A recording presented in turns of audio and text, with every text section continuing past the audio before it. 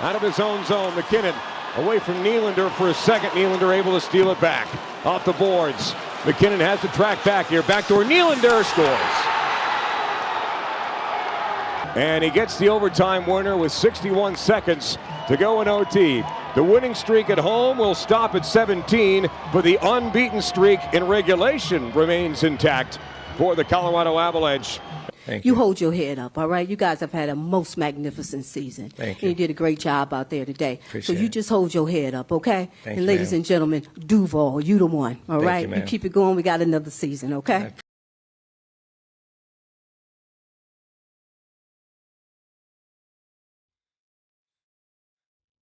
I wish you would have done that post game to Nathan MacKinnon and Nelly. Just saw what how he would have reacted. So the Avs, they take the rare L, now still got a point in overtime against a tough Toronto team that has been rolling as of late. They've been doing a lot of things really, really well, scoring the puck at a high rate, defending it at a high rate. Sort of playing catch-up for a lot of that game. It was, 1-0 lead. You get up to 2-1 at the end of the first after Brock Nelson gets the power play goal, and then they score 2 unanswered. You answer with the Natchez goal. All of that happens. Head into OT. And I feel like you're in the position you want to be in. There's about a minute left. You have possession of the puck. It's kind of one of those, I think you hold on to the puck unless you see a absolute prime scoring chance. Hold on to the puck, take it cautious, and play the possession game. It's one thing, for as much belly aching as I do about teams who are so damn conservative when it gets to OTs, hanging on to the puck, not playing with any sort of oomph, just playing the keep away game, it drives you nuts to see a style like that. And the Avs are the opposite. And it kind of drives me nuts at times with how loosey-goosey they are. Like, they don't play the possession game at all. They try and make a play, create an opportunity, throw something on net, and if it doesn't work, then they might not have the puck for another 2 minutes. But that does not change the second that they get it back. They just aren't the type of team that really takes it in and back out of the zone and regroup and get a shift. And I think that there's a healthy balance that you should have in between that. Like what MacKinnon tried to do with a minute left in OT is just something that's not advisable. And I understand he's like one of the best, if not the best player on the planet. And if you can sneak by your guy, then you're going to have basically a one-on-one opportunity with the goalie where you feel really good about your chances. But is that worth the risk of what happened? Again, we're talking about a point here when you're up, 12 points on everybody else in the league. Is it that big a deal? No. But it is sort of, I wouldn't call it a flaw, but there's something about the character of Nathan MacKinnon in which he will do that aggressive game and play that in OT or on power plays, and I think it burns you sometimes. But it also helps because that creates opportunities that they get that they capitalize on. So there is a balance. I think that MacKinnon he could stand to be a little bit more picky and choosy in moments like that. And it sounds like we're talking out of both sides of our mouth, but I don't think that's the case. You can say the team as a whole, when they get like a power play, they need to stop looking for the perfect shot and just start putting pucks on net, see if you can get a rebound, a good bounce, something. Nathan MacKinnon does that, I think, almost too aggressively. He will be, like in OT last night, try and beat your guy one-on-one with a minute left as opposed to maybe take it out of the zone, reset, just try and get it in. He'll take the one-on-one opportunity, get his pocket picked, and then it goes the other way for the game winner for Toronto. Or on the power play, he'll try and squeeze a pass through a really, really tight window with about 15 sticks in his way. And sometimes he gets it through and it's the perfect pass and it sets Brock Nelson or somebody up for a one-timer on the opposite side that goes in. But a lot of times it gets booted out, and then it feels like you're at a waste with a power play. So I think there's a balance that can be found in between both of those things. At the end of the day, the Avs still come away with a point. They do it on a night to where, again, you start Trent Miner between the pipes. That looked a little bit more like the start that I thought it would. Now, by no means was he bad, but that felt like, hey, guy hasn't played much, second start in his NHL career, you're probably going to need some goal support. And that was kind of the feel of that game. And all it took was one shot in OT, and he's the winner again. So, again, it's not like he played poorly, but felt like you could have got that one. And you let it slip. It's not a huge deal. The Avs have been dominant all year. It's like amazing. We're here almost midway through January. And the Avs are at 74 points. Dallas is the second highest in the league at 63. I mean, you got 11 points on everybody, not to mention a game in hand on Dallas, 2 games in hand on Minnesota, who's at 61. 2 games in hand on Detroit, just looking at the top point leaders in the league, at 60. And a game in hand on Carolina, who's also at 60. Like, this ain't close. But I'm just saying, for argument's sake, it feels like MacKinnon gets a little too aggressive in moments like that. And it can cost you. But there's a balance to, it's sort of like a Brett Favre thing. He's going to make the dumb throw because he's going to try and fit it in a window that he shouldn't. But every once in a while, he fits in the window that he shouldn't, and it ends up in the end zone for 6 points. So, I mean, Nelly, where are you at on something like that? When I tell you MacKinnon plays with an aggression that can cost you in moments like it did with a minute left in OT last night, but it's also his brand and his style of play. And it's part of what makes him so good is being that aggressive. I think there was somebody who actually used to be in Denver who summed up that idea pretty succinctly last year. It may be a turnover, it may be a missed shot, but it may be a steal, maybe a dunk, maybe a missed 3, maybe a made 3. It's going to be all of that. That's true.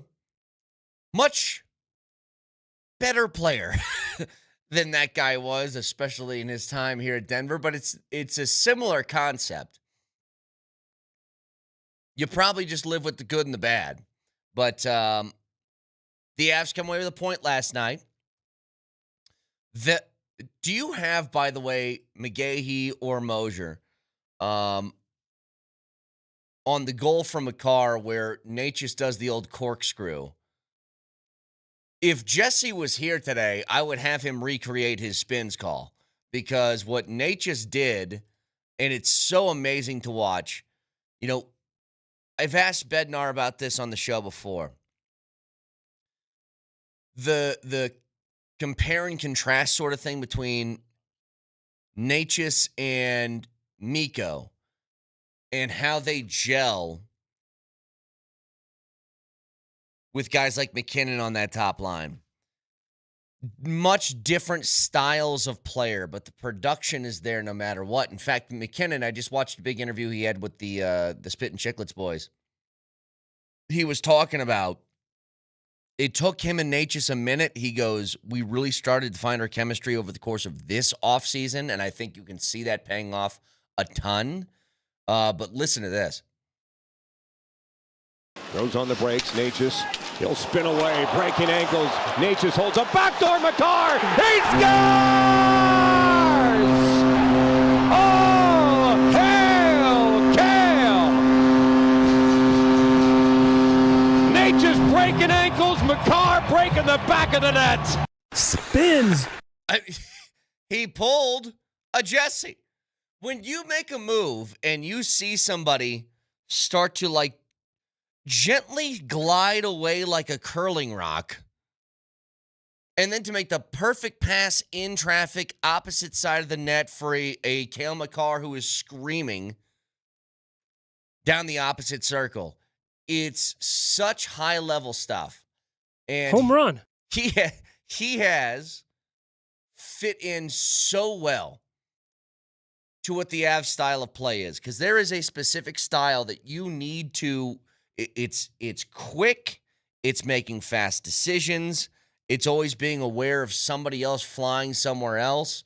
You get the opportunity for, a loose puck. You grab it. You're trying to get the defense on their heels because you're so fast. No, it's one of the things I always go back to, especially in the Cup run for the Avs. When you have so many people with that have the ability to skate like the Avs do, whether it's now or 3 years ago. And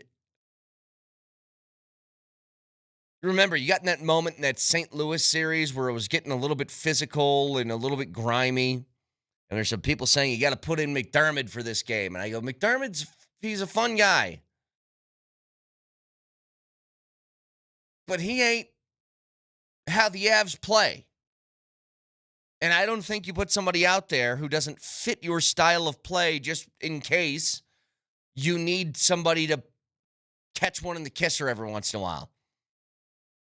Like guys like Natchez fits so well with his ability just to be like smooth on his skates, find open space, make guys look silly. That's exactly what he did on that play last night. It was gorgeous.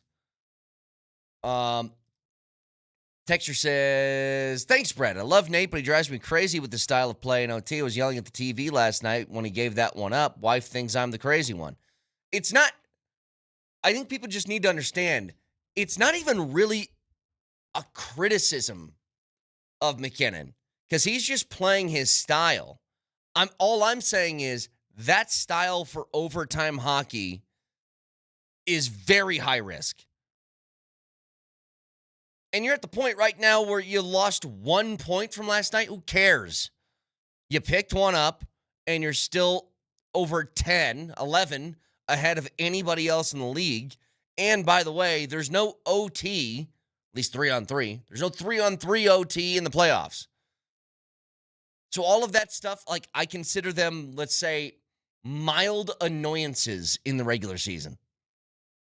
That's all they are. But it does, like, it sticks out the way that MacKinnon plays in his style in overtime compared to 95% of the league and how they handle it. It's like, if I don't have a clear entry into the zone in 3-on-3 hockey, I'm going to take the puck back out, circle around, try it again. If it doesn't work then I'm going to take it out, circle around. They might have the puck for 2 minutes before they even enter the zone. And then you get the crowd start to boo because it's very, very boring, but it's safe. MacKinnon don't play safe. He plays to hurt you. So again, it's not even a criticism. It's just more of an acknowledging of this is just who the guy is. And it's something you sort of live and die with. So 303-504-0925. Speaking of Bednar, he will join us tomorrow at 8 a.m. thanks to Mr. Rooter Plumbing, proudly rooting for Colorado's hockey team. It is an Avs Ticket Tuesday. So every hour on the 20s, a new keyword, and it's going to be your chance to win 2 tickets to Avs and Predators on Friday. So, your first keyword coming your way in about 5 minutes. Broadcasting for the Backus and Shanker Studios. Serious lawyers for the seriously injured. So, obviously talk a lot about the Avs today. What I want when we come back, watch the playoff game last night. Had the old dual screen going on, right? There is a very, very interesting development because we were living in a prime quarterback era of all-timers all competing at once. And in turn, you had a whole bunch of coaches that were breeding success off of a lot of these quarterbacks that stuck around for a long time. We've had the changing of the guard from the quarterback standpoint. It went from Brady and Manning and Breeze in those guys over to Mahomes and Allen and Herbert and Burrow, and I don't know if Herbert's in that conversation, and Lamar and whoever. Like that caliber of player has now kind of taken over. It might be the same with coaches. I don't know what's going to happen with Mike Tomlin, but I'll give you 3 examples. Coaches that are considered uber successful, that would find a job in a heartbeat, that maybe it's just time. We'll get to it next.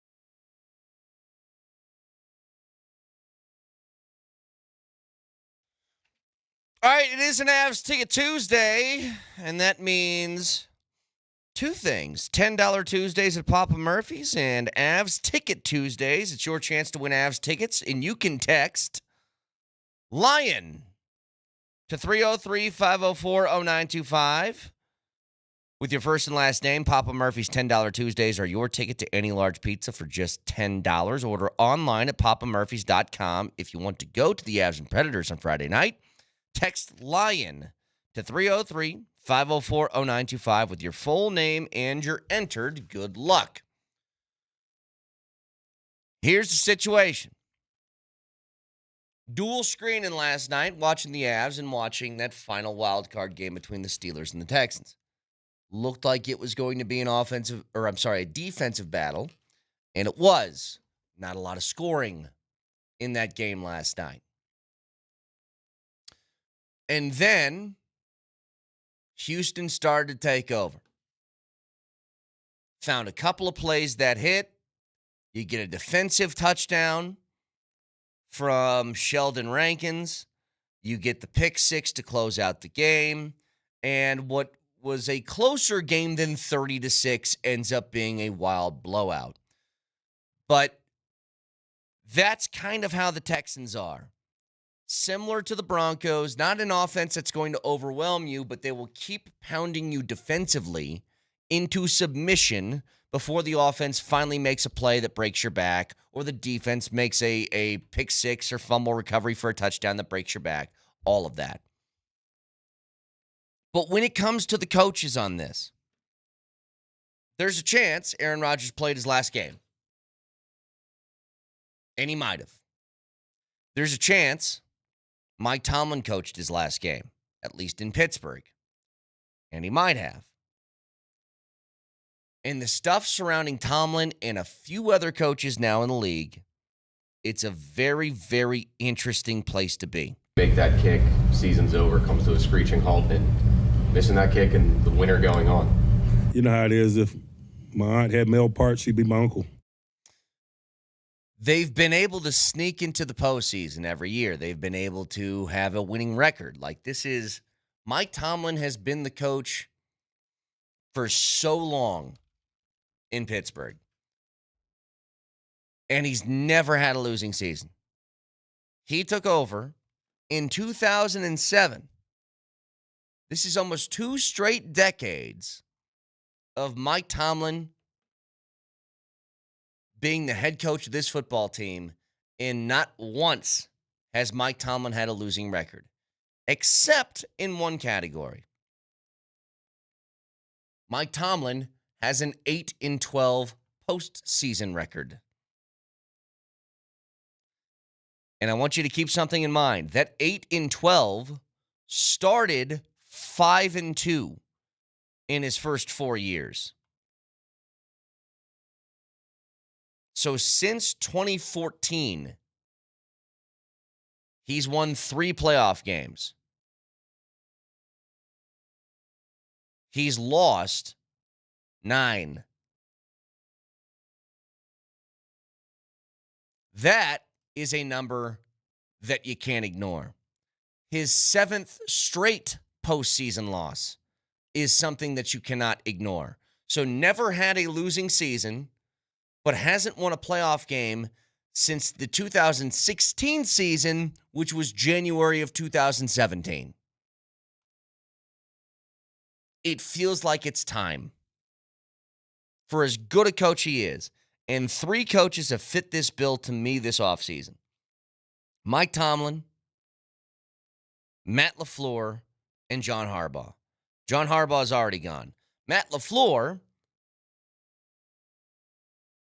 the more I thought about it, the more you're just like, you can't lose a playoff game that way. Division rival against Chicago, you're up 21-3 at half, 21-6 late in that game. And you can't muster anything on offense. You can't get a stop on defense. And to lose the way that you did is wholly embarrassing. Matt LaFleur is also he's only won 1 playoff game since 2020. And listen to this. If they did not expand the postseason slots to 7 teams, because it used to be 6. They gave an extra wild card in there. If they did not do that, Matt LaFleur would have missed the playoffs the last 4 years. That one feels like underachieving, let's say. And I think with John Harbaugh was the same conversation. It's like you've had a multi-time MVP at quarterback with little to no postseason success to show for it. And I think at some point you just say, hey, you're a really good coach, but I think it'd be better for both of us if we moved on. And I think all 3 of those coaches fit that billing. And it's weird to say about coaches that you know would be scooped up immediately. All 3 of them. If they're on the market, especially with the 4th of the league that's going to be looking for new coaches, all of them could find a job in a week if they wanted to. Now, what happens from here? Do they actually make the move with Tomlin? I have no idea. Tomlin also feels like he has options. He could go, he could do some TV stuff. He could do, he could find another job in the league. He could take a year off, come back, find a job immediately. Like whatever he wanted to do, he could. That goes for all 3 of those coaches, I believe. But I want to know, are we setting standards too high on coaches, or is this fair? Am I ever happy? No. Like Sean Payton has done this phenomenal job of turning the Broncos around. He has, in the span of 3 years, taken them for taken a team that was considered a joke. And they, at that time, guys, the Broncos were considered a joke. That first year with Sean Payton and the year prior to that with Nate Hackett and Russell Wilson at quarterback and all these different things. That's not what he wanted to cook. Every week, it was somebody else taking a shot either at Russell or at the organization overall.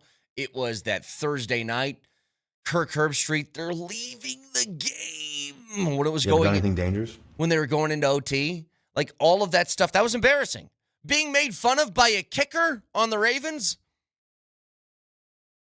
And in the span of 3 years, you went from that to #1 team in the AFC. The way and the style in which you have gotten there, maybe not palatable, not as palatable as like some high-flying offense would be, but the results are the results. And Sean Payton is still a really good coach. He has, last year, made the postseason, got your doors blown off by Buffalo, got a chance at revenge this week, or as I would say, to revenge yourself. Do have that opportunity this weekend. But let's say that they lose. And let's say next year they make the playoffs and they lose. And the year after that, they make the playoffs. Would you say there's pressure on Sean Payton to win a playoff game? Where's the balance? And this is what I'm asking for coaches. Now, Mike Tomlin has had plenty of time. I don't even think Mike Tomlin could argue with the idea if they decided to let him go. I don't think that he could even say like, well, what the hell are they thinking? You've lost 7 straight playoff games. You know, it feels like that old Marvin Lewis territory. Remember him when he was with Cincinnati and Andy Dalton and they made the playoffs every year and never won? When you're in that space, it is so difficult to assess what to do next. Because you are successful and you're giving yourself an opportunity. And when the opportunity presents itself, it feels like you've wasted 17 weeks to get the same thing that you thought would happen over and over again. And I feel like that's where the Steelers are right now. Yesterday, I know I've told you my girlfriend's dad's a Yinzer, right? Yes. So we were watching the game with them yesterday. He was predicting the Steelers' offense like down to the play. You know, they'd have 2 unsuccessful plays on first and second down, so they'd be in, third and 14 or something. And her dad would look at me and he'd go, all right, they're going to call a screen pass, and Aaron Rodgers is going to throw the ball about 12 yards short of the sticks. Yeah. And that's exactly what would happen. I mean, the Steelers' offense is just plain oats. Not even oatmeal, just oats. No sugar, no raisins, no apple slices. It is the most milquetoast, bland ball of lukewarm oats, and it's so predictable. I've heard people talk about that and say, well, it's been tough for Mike Tomlin because he hasn't had a quarterback or he hasn't had the requisite weapons offensively. And I said to him, I'm like, well, who's responsible for that? You weren't a coach somewhere for 18 years with no say over the roster. You can't tell me that when Big Ben left, he was not intimately involved in what the successive plan was. Whether that was starting Mason Rudolph, or whether that was drafting Kenny Pickett, or whether that was going and getting Aaron Rodgers. Like, you're involved in all of those decisions. So it's just a weird place to be where we're talking about those caliber of coaches. I think having a justifiable reason to let them go because of lack of, quote, success. By the way, I got on the TVs in here at the NFL Network. I just saw a commercial for Tom Brady. We talked about this yesterday, Nelly. I forgot to bring it up. Why is Tom Brady doing a Pizza Hut commercial? You haven't touched Pizza Hut in your life. He was there holding a pizza that I almost think, Nelly, he held the pizza for the commercial. They said cut. He dropped that pizza on the table and took 15 Clorox wipes along with an avocado mash and dunked his hand in there to get rid of the grease. Yeah, the pizza he's using is a prop pizza that's made from almond skin. Yeah, exactly. And avocado ice cream. You ever seen those videos of like how they make the food look so tasty and it's like they put glue and stuff on them and you're like, it's one of those things, isn't it? So let's see. If we got Tom Brady out here doing Pizza Hut commercials, that's like what? That's like Moser selling Hooked on Phonics? Yeah, I'm trying to figure out. No, it would be Vic selling paint. Are you Color Taste? Yeah. I'm Vic Lombardi. Vic Lombardi selling puzzles. It's just. You selling, what would it be? Lactose-free milk? Yeah, something like that. I was just thinking about this the other day, especially with food. My wife, she asked me, her dad and stepmom were in town. And we were talking about what do you want to eat, which is always the conversation that anybody in a relationship has every day. What are we going to eat? And the answer is always this. I always tell her this. I go, I don't care because I'm not the picky one. I eat anything. And we were just having this conversation the other day where she said, what won't you eat? And I go, literally, I don't know. I will eat anything that's set in front of me. Like what is it called at sushi places where it's like it's the raw fish plate? Is it nori or something like that? That stuff I'm out on. I can't do the raw fish. If the fish still has eyeballs, don't serve it to you. That's one of those other. I see those people eat like those trout that are served like it's served inside the fish, but the full fish is presented there with the eyeballs and everything. I couldn't do that because that's just. I can't look at it. But like anything you put in front of me, especially you deep fry it, I'm like, screw it. It's probably good. I'm fine. I'll eat it. I had once, we went to this nice place in Cancun, the steakhouse. And I've never had lamb before. This was years ago. And so I ordered the lamb. They brought out a ribeye. And my wife looked at me.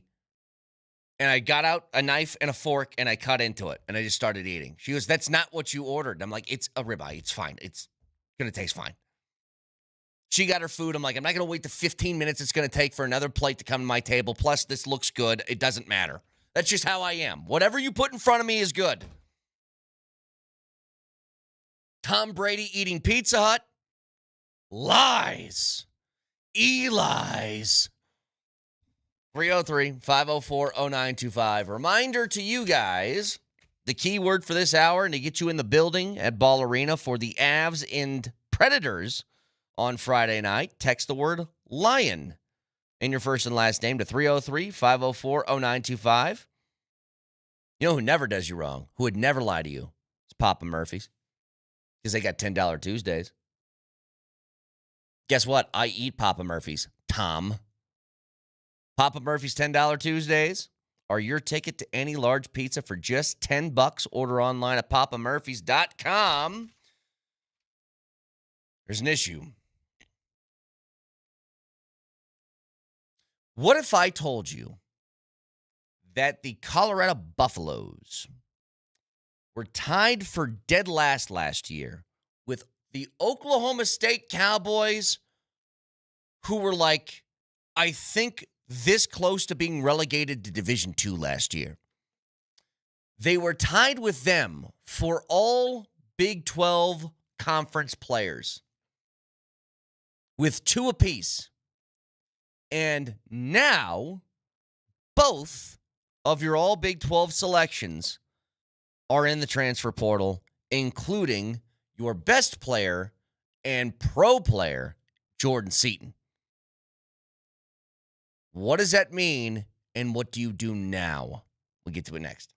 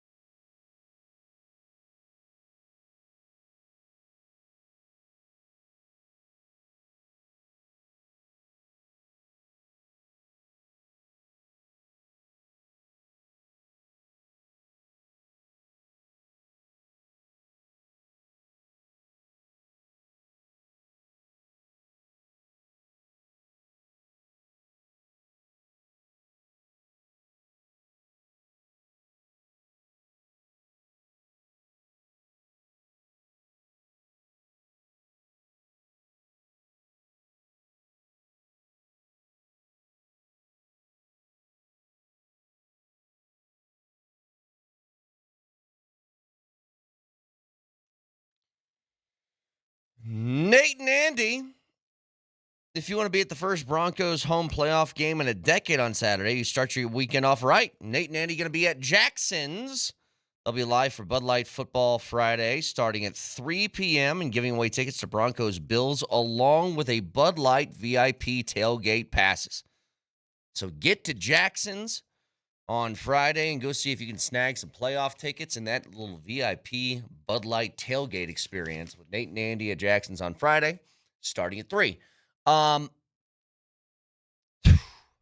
This is tough. I'll tell you why. It feels like going into year 4 for Deion, I'm having the same conversations and fears as I had in the initial news of him being hired. We're sitting here again talking about the same things. And I'm caught, and I want to know where people are at on this. They had 2 all Big 12 players last year, 2 of them. Omarion Miller, Jordan Seaton. Just for context, there's 3 all Big 12 teams that they announced at the end of the year. Oklahoma State also had 2, and they were terrible. You need to be able to acquire talent. And I think it's especially important for CU, and this is no disrespect, but I just don't know if the coaching, I am not seeing a lot of guys progressing once they get on campus. It's one of those things where they get there, and it feels like they're the same guy from the second they get there to the second they leave. I don't know how much improvement there is. Now, everybody's going to improve with time and experience, so that's part of it. But when you're billed as someone who is a talent acquisition guy, that was from the jump what we were sold. Remember, he walks into the locker room with the then players of the Carl Durrell and Mike Sanford era, looks at them dead in the face and says, get ready to hop in that portal because I'm bringing my own baggage and it's Louis. And he says that to him. What's the translation? You guys aren't good enough, and I'm going to be bringing in some big dogs. After year 3, you had 2 all Big 12 players, and they were Jordan Seaton and Omarion Miller, and both of them are in the portal right now. And I don't know how to feel about this because I know that they've been going in the portal and getting really good players and all conference players from other conferences and all that different stuff. But I remember Jordan Seaton was his cousin, I believe, entered the portal. And everybody was thinking, oh, dude, get him here to play with Jordan. And then blah, blah, blah. And now it turns out that they're both going to be in the portal together. When you are billed as a talent acquisition guy and you don't see a lot of the talent in year 3, I start to get a little bit concerned. When you head into year 4 as a head coach at the collegiate level, and the expectations are, man, I hope we win a bowl game. That's not what anybody's expectation should be. And that applies to pretty much every school in college football, by the way. You hit year 4 of a head coach, you should be able to get some real results. And so I'm very concerned for what this looks like. And I've asked this question before. What is the standard that Deion needs to meet in your mind? What is it? It can't be making a bowl game every year. Bowl games don't matter anymore. We know that because teams who are good literally say no thank you to bowl appearances. It's about winning your conference and getting in the big dance. Win more games, Cub Scout. Texas Tech has made it. BYU has been on the cusp. Arizona State has made it. This is a winnable conference. And if we're heading into year 4 saying, I hope we get to 6 wins, I think that is a really, really bad sign. And I've had experience with this stuff before, not to the same extent of Deion, obviously. But I know what it's like when a coach gets extra leash that is not based upon performance. Like, I'll give you an example. I think there would be a lot more or a lot different tone around Boulder had Deion not been Deion, because of all the extra that he brings with him as far as revenue and selling shirts and merchandise and getting people in the stadium and all that different stuff. And I'll give you an example. I was doing radio in Nebraska forever. And in Nebraska, you talk about the Huskers. It's just what you do every day. And I watched them when they fired Bo Pelini. They moved on to Mike Riley. Mike Riley was a very nice, old, elderly man who was super kind. I mean this, that's not some sort of like satirical thing that I'm saying. I mean that genuinely. He was incredibly nice. He did everything right. He wasn't that great of a coach there. In his first year, I think they won 5 games, which is, you don't make a bowl game at that time. It's like, dude, what the hell are you doing? Get out of here. So then they fire him. They hire Scott Frost. Scott Frost starts that first year 0-6. And I'm doing my radio show saying, guys, what are we doing here? 0-6? And you know what the response was, Nelly? The tone was, why are you being so unfair? It's just year 1 for him. Why? Because he was their guy. He was the guy they wanted. He was the former quarterback, the national champion guy. He was all of that. And because that was baked in the cake, he was held to a different standard than anybody else would have been. Deion's the same, but for different reasons. It's that he brings attention to a program that didn't have it previously. He puts you back on the map to a certain extent. But you need to get results. You don't believe? You need to. You're darn right I plan on winning. And I've said this from the jump. I think that you can get away with being a hell of a recruiter that maybe the coaching is substandard to the upper tier opponents that you'd play. Like I was willing to accept, just because he wasn't a coach for that long. You coach at Jackson State for a couple of years.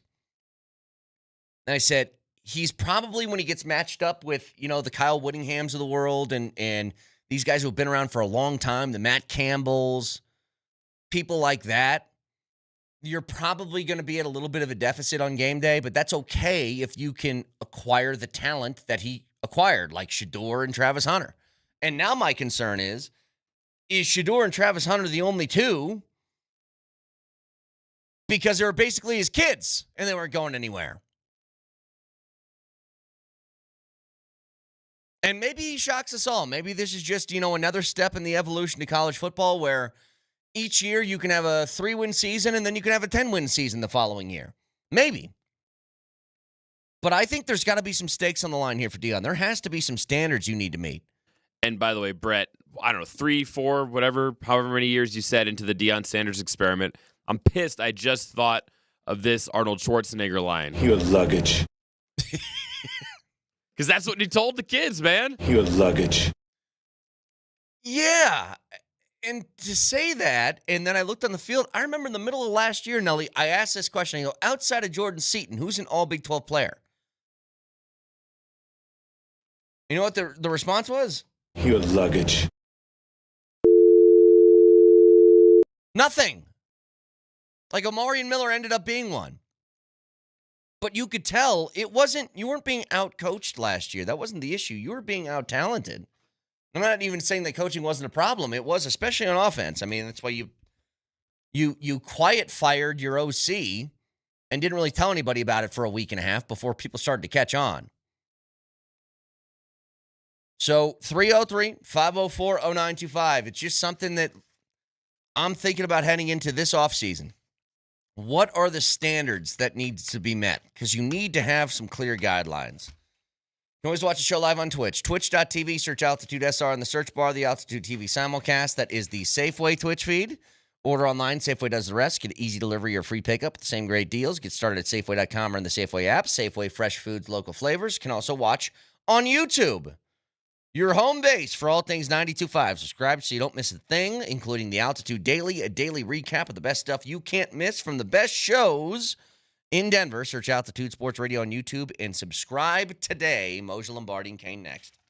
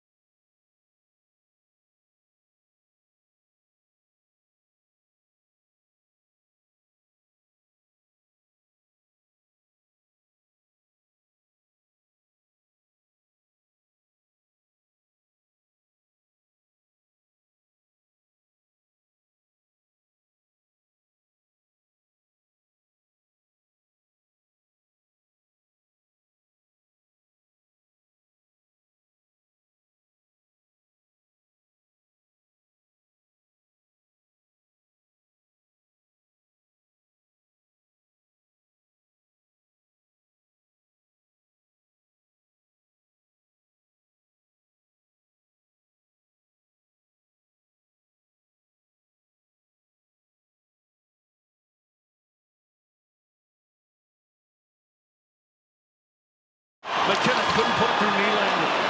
Tried to send it off the boards to himself, and it's fired up now for Ekman Larson. He'll cruise in, gave it a cross shot, score!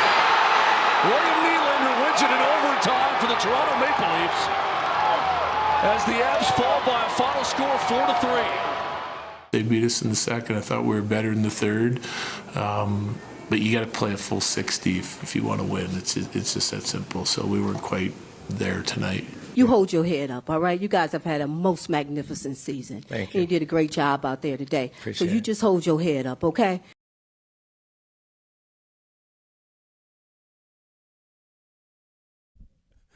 Oh. After every devastating loss, any loss whatsoever, we're playing that soundbite.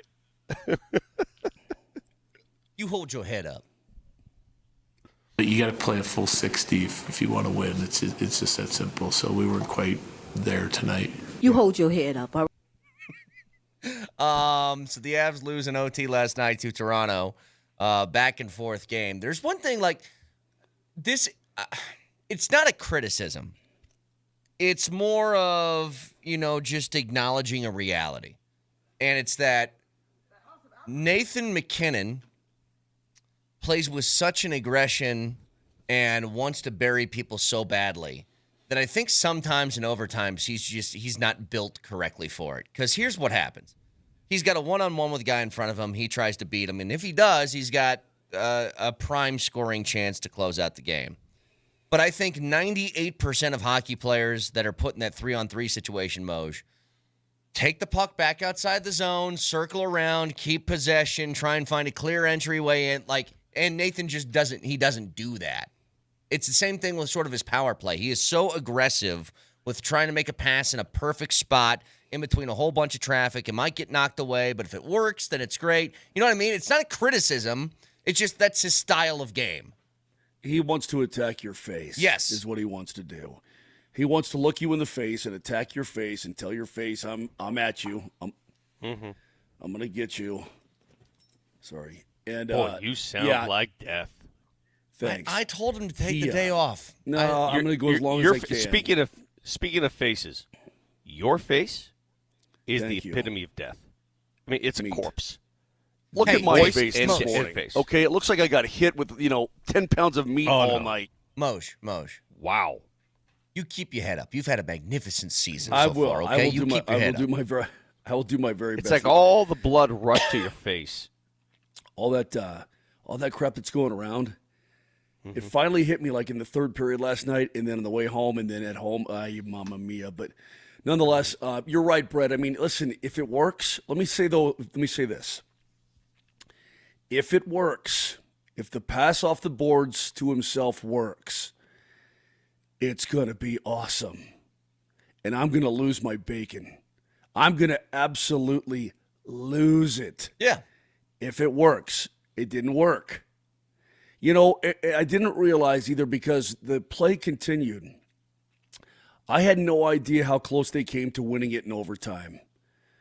As Nate just finds MacKinnon for the one-timer, dudes, let me tell you, he bombs it, and it goes off the skinny part of the goal stick, goes up, it hits the underside of the crossbar, bounces down on the goal line, and then squirts to the left. And you're like, there's no way that puck. I mean, I didn't know really what happened until I saw it on the replay in the post-game show because we had no time to show it. Yeah. Because play continued, and then, the game is over. Then I got to throw it to the friggin' studio with Kyle and Johnny. And it's like, hey, man, they came really close to winning it. And you know what I appreciate about that, too? They tried to win it. And the Maple Leafs tried to win it. That's great. They tried to win the game, and they won the game. It was a hell of a hockey game, boys. Hell of a hockey game, and Coach Bednar is correct. Second period, they were no good. They didn't have a shot on goal for the first 8.5, 9 minutes of that second period, which is, it's not going to cut it in today's day and age against a team that came in 7-1-2 in their previous 10, playing their best hockey of the year. You gotta go for full 60. The overtime stuff, and again, who cares? I mean, they got a point out of last night, and they're still 11 up on the second-place team in the league, who happens to be in their own division. But they have plenty of wiggle room here. It's not like you blew anything last night, nothing like that. It's just an observation that I think we've seen over the last couple of years. The Avs, and I'll say this, from a viewership standpoint, the way the Avs play in 3-on-3 OTs is way more entertaining than what some other teams do. There's some teams they'll have the puck for a minute and a half and not even enter the zone. Right. And then, they enter the zone. They're like Maverick when he tried to re-engage after Goose's death Vic. What did he say?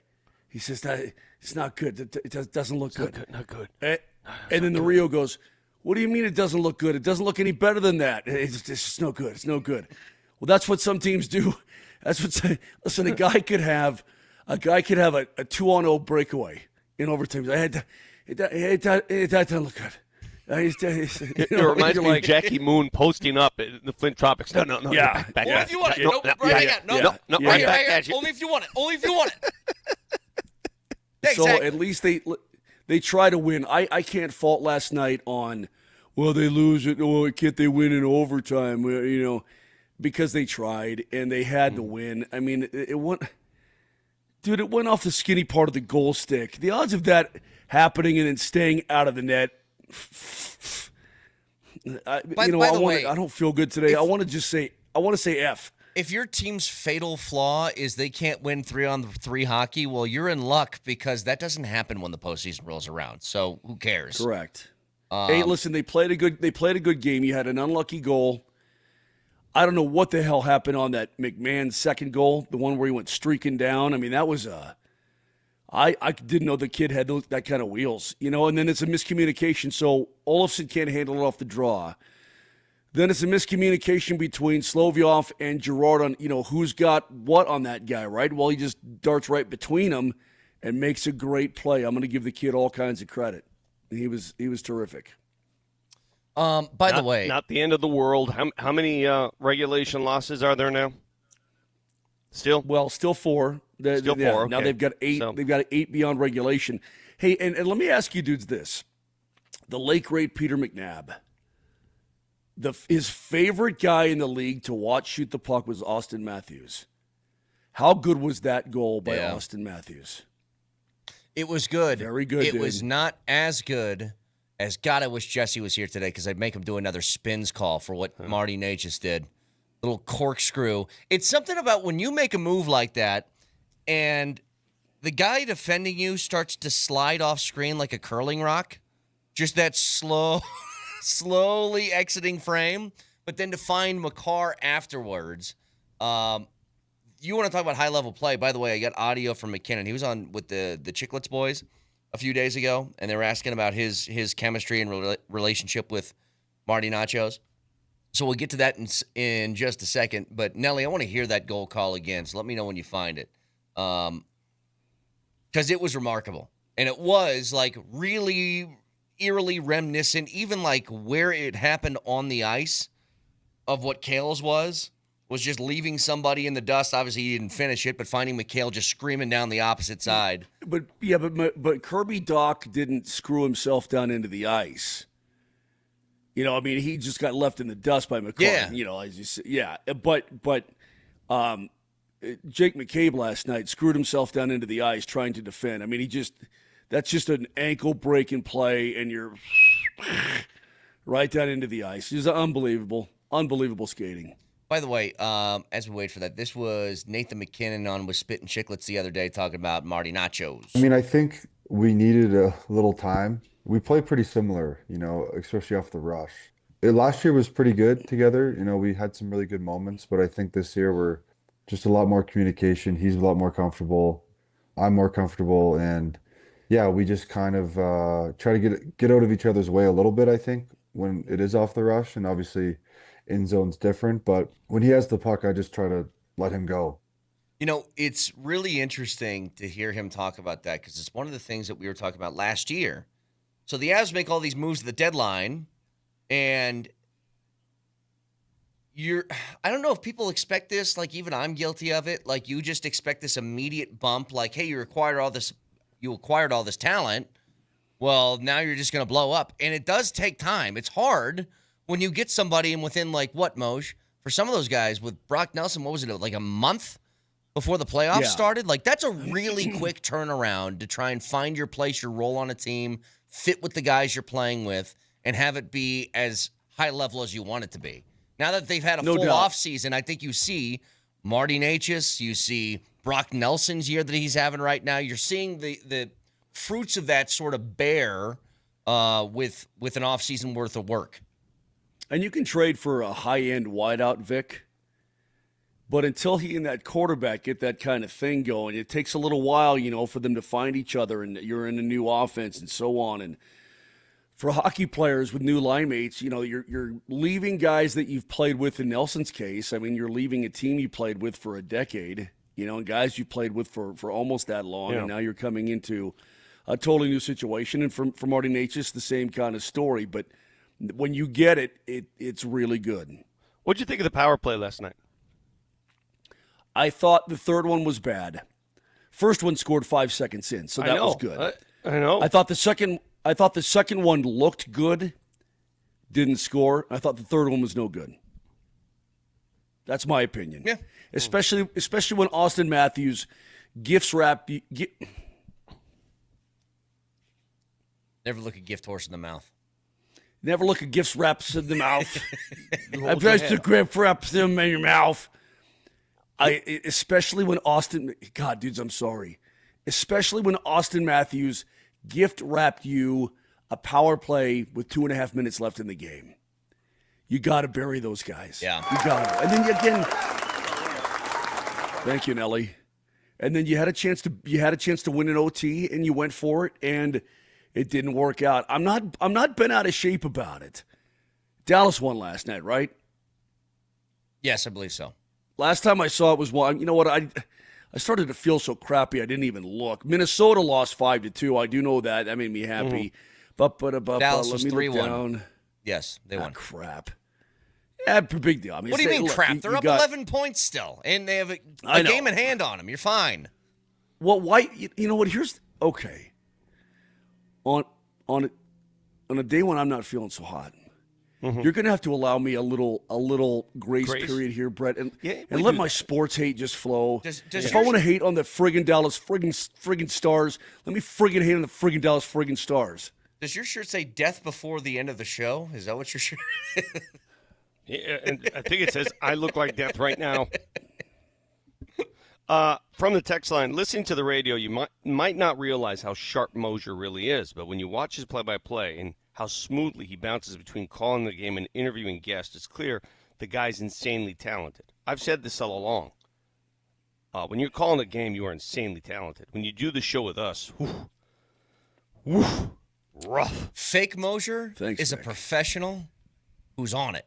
Real Moser is this. Oh, red faces. I know, dude. I don't know what happened. I mean, I started to feel sick last night in the third period, and then I came home. Did you drink from Riker's spit cup? No. But it's all up here. It's all in the upper respiratory. And when I lay down, it felt like somebody was stabbing me with a needle right in here, and then you have to cough, and that fluid comes. It's just. Well, the worst place. Whatever it is. I blame everybody else for getting sick and then touching a doorknob. Don't anybody touch any doorknobs today. Stop it. The single worst place to avoid, and by the way, the Nuggets are still sick. I'll give you the latest report on the Nuggets when we come back. What's going on there? I'll tell you here in a bit. The worst place to avoid any illness is our job, because think about it. You're in a room with 3 or 4 microphones, and every day people basically spit their lives into those microphones. Like their whole mouths are eating those microphones. And you share those things, those little Petri dishes. You share them with other people. I mean, are you kidding me? You'll get sick in a heartbeat. By the way, we have a nice little side-by-side, a compilation. Moser's professionalism at its finest. Let's do it. Back to even strength Necas. Down the boards, he broke an ankle. Sent a cross shot. Score! Here's the call. Rips it past wall, top shelf, and the Avs have tied the game at 1 for McCarr, his 14th of the season. But it all started with Marty Necas screwing McCabe into the ice like a corkscrew. Spins back towards the net. Back up against the goal. Goal! Two of the best to ever do it. I don't sense a difference between the two of those. Like I said. Do you? Two of the better pros you're going to find in the play-by-play game. Damn right. This is an Avs Ticket Tuesday. Got a key word for you to get you in the building for the Avs and Predators on Friday night. We'll get to that next. Screwing McCabe into the ice like a corkscrew. Spins.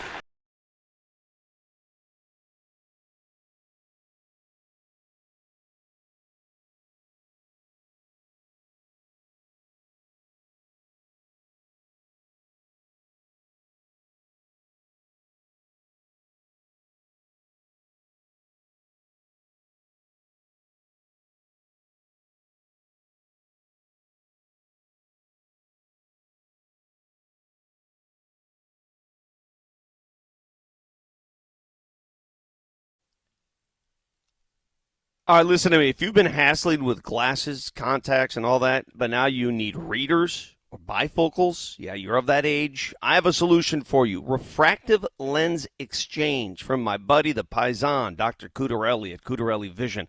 Vic Lombardi here. You're having trouble reading menus, texting on your phone, seeing your computer at work, reading the newspaper, the actual newspaper, yeah. It's time for perfect vision near and far without glasses. Cudarelli Vision RLE is the permanent solution to spending your good active years without reading glasses. And here's the cherry on top. You'll never develop a cataract, ever. Dr. Cudarelli is Colorado's most experienced with over 90,000 vision-correcting procedures. Whether you need LASIK, EVO ICL, refractive lens exchange, you can trust Dr. Cudarelli.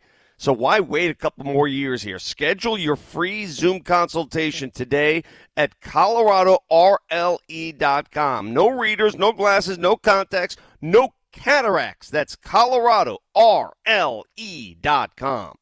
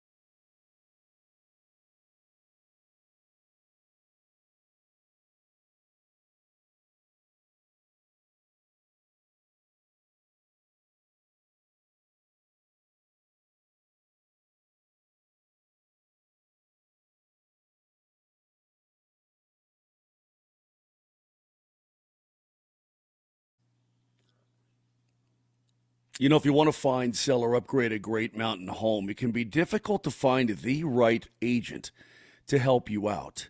But copy down this number. Listen up, because she's awesome. Talking about Anastasia Bell. And here is the number, 970-968-7646. That number again, 970-968-7646. She's a broker associate with Breckenridge Associates in Breckenridge, and she's an expert in finding amazing mountain properties. Whether it's your dream home, second home, even an investment property, she knows all about them. And it's not just Summit County, it's all over the Rocky Mountains.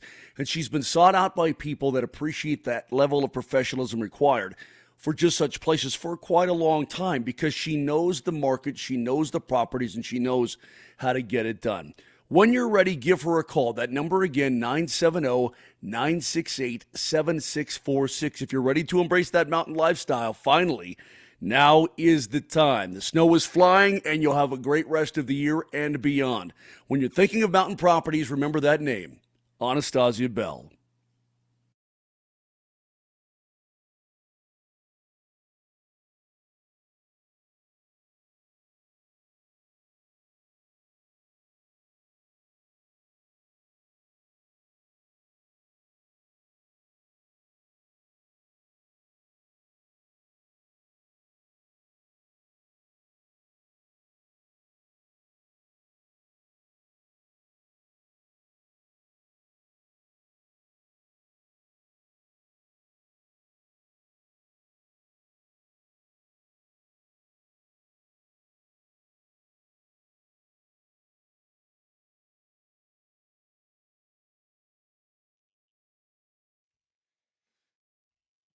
It's an Avs Ticket Tuesday. We're giving you the chance to win tickets to Friday night's Avs game against the Preds by texting Wolf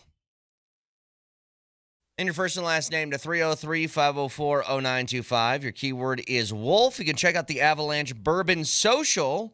Enjoy a tasting of 5 hand-selected bourbons before an Avs game. Tickets at coavs.com/bourbon, but enter to win tickets to Friday night's Avs game by texting Wolf with your first and last name to 303-504-0925. Avs Ticket Tuesdays are powered by Papa Murphy's Take and Bake Pizza. So, Vic, I want to get to the wild card game from last weekend, but you said you had a quick update on the illness of the Nuggets?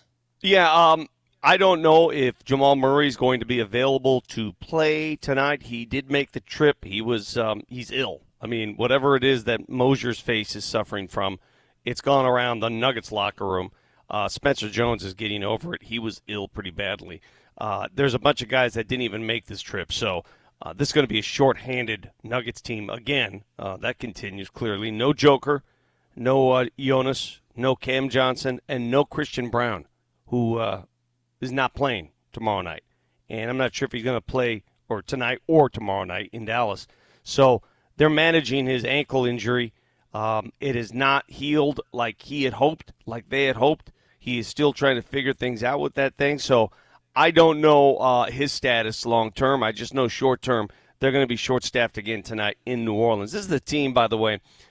Congratulations to Payton Watson, Western Conference Player of the Week. Wow. What a move. So his foray into greatness, I'll call it, because you become a Western Conference Player of the Week, that means you're playing some damn good basketball. Not just, here and there. You're playing consistent basketball for at least a week. He started this progression, it was 6 weeks ago when they last visited New Orleans. He played for Aaron Gordon that night. Aaron Gordon sat that game out. And remember, that was the game in which Payton Watson had a career-high 31 points, had 6 threes. He really played well. So at that point, you're like, whoa, we got something going here. And since then, he's developed a little more to his game. His mid-range game has been really nice. So congratulations to Payton Watson. We'll see if they can pull it off again here in New Orleans tonight. Quick thing. You know what's interesting? Real quick, Brett, you know what's interesting about Payton Watson? I apologize. When he first came in and got playing time, we were like, oh, look at the way he's able to defend, and he can block shots and all. Dude, his offensive game has really he's matured there. like a beautiful little flower. So like this. Here's a fun little fact about this, and then we'll get to football. Nuggets Player of the Week award winners is from Harrison Wind in the Jokic era. Jokic has done it 18 times. That's pretty good. Payton Watson has a Player of the Week award now. Who else? There's 2 more names. Jamal Murray. How many? Jamal Murray. I'll say 2. Jamal Murray 2 or 3 times. Also once. Payton Watson now tied with him. There's one other player that had 1 Player of the Week honor in the Jokic era. Aaron Gordon? Nope. Okay, let me think this through. Hold on. You shut Tim up. Hardaway Jr. Nope. Michael Porter Jr. Nope. Okay. He's gone. You talk about current Nuggets? I swear, Early you better nugget, not tell me the nugget answer era. to this. Early nugget. Jeremy era. Grant. No. Okay. Carmelo? You shut up. Paul Millsap. Paul Millsap is the only other one, yes. So we'll get to the Nuggets in a bit. Last night, the result of the Texans and Steelers game was not a surprise on who won. We all thought the Texans would win. The game was a little weird because it's 30-6, and it was closer than that because Houston didn't play great offensively, but they get 2 defensive touchdowns, including the one that sealed it at the end. I swear to God, it felt like Aaron Rodgers threw that ball, and right before it, he goes, I'm retiring here. Here's the interesting thing. Mike Tomlin has a future that's very much up in the air in Pittsburgh. As did John Harbaugh before their final game, as does Matt LaFleur in Green Bay. All 3 of them are coaches. If they were fired, they could find a job tomorrow, especially with a quarter of the league looking for head coaches. But it kind of feels like time with all of them. And I don't know what that means. Now, Aaron Rodgers has an answer to this, and Nelly, let me know if you got this ready. Aaron Rodgers was talking about this in the postgame about Mike Tomlin and Matt LaFleur, 2 coaches he played under, and he thought it was ridiculous, the idea that these guys could lose their jobs. Let me tell you something. Oh, go ahead. Let's hear this first. When you hear a conversation about the Mike Tomlins of the world, Matt LaFleurs of the world, those are just 2 that kind of I played for. And when I first got in the league, there wouldn't be conversation about whether those guys were on the hot seat. But the way that the league is covered now and the way that there's snap decisions and the validity given to the Twitter experts and all the, experts on TV now who make it seem like they know what the hell they're talking about. To me, that's an absolute joke. And for either of those 2 guys to be on the hot seat is really apropos of where we're at as a society and a league. You hold your head up, all right?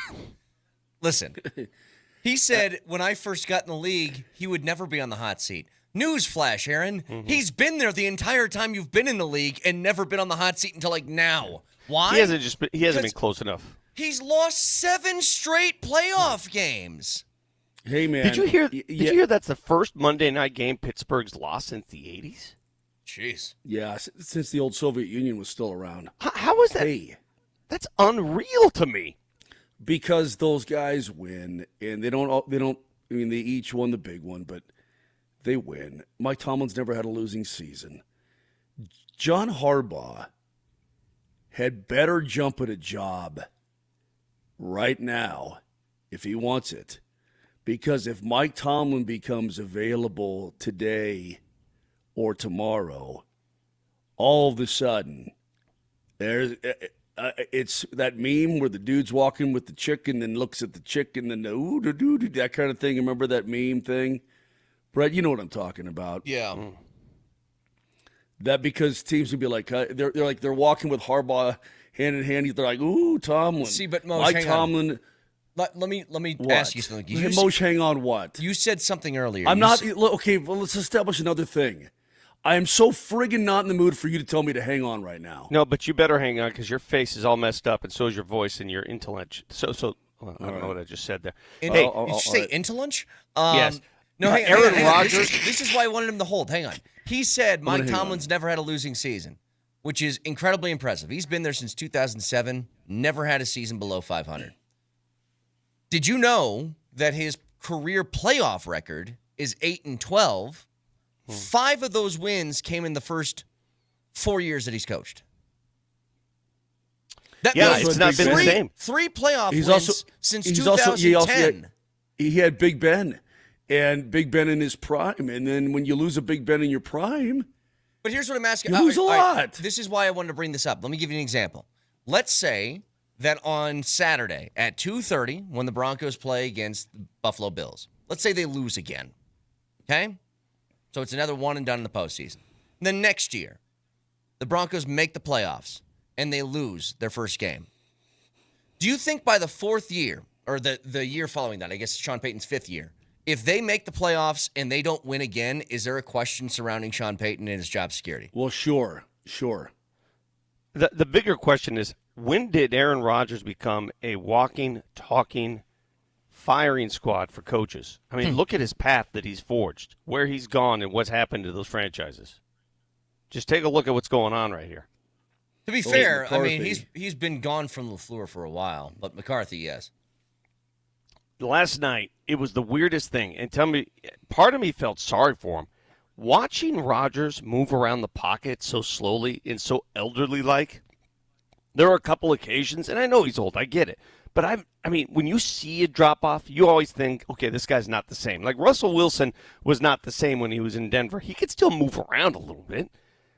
Watching Aaron Rodgers sort of trudge around, and then, you know, he gets down on the ground and he hits that "I've fallen, I can't get up" button, and it just looks so awkward. It reminded me, I'm playing basketball with my brother a couple weeks ago, and he's up there like me, and he's trying to drive, and he like genuflected 3 times before falling straight on his stomach, and I said, yeah, it's over. That's what it looked like for Aaron Rodgers last night. He just, my goodness, over, man. pal. He's old. I mean, yeah, I know. But it was so abundantly clear watching the game last night, he just can't do it. And part of me, the mortality in me says, God, just take him out. You know, was there any part of you may hate you hate Aaron Rodgers? You always have because you're a Detroit fan. Any part of you feel sorry for him? That's not the only reason I hate him, but yeah. Felt sorry for Aaron Rodgers. Nope, that is not in my being at all. Yeah. Not allowed. Moser, I mean, I watched him get demolished for that sack fumble, and I went, Moser, you can relate because you could see when a guy's completely lost every sense of coordination, right?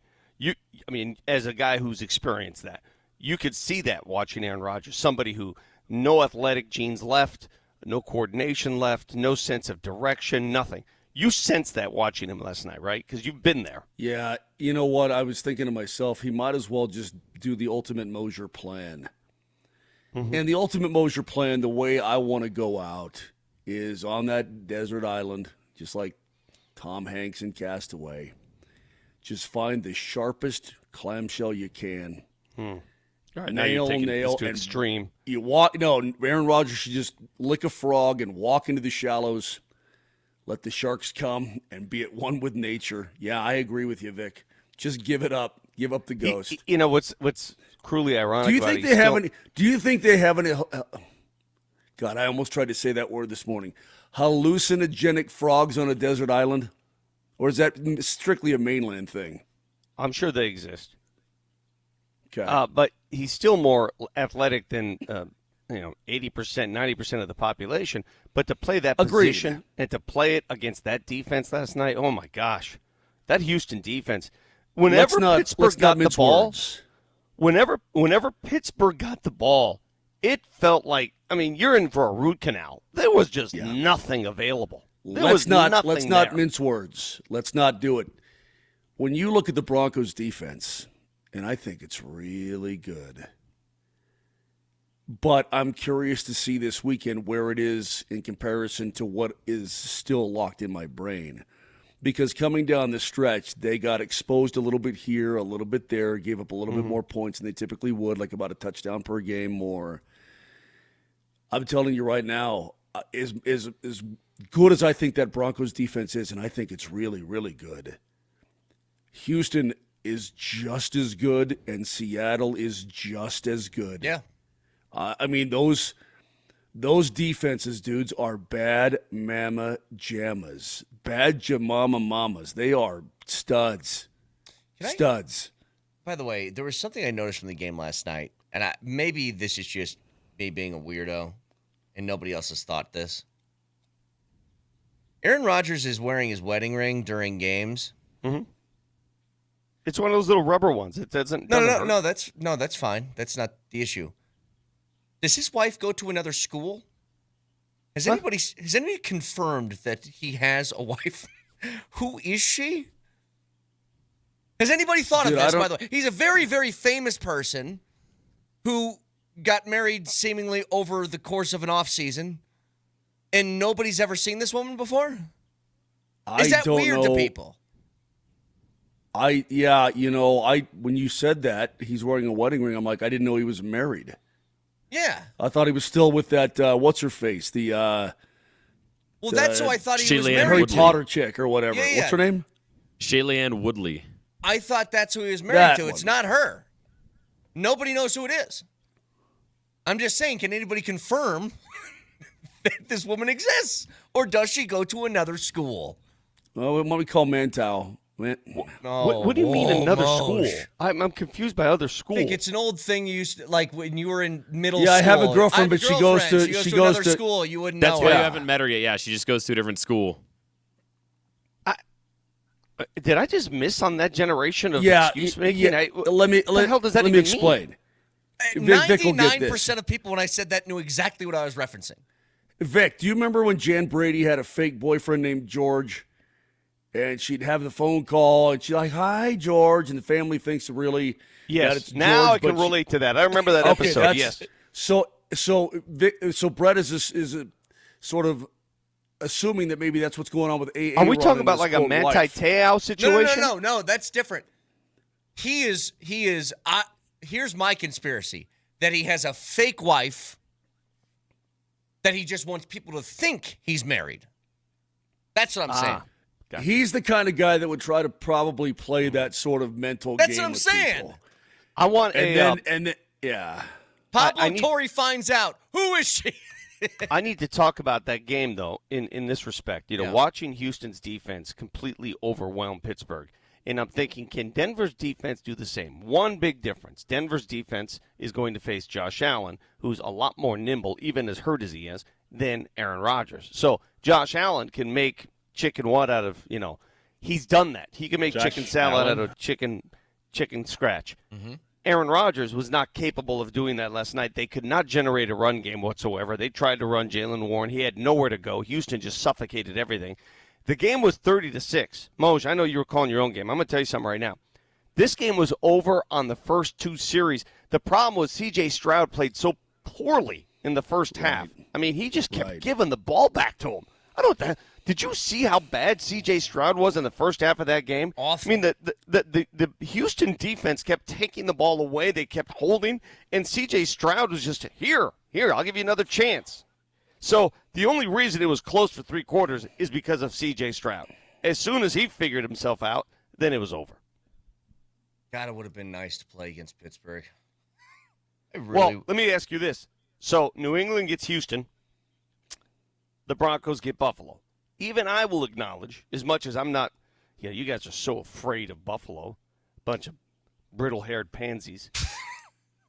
Is that the term I used yesterday? Yeah, that's it. You guys are so afraid of Buffalo. Hold on. You know damn well you did. I couldn't remember if that was the exact term I used. You don't need to seek validation from Brett and his red face. you damn well you did, and you know it. Okay. As much as I acknowledge that, even I understand that Buffalo poses a bigger threat than Houston. They just do because of the quarterback. Because I saw C.J. Stroud last night try to give that game away for three quarters. Yeah. Interesting. Vic, you're 1,000. Vic is 1,000% correct. Is he? Yeah. Because there's an argument to be made that the opposite should be true, and we'll get to it next. Well, there's an argument. Oh, hang on. Yeah. What?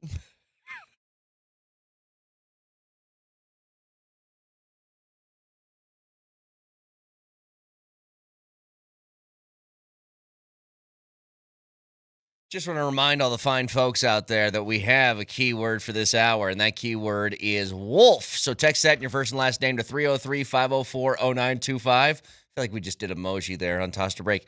You yell, hang on, and then you go to break. I mean, that's what happens. A wolf in your first and last name to 303-504-0925. Get you in the building for the Avs and Predators. All right, Nelly, go ahead.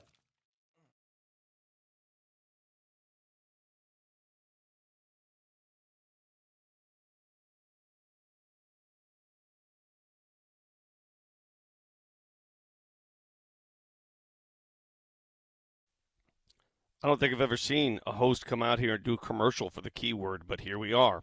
This is a commercial, and it's about Dan Kaplis Law, the official law firm partner of the Denver Nuggets and the Colorado Avalanche. Dan Kaplis Law wins, winning in record-setting ways. Dan Kaplis Law is a serious firm for serious cases. Now, if it's your case, you know automatically it's serious, so go to the serious place. accepting righteous injury cases on a percentage fee basis. If you need Dan's help, call today, 303-770-5551, 303-770-5551, or hit him up, DanCampleslaw.com. By the way, the keyword is wolf.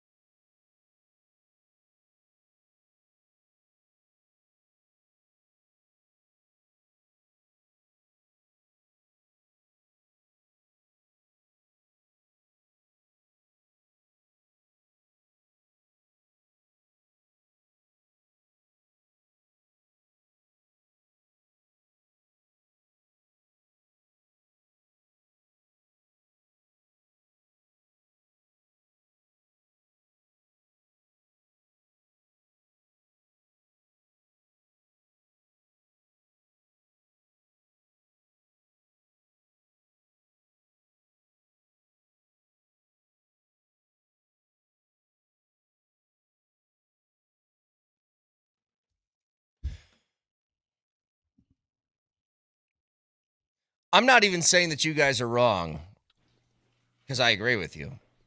But just to challenge a perspective on this. Good job, Moser. I think we all kind of agree on something. The Broncos and, let's say, the Texans are a better football team than what the Buffalo Bills are. They're better. Like, the Broncos are a better team than Buffalo. Buffalo has the far better quarterback. Just like if they played against Houston, Buffalo would have the far better quarterback. Just challenging the way that we think about football right now. Is that the thing that matters most? Is that the thing that is in the forefront? Is that still the dominant conversation is, well, if this team has the better quarterback, then this team is more likely to win? Brett. Take a look at look at every matchup left. Hold on, look at every matchup left. And tell me where you're going to side. Tell me, are you going to side with Stafford or Caleb Williams? Well, I think the Rams are a better team than the Bears, too. But I'm just talking about quarterbacks. Yes. Which way are you going to side? Why does Moser keep saying Brett to me? I don't know, dude. Go ahead. What? When have you ever gone into a postseason football game and the first thing you do, the first box you check is who has the better quarterback? When was the last time you didn't do that? It's probably been a while. Yeah. Yeah. So then, listen, Brett, you're not as dumb as you look. Okay. Just it doesn't happen all the time. Brain. Okay, hang on. How about this, Mosh? Last year in the wild card round, the Texans played the Chargers. Who has the better quarterback? Justin Herbert. They lost by 20. I know. I'm not saying the results don't always happen. The expectation happens, and the expectation is the better quarterback. The first thing that you look at, the first thing that everybody looks at, including Rex Ryan and everybody else, Dan Orlovsky, is which team has the better quarterback, and you work off from there. I agree. Hey, man, listen. John Elway was the better quarterback in a ton of playoff matchups. He was the better quarterback in Super Bowls. Right he was better than Phil Simms. He was better than Doug Williams, but he lost those games. Going into those games, though, having him is what gave you the chance. And going into this Buffalo game, I'm sure the Buffalo Bills are saying, we got Josh Allen, and they don't. Here's the deal, though, and I looked up the Bills versus the Houston Texans, who played earlier this season. Josh Allen was sacked in that game, and Buffalo lost to Houston at Houston 23-19. Buffalo couldn't get anything going because Josh Allen had 2 interceptions and was sacked 8 times. Houston just smothered him. Yeah. Davis Mills won that game for Houston. Davis Mills beat the Bills that day in Houston. But Davis Mills couldn't. But he couldn't. And the Broncos knocked C.J. Stroud out, if you recall. Do you recall that, Brett? Yes.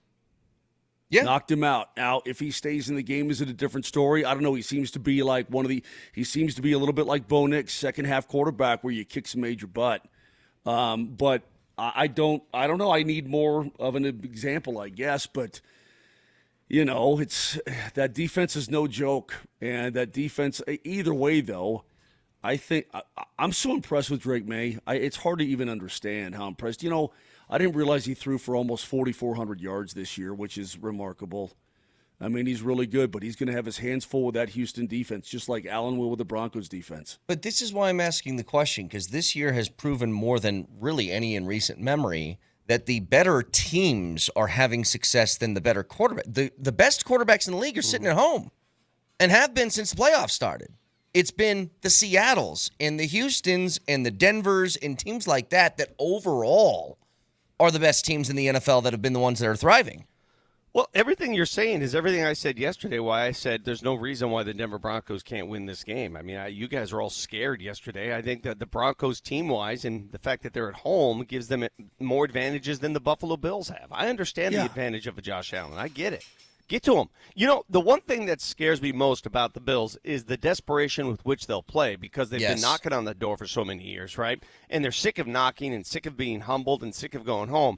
So when you get hit that many times over the head, what tends to happen is you start saying, screw it, let's go for it. 4th down, we're at our own 35, let's go for it. I guarantee you this, on Saturday, they will play with almost recklessness at times. They will go for it on 4th down when you least expect it, and the Broncos better be ready for it because they are going to be opened up to win that game. 4th and 4. Well, push. Yeah, they will also go for it on 4th and Diant. I mean, everybody knows that that's the case. Listen, what? Brett, What'd you say? That's what Vic said, 4th and Diant. Is that what I said? Yeah. You guys know what Sanford said yesterday? What'd he say? The player with the most, or the person with the most pressure on them heading into this weekend is not Josh Allen. Josh Allen. Yeah. He said I it's agree not. with him. No, he said it's not Josh Allen. He said it's All right, not Josh Allen. See if I can think of this. Of all the teams left in the National Football League? No. Of all in the Broncos and Bills game, the person with the most pressure on them is not Josh Allen. It is Sean McDermott. Oh, okay. Yeah, I thought you said the player. You started off by saying the player. I changed it to person. Okay, well, you know what? You're just ruining the whole morning, man. I'm ruining the whole morning? Ruiner. Let me go back and use your line. I don't know, dude. I mean, coaches always have pressure on him. You could. Go ahead, Moshe. Yeah, I want to use Brett's logic against him, though, real quick. Who's going to win the MVP this year? Either Stafford or May. Stafford or May. Okay, well, those two guys are still in. Who's the reigning MVP? Josh Allen. That guy's still in. And you look at it right the now. MVP is also a quarterback on the best team award. Okay, fine, great. Here comes the next question, and I think you know the answer. So, which team, when you look at it, you're going, man, I can't believe they're in the divisional round, really, because they don't do anything really great, but they just play well as a team. Who's that? They're not great at any one thing. Not great. Chicago? Nothing about either side of the. There you go. I hate it. See now, I'm pulling to Vic Lombardi. That being said, you're right, Brett. It's Chicago. But is there any doubt that Matt Stafford's going to walk in there and win? I don't know, dude. Stafford was down 4 with 2 minutes to go against Carolina. Yeah, well, he won the damn game, and the Rams are a favorite going into Soldier. Look, Moser, if this is your logic, then you understand what you're saying. You stop. If this is your logic, then just say right now you think the Broncos are losing. Because everything you're saying says I'm not saying that. Well, why wouldn't they? Tuesday. To Moser. Moser's a scaredy cat. He's a brittle-haired pansy. We've established that yesterday. So nobody pay attention to Moser when it comes down to this game on Saturday because he's so scared of Buffalo and Josh Allen. I have the plans right in front of me. I have it's sitting right here. The Buffalo-Houston game, which was played earlier this season with Davis Mills, the quarterback. If you want to beat the Buffalo Bills, that's how you beat them. I mean, Houston proved, and those are comparable defenses, right? The Houston defense and the Denver defense. Those are comparable, correct? Yeah, I agree. I mean, here's how you do it. I mean, you sack them 8 times. That's what Houston did. You intercept them twice. Here's the one thing that needs to change. This is a Broncos defense that is low on takeaways. They got to come up with 1 or 2. Yeah. You got to. Get the ball. Yep. You get the ball, you win the game. You got to get the ball. If I told you that the Denver Broncos played this game Saturday and do not produce a takeaway, I don't like their chances. They got to produce one, at least one. Yeah. It's the tried and true method, especially in this era of football, is you get pressure on the quarterback and you make those guys uncomfortable. You get a really good shot. But getting pressure on the quarterback isn't enough sometimes. You can get pressure on him. You got to make him throw it to your team. You got to make him fumble it. Again, C.J. Stroud single-handedly kept Pittsburgh in the game last night. For anybody who watched it, the guy was a turnover machine. He couldn't handle the ball. He was throwing it to the other. And it's the very reason why Pittsburgh was in the game in the third quarter. As soon as he started getting a little more hands-on, the game was over. And the Broncos need to get the ball from Josh Allen. Yeah. Simply put, they're very aware. Yeah, they're very aware that Josh Allen is banged up, and he's got probably multiple things going on. I think he's got a knee, maybe an ankle, certainly a hand. He's got stuff. His concussion, apparently his head is good. By the way, Josh Allen in that game, he got plowed early, and he was on his back, got plowed, and his helmet got ripped off. Did you see that? And he squirmed, and I'm like, whoa, it looked weird. It just looked weird because he just got pancaked, and so he's probably not 100%. I don't know how many guys at this point of the season, even with a week rest, is 100%. But, yeah, I completely agree with Vic. I think he's barking up the right tree. You just attack Josh Allen as much as possible now. Now, that being said, man, Cook did not get off last week, okay? Cook typically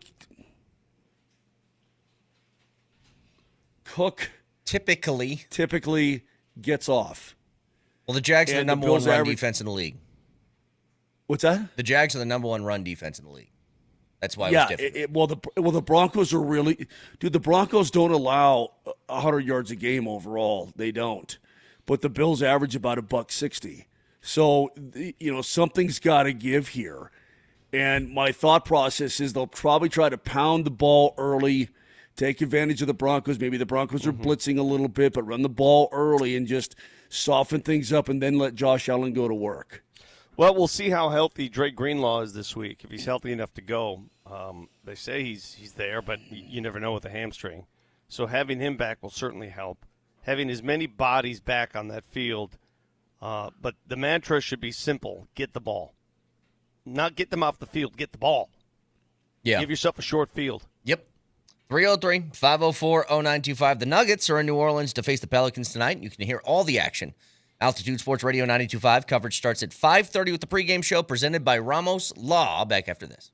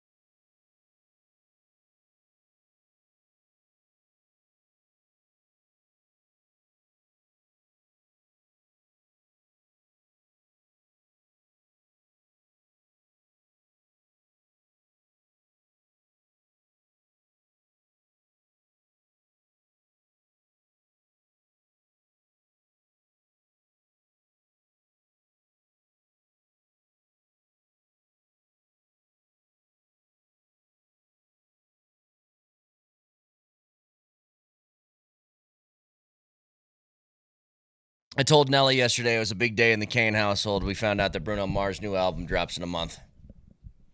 We're back, baby. If you don't like Bruno, you can get the hell out of here.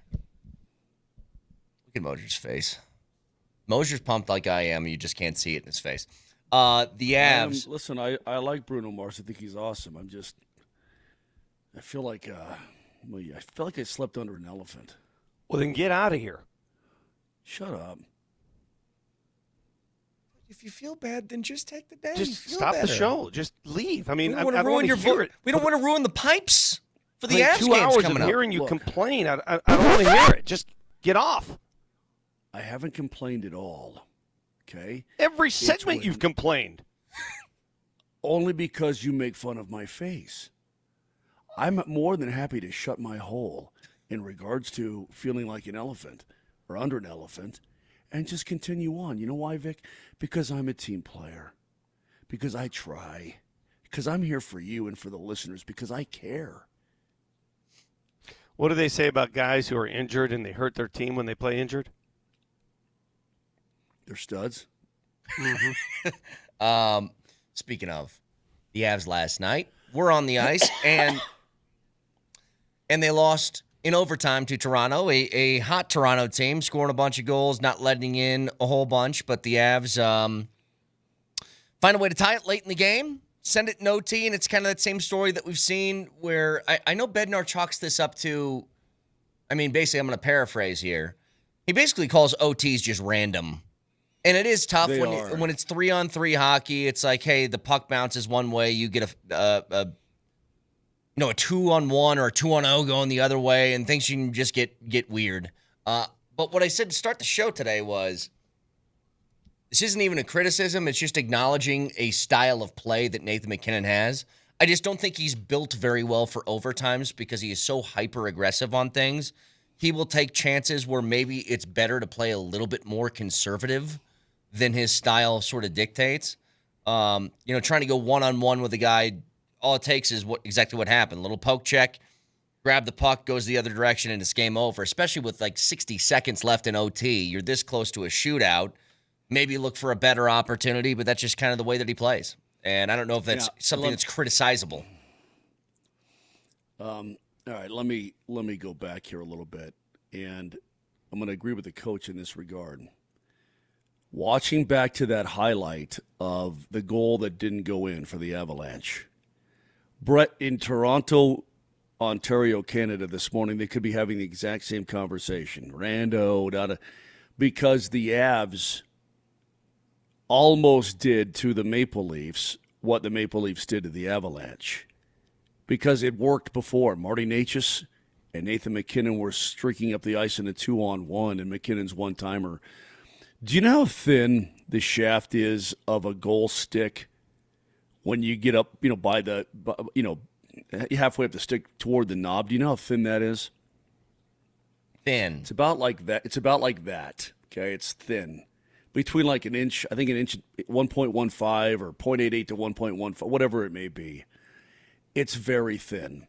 And then you get it to the knob. MacKinnon fired that puck. Woll was beaten. He just threw his goal stick in the air, and it went off. He tried to get it with his blocker, which is so funny. But it went off the goal stick and hit the underside of the crossbar and bounced on the goal line. And I think Nate just thought it was in because he's right there to put home to an empty net, and he sort of stops for a second, and then the puck skips through him when he realizes that it didn't go in. That's the difference between winning that game and losing that game. Mm-hmm. Yeah. And the fact that both teams go forward in overtime, the fact that both teams are actually trying to score the puck, and you got 4 minutes of up and down, and, change hockey, fire wagon hockey, change on the fly, pull it out, reload, get back in, fire, fire, fire. I love that stuff. You ain't going to get me to complain this morning. Dudes, they're 19-0-3 on the home ice.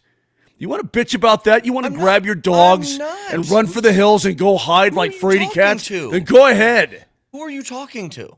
Well, that's exactly what Vic sounded like yesterday. If you want to be fraidy cats of 19-0-3 on the home ice, then you go ahead and do that. Go live in your little bomb shelter. What the hell are you talking about, dude?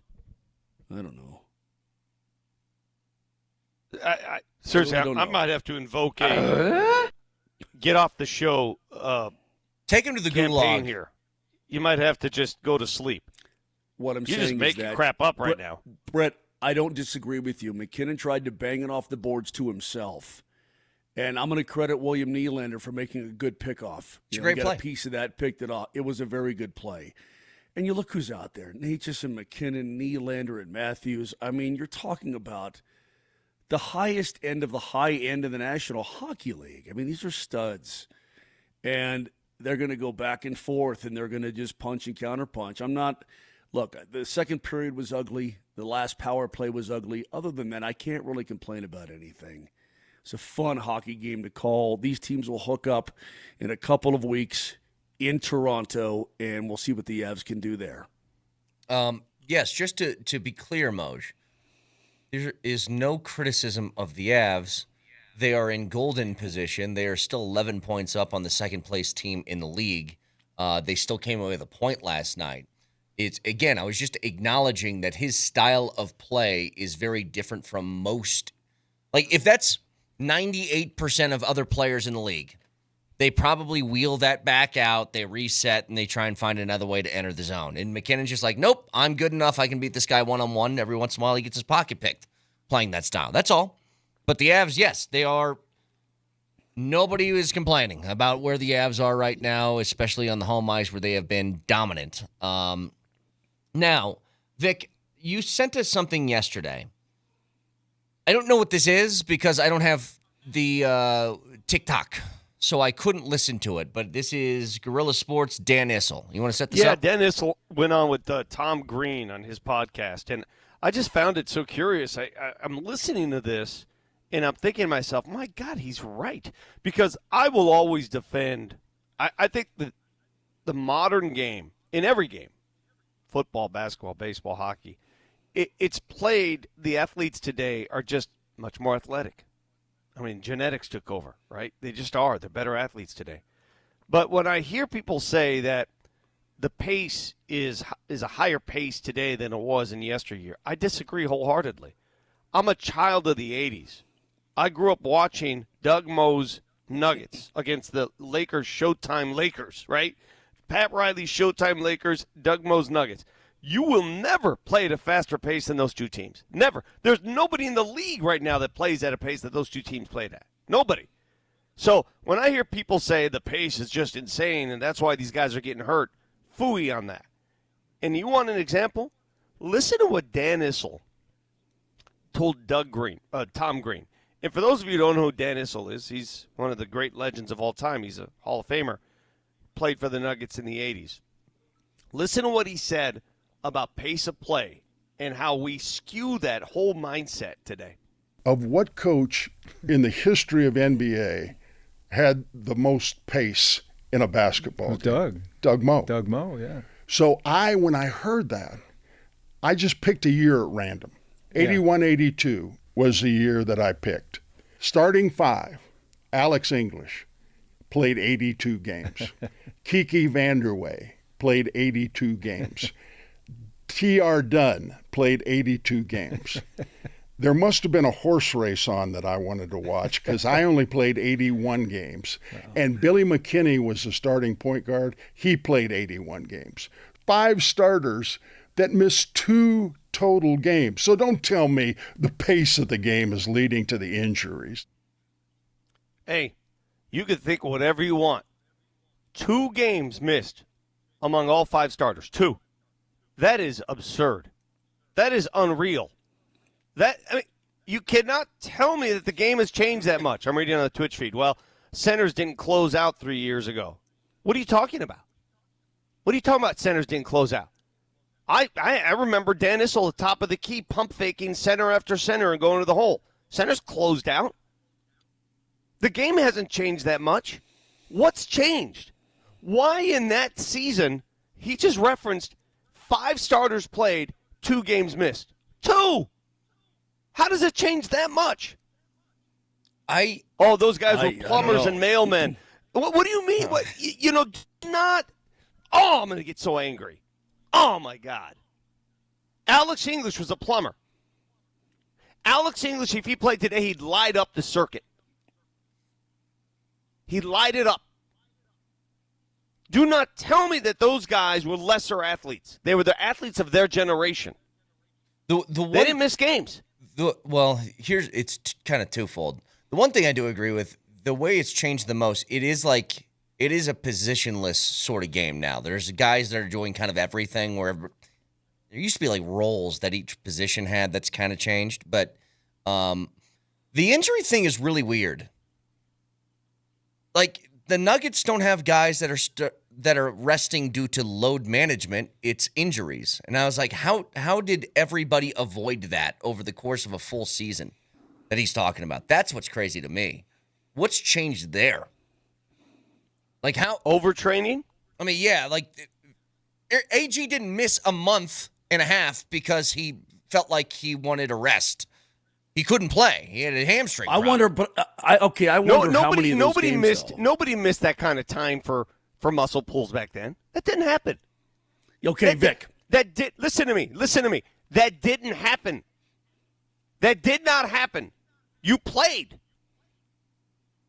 But if you got a grade 2 hamstring strain, like, you can't just grit your way through it. AG tried in Game 7 last year, and we all saw, like, he couldn't move. I mean, that's how I'm really curious how that's even possible, to be honest with you. Brett, I hope that a lot of the listeners out there also know that Dan was not only the head coach of the Denver Nuggets, but also became the general manager of the Denver Nuggets as well into the 2000s and so on and so forth. So, he has seen and knows basketball like nobody's business. I just find it interesting because, Vic, I don't disagree with you. Mm-hmm. And I wonder how many of those games, in terms of the 82, the 82, the 82, the 81, the 81, those guys actually did play through things that guys today would sit out for or be made to sit out for. I saw it firsthand. I saw it firsthand. But at the same time, you're also suffering. I saw guys play through injuries all the time. But there's some injuries that you can't play through. Right. You're also seeing guys now blown out knees and blown out Achilles and blown out 100% elbows. The Achilles and blown thing out is crazy this. to me. The Achilles thing is, I'm going to read some of the texts that I think are verifiable and justifiable, and not the crap that you guys are talking about. Those guys were plumbers and mailmen. Shut up. Shut the hell up. Those are coming from young people who weren't around back then. Shut up. Let me read you some that I think are verifiable here, and I can make an argument. Vic, one large difference. Those guys back then didn't have a million AAU games. All the miles on their legs. You're right. 360-day training. You're right. They played multiple sports. They didn't have the same miles on their legs. Maybe that's a factor. Could be. Now, that's a good argument. Let me read this one. NBA players of old were not as muscular. Yeah, tell Calvin Nat that. Tell Karl Malone. Karl Malone wasn't muscular. Yeah, he wasn't muscular. Yeah, tell it to Hakeem Olajuwon. That guy was a chisel. Yeah, he was just a skinny dude. Give me some legit reasons. Okay, just for the sake of argument, the athleticism of the taller and lankier guys didn't seem to exist as much and be as prevalent back then. Could that be a part of it? That guys are 6'11" and they're running, a fast break down the floor, that sort of thing. Hakeem Olajuwon was running a fast break and he was 6'11". He didn't look like Giannis, is what I'm saying. Yeah, he did. Yeah, he did. See what I mean? No. You guys, young people speak out of turn. No, you speak hang out on. of turn. You don't understand because you did not see. Did he was the most. Let me tell you something about Hakeem Olajuwon, bro. He was one of the greatest athletes to ever grab a basketball. Yes, I understood. I got it. There's a lot of people like Giannis now that are 6'10", 6'11", that have speed and athleticism. Again, I'm not alleging anything. I'm just asking, could that be a factor? You don't need to yell at me. It's a question. That's all I'm saying. It seems to be a lot more prevalent that 7'5" guys like Wemby are able to run the floor the way that he does. That's all I'm saying. Yeah, the ones I remember back in the day looked like Sean Bradley and George Marathon. Yeah, get off his case. Is that fair? Sean Bradley and George Marason were the 7-footers I kind of remember growing up watching in the NBA. Well, George Marason had a condition that made him big. Bradley was just a big, goofy, gangly, tall guy. David Robinson. Well, David Robinson. He's Wembanyama without the athleticism. David Robinson was a 7-footer who was muscular, and he ran the floor. Yeah, he was did cut, everything. and he did run the floor. So I do not want to hear this running the floor crap. They all ran the floor. The floor size didn't change. The dimensions of basketball did not change. Running did not change. Nothing changed. You know what changed? More injuries. Why? I'm asking a legit question, and I'm getting crap responses. I'm sorry, but today's a day where I'm leaning on the audience. I'm leaning on all of you. You tell me why in 1981, Dan Issel just referenced a season in which all 5 Nuggets starters, all 5, missed a combined 2 games. And they ran and ran. Okay, but they were the highest paced team in the NBA, and they ran their butts off, and they played their butts off. I was there. I saw it. All of that is fair, and that's fine. But that doesn't address, because it is weird. Guys, again, just look at this Nuggets team and how injured they are. Are you telling me if this was back in the 80s, all these guys would be playing right now through these injuries? That's what I'm asking. I'm not blaming the guys for getting injured. I'm wondering, why are the injuries more pronounced today? That's the only question I'm asking. Why? It's not because of pace. That was the argument here. The argument Steve Kerr made, this all started with the Steve Kerr comment. Steve Kerr says, well, the pace of play has changed the game. No, it hasn't. What are you talking about? Pace has never changed. Pace has been the same all the time. Has nothing to do with pace. What, are you saying everybody slow down? Slow down, guys. Slow down your pace, and everybody's going to be fine. Do you think Nikola Jokic injuring his knee had anything to do with pace? Nothing. That's my argument. That's Dan Issel's argument. Why are we having so many of these injuries today? Don't blame it on, they're just playing so hard. Give me a break. 303-504-0925. We got another keyword. Again, it's a Navs Ticket Tuesday. So we'll have another keyword every hour on the 20s, each show giving away a pair of tickets. Your next keyword is next.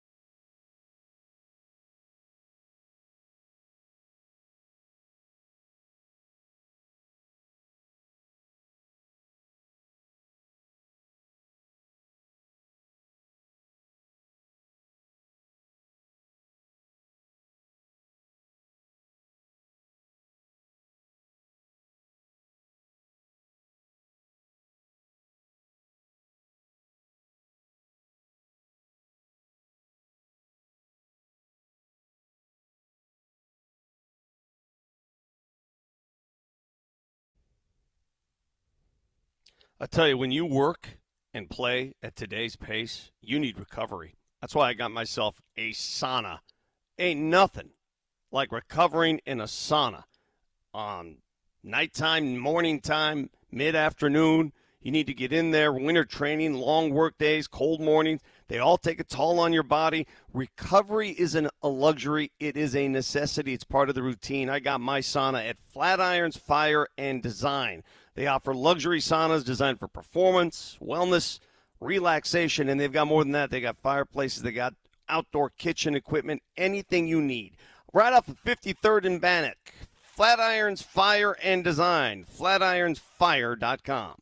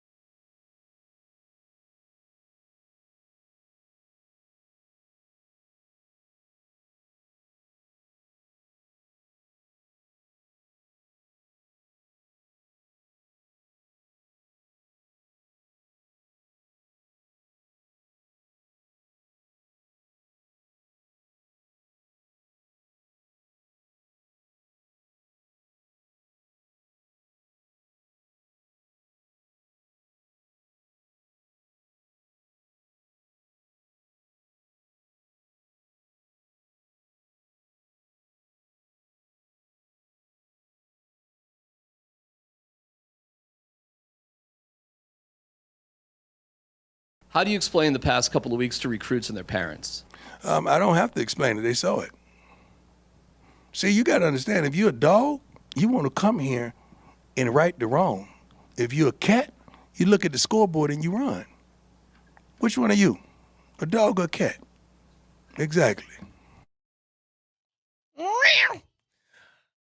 Another keyword for you every hour on the 20s. Chance to get you in the building for the Avs and Predators on Friday.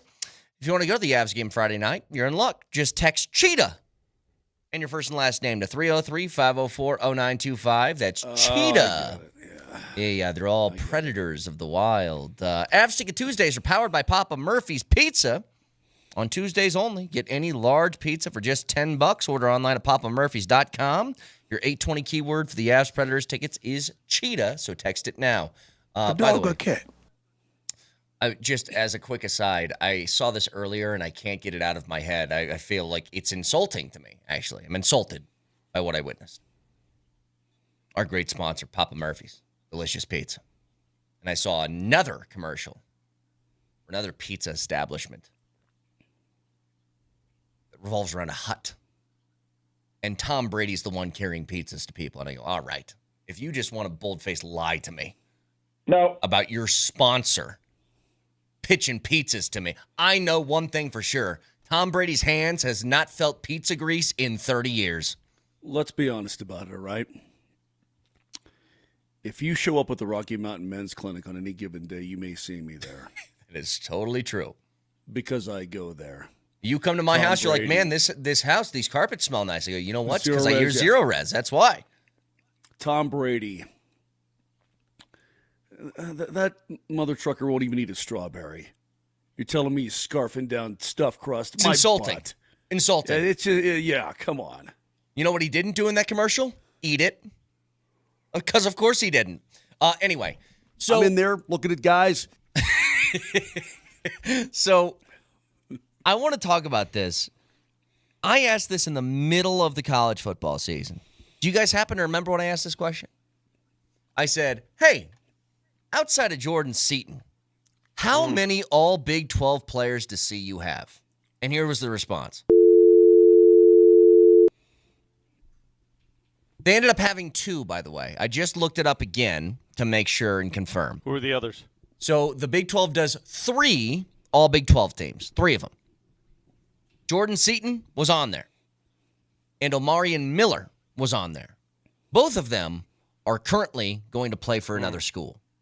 Did Amari Miller end up at ASU? Is that where he went? I don't think it's been decided yet where he's at. Maybe I'm wrong. But last I knew, he was still in there. I am shocked and somewhat saddened by this Jordan Seaton news that he is entering the portal, because it was only a week ago where he went on social media and was trying to recruit another offensive lineman from another team. Yeah. By the way, it is ASU for Omarion Miller. Okay. So he was on social media 1 week ago helping recruit, basically, and he's played that role for CU ever since he got there, right? You know, be a dog. What was the line he used? Yeah, run it back again there, Nelly. The one you just played. Run it back again. Let's hear it. What was the exact line? How do you explain the past couple of weeks to recruits and their parents? I don't have to explain it. They saw it. See, you got to understand, if you're a dog, you want to come here and right the wrong. If you're a cat, you look at the scoreboard and you run. Not Which his one line, are you? guys. A dog Not or a his cat? line. Sorry. Jordan Seaton had a line. I'm sorry. He had a line that he used to try to get people to come to CU. Yeah, I know what you're talking about. Yeah, and that was a couple years ago he used it. The point I'm getting at, and, you know, listen, man, we're in that era. What happened between yesterday and a week or 2 weeks ago? What happened? And I'll tell you what happened. Money. Exactly what happened. Somebody said, really? I can make you be a dog or a cat. How much will it cost me? 2 different beat writers for the Florida Gators said this. Florida Booster reveals $2.5 million is the asking price for Jordan Seaton, who hit the portal yesterday. Wow. The former IMG Academy 5-star is projected as a future first rounder. So you're the dog or a cat, right? Well, how much would I have to pay? How much would I have to pay you to transfer from dog status to cat? And the answer will be how much he gets to go to Florida here. Well, and here's the concern that I have. You were not very talented last year. You had 2 players that ended up making all Big 12 teams. By the way, did you know that's the same amount that Oklahoma State had? Just for reference. Both of those guys are now gone. I know that they have gotten a whole bunch of all-conference guys from other conferences in the transfer portal that are coming here this year, because that's just college football now. But it's what's amazing is that every guy, Brett, every guy. It's like you have the NFL, and every year everybody's a free agent. That's completely unsustainable, man. You're taking this overall. Hang on. You're taking this as like an overall college football thing. I'm taking this as a problem for CU. Yeah, it's a major problem. I want to limit this to Deion because, again, the concern I have heading into year 4 for Deion here is the same concern I had the second his introductory press conference happened. I said, I don't know what kind of coach he is overall. I don't know what kind of staff he's going to put together. And I am willing to live with games where you play the upper tier of college football, you might be at a coaching disadvantage. Could be. Because let's be honest, Deion hasn't been coaching all that long. A couple years at Jackson State and then here. But you were sold that he was going to be ultra recruiter. I keep going back to that first meeting he had with the then Carl Durrell and Mike Sanford players, where he walked in and he basically said, get ready to hit the portal because I got my own baggage and it's Louis, right? That whole conversation that happened. And I'm looking around and I'm going, well, then where's the Louis? Where's the talent? Because you had one guy that was a guaranteed talent in Jordan Seaton. That guy is probably going to be a first-round draft pick. He's now gone. At what point do we start to evaluate and set standards for what Deion needs to accomplish here? This is year 4. This isn't brand new anymore. This isn't the turnaround. It should be turned, right? And I think if you're heading into year 4 with a college football coach and your goal is, man, I hope we win or I hope we get to a bowl game, that doesn't sound high enough for me. Does it for you? Year 4 of a head coach in college football, and you're like, man, I hope we win 6 games this year? Yeah. Bro, I guess I had higher hopes.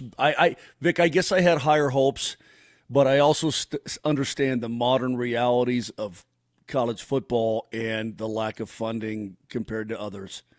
I mean, I'm not saying it's an excuse. I'm saying that it's almost like the Rockies trying to compete with the Dodgers. You know, look, I'm not excusing away the Rock suckitude. Don't you do that. Don't you do that. Why? Because Deion's one of the highest paid coaches in the country. Yeah, but it's not about that anymore. It's about paying the players. It's about how many players you can pay. Well, that's a decision CU needs to make then. If it's about paying the Agreed. players, then you got to make a decision on who do you want to pay. The trouble I'm having with college football right now is I don't know how to go about my expectations during the course of an offseason. It's a microwavable product. It went from a throw it in the oven, develop players, let's see what we got here in a couple of years, to what do you need? Oh, what do you want? You want Salisbury steak? All right, pop it in there. It's become microwavable. I mean, look at Indiana, for crying out loud. Just pop it in. Texas Tech, for crying out loud. Just pop it in the microwave, boom, instant contender. And I don't know who these guys are. Nobody knows who these guys are half the time. You're getting dudes in the portal. They're all over the place, and you need a receiver, you need a defensive back, you need a lineman, you need a defensive lineman. Boom, one pops up. And how do you follow your team? How do you track your team? It's hard. It's hard, right? It's become a lot more difficult. Here's what a texture says. is. It's not the same college football you grew up with, Brett. There are no expectations because you don't know anymore. And I'm just telling you, I don't subscribe to that. I know things can be different. I get that. I know that it's harder to project year to year what exactly your team is going to be. But if you want to be a team who's competitive, there is no like, hey, we might win 2 games this year. We might win. You have to have a higher standard than that, especially with what you're paying your coach. Like, what do you want to be? And that's the real question. And you would think if you're paying your coach $10 million a year, you want to be a player. Yeah. You want to be one of the teams that's talked about in ballyhooed. Let me offer this perspective, just to prove that I'm not all boomer on this whole back in the day. I love the newfound NIL era for this reason. It is giving us opportunities to see teams like Indiana all of a sudden emerge as a national powerhouse. We would have never, ever, listen to me, ever seen that in the old system. Ever. Texas Tech is suddenly, again, I mentioned Texas Tech, other teams that are climbing the ranks. Vanderbilt became a national force. Freaking Vanderbilt. In the SEC. The doormat of the SEC for years. The rest of the country has caught up to the SEC. It used to be one league, and that's it, because they paid everybody illegally. Now it's all legal. The SEC was the best league at cheating for years. They were the best cheating league. We can all acknowledge that, right? Right? Sure. We all know this? Yeah. Well, everybody can cheat now, but it's legal. I love it. I love it. It offers a new sense of competition, but it still needs to be handled properly. And it's still a little crazy out there. And the fact that these players don't have contracts. Did you guys see that there's one player that just hit the portal that will play for his 4th FBS school in 4 years? 4th! That's ridiculous, man. I get it. Did you see somebody said, when they do those player introductions in the NFL games, Mark Moser, Sacramento State, that kind of thing. It's going to be, Mark Moser, Alcott Junior College, Appalachian State, Vanderbilt, Florida. It's like what do you see your alma mater is? What do you do? As they work their way up the food chain, it's kind of funny, man. It's kind of funny. But just to go back to it, I don't think I would accept if somebody said, I really don't have expectations for what I think CU should be. You have to. Or else what's the point? What are we doing? I know a lot of people always go back to that well of the amount of money that Deion brings in for the university and all of that. And I'm like, you're a fan. You don't see any of that money. Your expectation is wins and losses and what makes you happy from that standpoint. And again, Vic, you brought it up. If Vanderbilt can become a competitor in the SEC when they're playing against the you Bamas, have no excuse. Exactly. You're in the Big 12, you have man. No excuse. Yeah, you have no excuse. If Vanderbilt, the Big 12. And this goes to basketball too. Nebraska. Have you seen their basketball team? They're still unbeaten, I think. It's pretty dang good. Yeah, have you seen BYU's basketball team? Have you seen some of these hoops teams that years ago, no one's competing with Duke and Kansas and the same old. It's a different game today, man. I like that. It's opened an opportunity for all these different schools. But now it has to be somewhat policed, man. It's craziness. It's a revolving door. It's completely disorderly. I don't know who's coming and who's going. Is that a fair assessment? Yes. Yeah.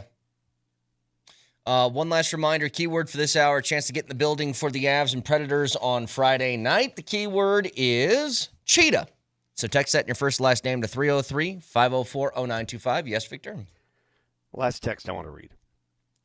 The issue truly is, writes texter 4404, the issue is these kids are not getting an education. Why am I laughing? Because it's never been about that. It's never been about that. If you think the top-notch elite guys that are making hay here, the whole student-athlete concept and stuff, they're there for the exact same reason anybody goes to school. You go to school because you want to enrich your pocketbook as well as your mind, all right? You're trying to get an education to better yourself. You think they're going to spend more time working on football or going to mythology class? I'm talking about the top-notch elites. That's why you got a guy going to 4 different schools in 4 years. This isn't about getting an education for a lot of these dudes. It's not. You might think it is, and they may sell that dream. It's not.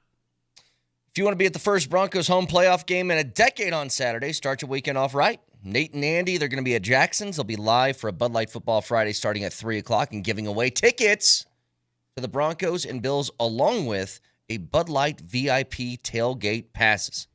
So see you at Jackson's on Friday. You go stop by it. See Nate and Andy. See if you can get yourself in the building for that first home playoff game in nearly a decade. Back after this.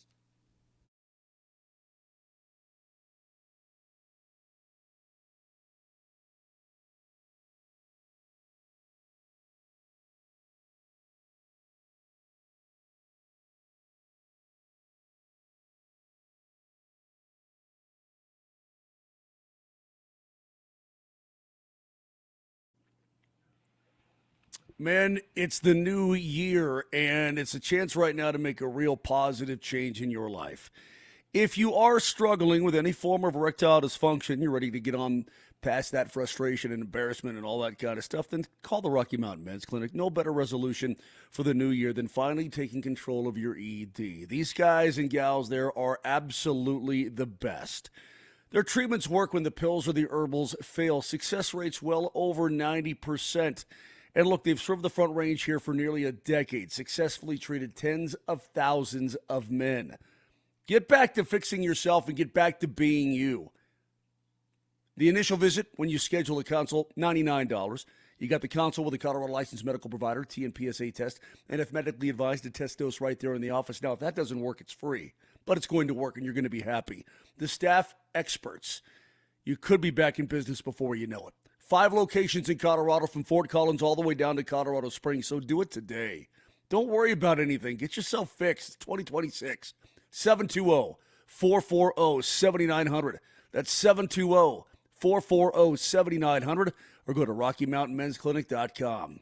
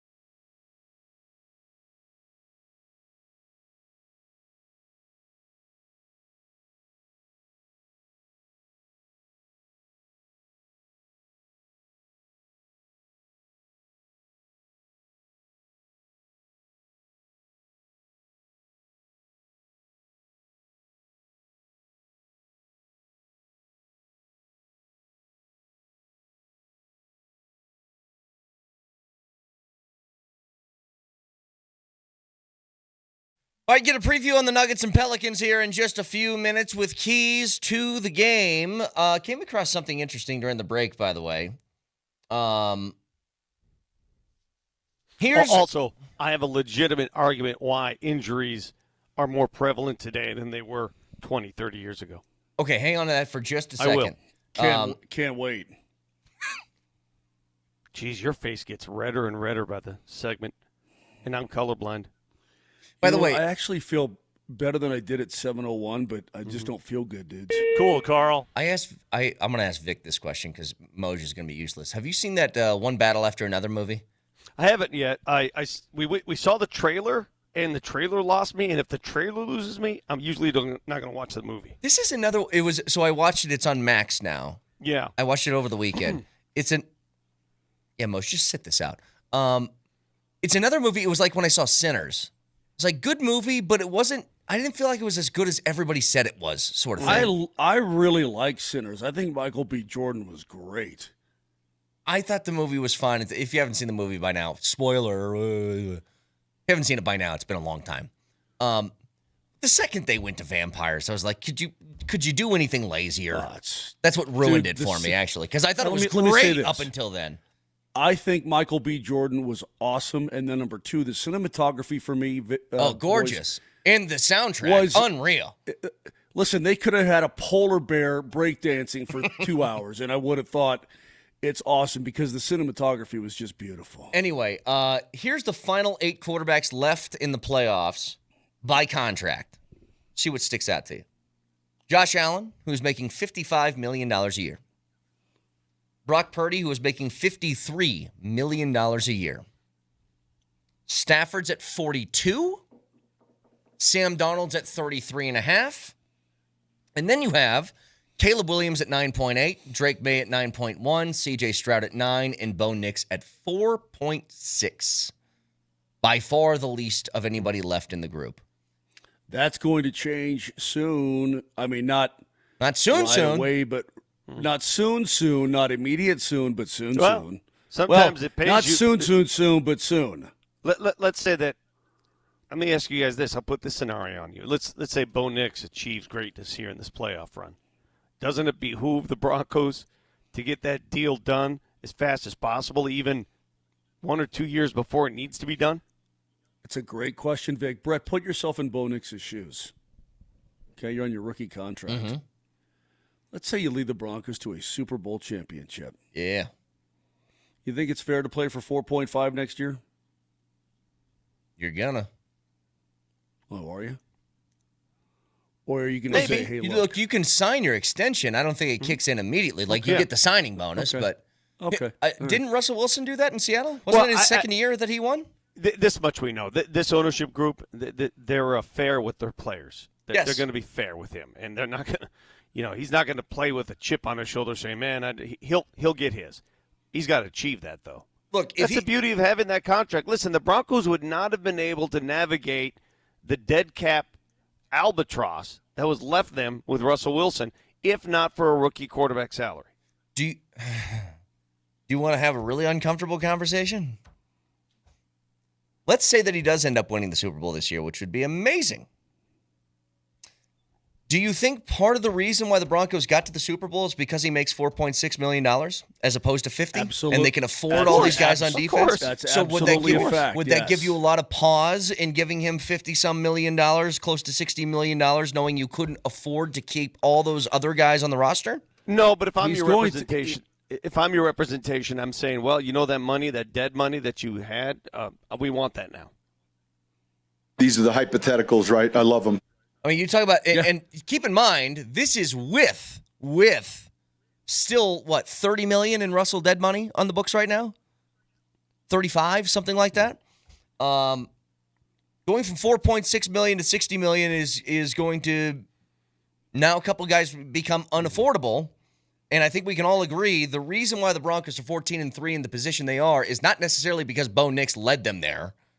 He was part of what was a stellar defense and had good final stretches of games. Agreed, but you look at any quarterback that leads their team to postseason victories, man, they're going to pay him, period. I know. They're going to pay those guys. It's just a question of when. And sometimes you do a contract early, folks. I'm not suggesting that you do it early just to reward them. You do it early to save yourself money on the backside. Sure. How many of these contracts are done early, and guys are like, man, I could have made a lot more. Hell, Nick Bonito earlier this season. Had he waited just a couple more months, right? Pat Surtain. Exactly. So you do them early strategically as much as financially. Game tonight, Nuggets and Pelicans, which can be heard right here, Altitude Sports Radio, 6 o'clock. Victor?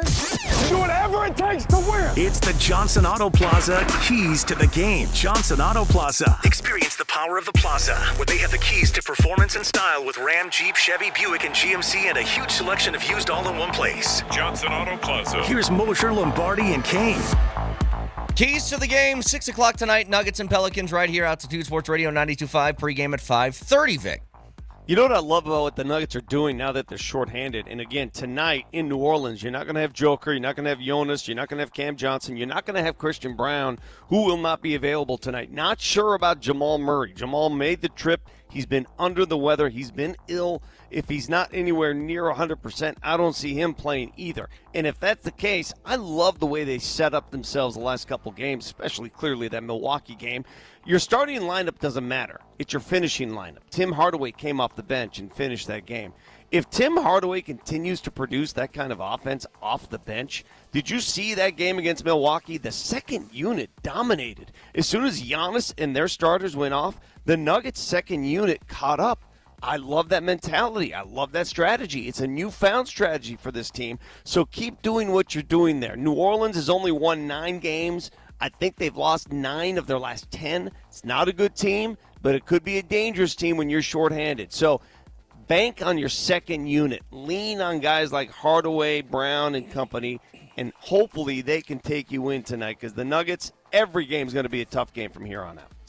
Keys to the game, powered by Johnson Auto Plaza. You get selection, service, and incredible savings on Ram, Jeep, Chevy, Buick, and GMC all at one location. Experience the plaza, the power of the plaza at Johnson Auto Plaza. I have one simple question. Thanks for the music, Nelly. Vic, what are you doing there? What are you doing there? What are you doing with the team in New Orleans and Dallas? What are you doing there? I am the sideline reporter for the next 2 nights. Tonight in New Orleans and tomorrow night in Dallas. Tonight. You know what? This is what bothers me, Brett. You can agree or disagree. I don't know. I don't know what your face feels like today. There's not a person on this planet where a trip to New Orleans is wasted more on them than you. 100%. Last night, a bunch of the guys among the crew, they walked down to Bourbon Street, French Quarter. Not me, dude. I stayed in my room and watched Monday Night Football. Don't you want to hear just some jazz tunes, dude? I have zero interest in that. Zero. Yeah, I would have been. You're such a waste. You're a human waste. Go of out and do what? It's Monday night. What do you want me to do? Go party? Well, go to Redfish, have some jambalaya. Get some good tunes in you. Feel good I got about a burger at a burger bar. I got back in my room. I watched Monday Night Football, and I watched some of the Avs game. Wait, who's the one that imbibes the most out of everybody who goes on the road trips with the Nuggets? Nobody does. Nobody does. We really just stay in our rooms. But who is the one that's most willing, like, hey, we're on Bourbon Street. We need to go out and get... Probably Kaz. Yeah, Kaz is probably... I don't know. I mean, honestly, I've done Bourbon Street before. I had a guy urinate on me from a balcony. I'm not doing that again. I'd be more than happy to oblige you again if you like me to. That happened a year, 10 years ago. I ain't doing that again. I've seen it. Hey, you listen to me, and you listen good. If I'm ever on a floor above you with access to urinate off the edge, and you're underneath me, I'll tell you what. Bring an umbrella, bro, because it's coming. Give me a 6-pack of Miller Lite, and give me about an hour, and I'd be more than happy to relive this magic moment. Yeah, I will hammer. I will chug 6 beers and have it come out like a fire hose. So please, Moser, you are the model of fun. Tell me, what should I be doing if you were here on this trip? Where should I be going? Well, Vic, what should I be doing? Nelly, only probably. Well, no, Brett can appreciate this too. I'm with Moj. I would do the jambalaya jazz music thing. Yeah. Yeah, dude, just the music on any given Monday night in New Orleans is still killer. I fell with Bear. We fell bass backwards into a Zydeco festival last time we were there a year and a half ago, and I don't know. It's just the tune. It's just just walking around, seeing the architecture, the old school French Quarter. My God, Jesus. The shape. It's cool. Well, listen, you can see the inside of a hotel room anytime you want. You need to live life, you big nerd. Okay, hang on. Get your hair turned flat and live life. Before we get to a break. This guy's going to die on us. Live life. That's a hell of an ending right there, too. Just real quick, before we get to a break, I want to give you guys 2 ridiculous stories, and I want you to tell me which one of these is more ridiculous, okay? Both of these are insane. So, I don't know a lot about international soccer, and I know the main guys in it, but that's kind of the extent of my knowledge. There's a guy by the name of Hulk. He's a Brazilian soccer player. Yeah, I've heard of that dude.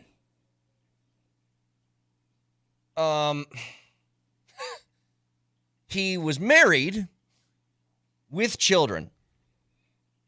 He divorced his wife and married a new woman. That woman was his niece from his first marriage. Yeah, I heard about that. Okay. Divorced his wife Is he and from married Yosemite his Camp? niece. No. He's So not. his ex-wife's niece, he married. Correct. Yeah, I heard about that. Is that one more bizarre than Chris Moltisanti of Sopranos fame had a new movie come out called Cleaver that I guess was debuted at a couple nights ago at the Golden Globes ceremony, in which he was a producer for it, and he received a 54-minute standing ovation. That's impossible. That's got to be fake. Which one of those There's is more no way. insane? There's no way those Hollywood It's not, knuckleheads it's are. not possible to sit there for it's 54 not, it's minutes not and do that, possible. so I don't No, buy That's that. the story. No. I Yeah, know. well, I don't buy it. It's not. I know that I don't buy it. for the Smashing Machine, or is that what it's called, the rock movie? That he had like a 35-minute standing ovation after they debuted the movie. No, I think you. I think that you've probably been had. You got Just a darn telling you. Schefter. I'm telling you that there's not a chance. There's not a chance. No, I don't believe it for a second. I'd rather believe that Vic went out and actually played his harmonica in a jazz band last night in New Orleans 1,000 times more than I'd believe that this guy got it. Those people are so full. They couldn't give a 54-second standing ovation. Not a chance in heck. No. Nope. Choose between one of the two. That's all I'm telling you. Got one more Now the keyword. Hulk one. The Hulk one is true. It is true. Yeah, that is true. I don't believe the second one. I think you're full of it. Hey, what's in it? I've had jambalaya. What's in it? Whole bunch of good stuff. Is it seafood? Yeah. Yeah, it can be. Yeah. It can be. You know, sausages, shrimps. It's good. Yeah, I've had Andouille beans. sausage, chicken, Yeah. shrimp, rice, bell peppers, Yeah, onions, beans. celery, spices, cayenne, a whole bunch of great stuff. I tell you what, for you, Moshe, today for lunch, as soon as I'm done Gumbo, with this show, gumbo's gonna be a what's that? I'm going to go have a jambalaya dish somewhere Atta for you. boy. Just Great for job. you. Great And then job. I'll go play some dunk hoop. Wait, jambalaya Let's have and a then game. dunk hoop sounds like a dangerous combination to do it in that order. Just let you know. Don't you have a game today? We got one more keyword coming away in the 9 o'clock hour. Stick around.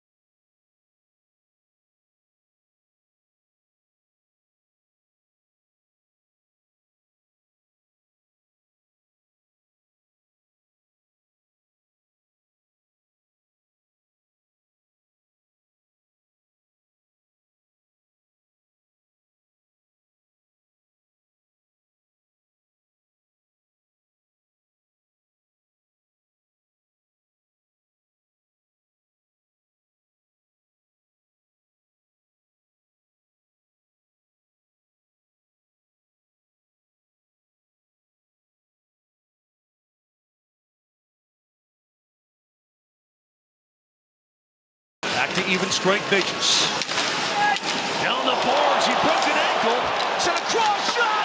Score! Kane the car. Rips it past wall, top shelf. And the Avs have tied the game at 1 for McCarr. His 14th of the season.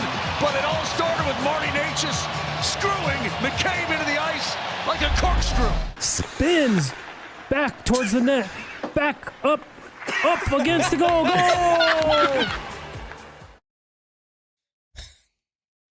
You know what's funny about that?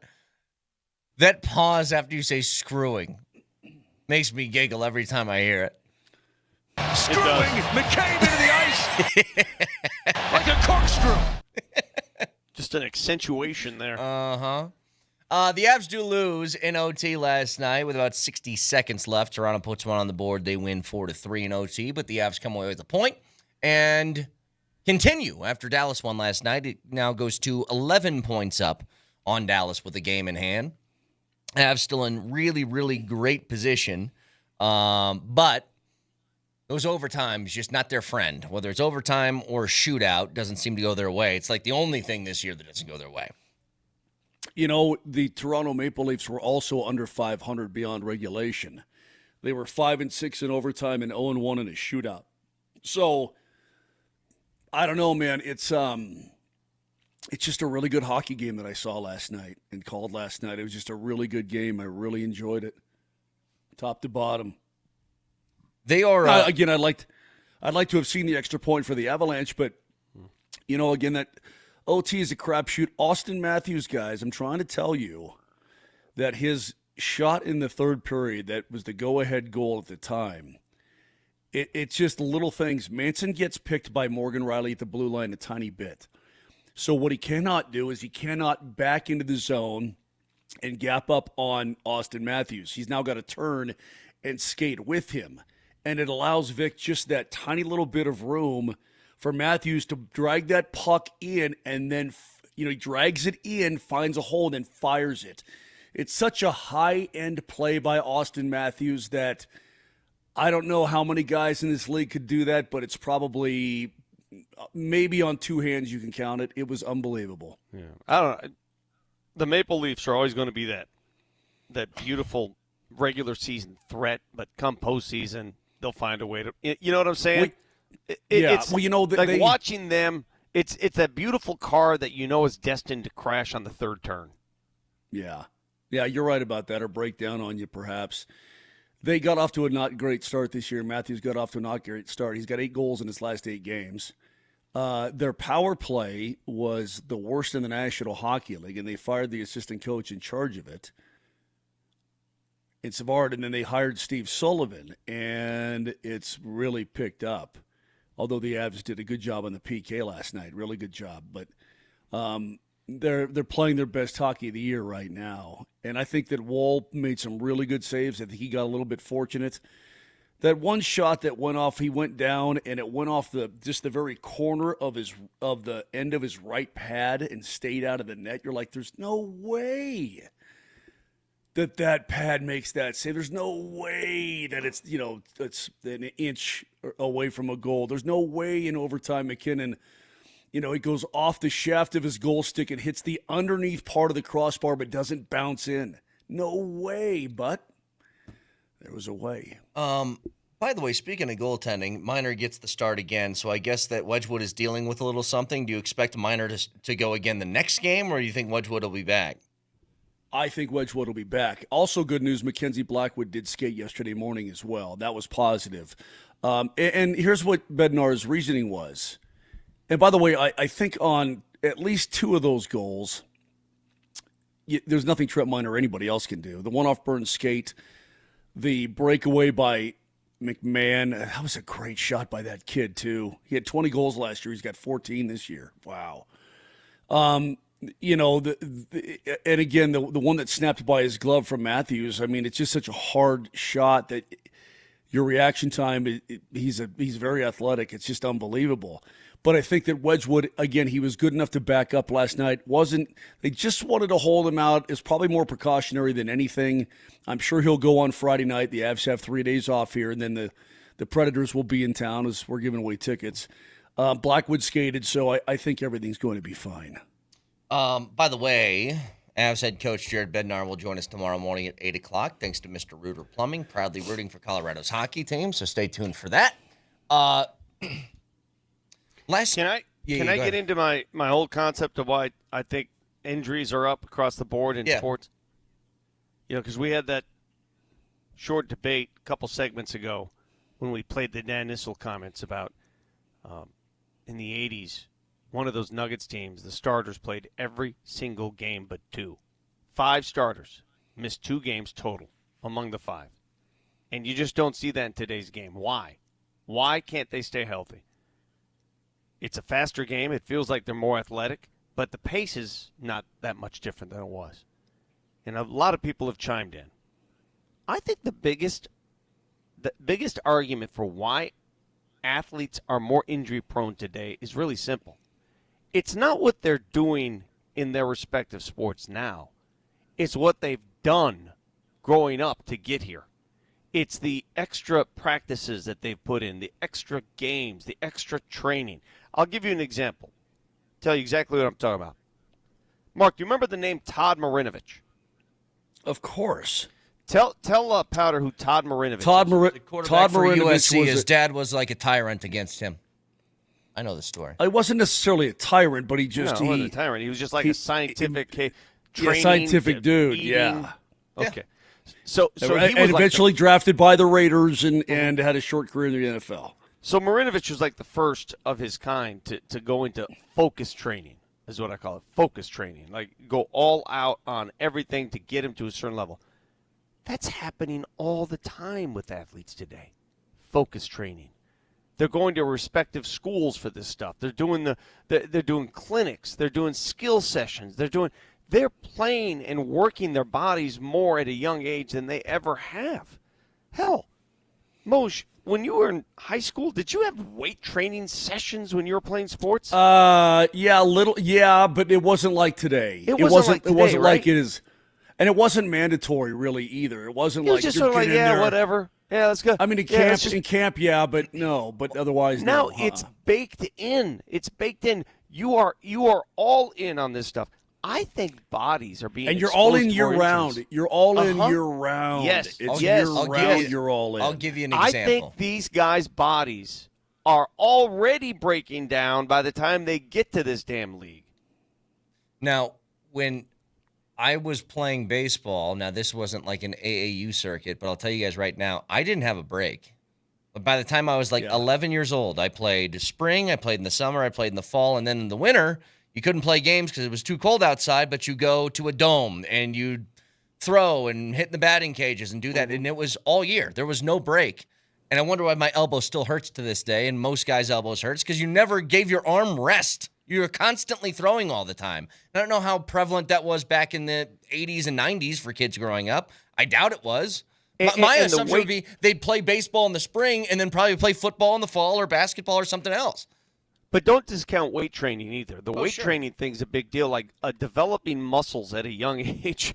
I never weight trained. The hell's weight? Like in middle school? Do you think we weight trained in middle school? They got these guys lifting weights. I mean, I've seen kids 12 years old lift weights. I'm like, are you crazy? I think the muscle structure of a human being can only go so far. Ligaments are falling apart because they can't handle the muscle size. Texture makes a decent point here. Jamal Murray's dad was very harsh on him growing up on that stuff. Jamal has a lot of nicks and pulls and stuff like that he deals with. A lot of them.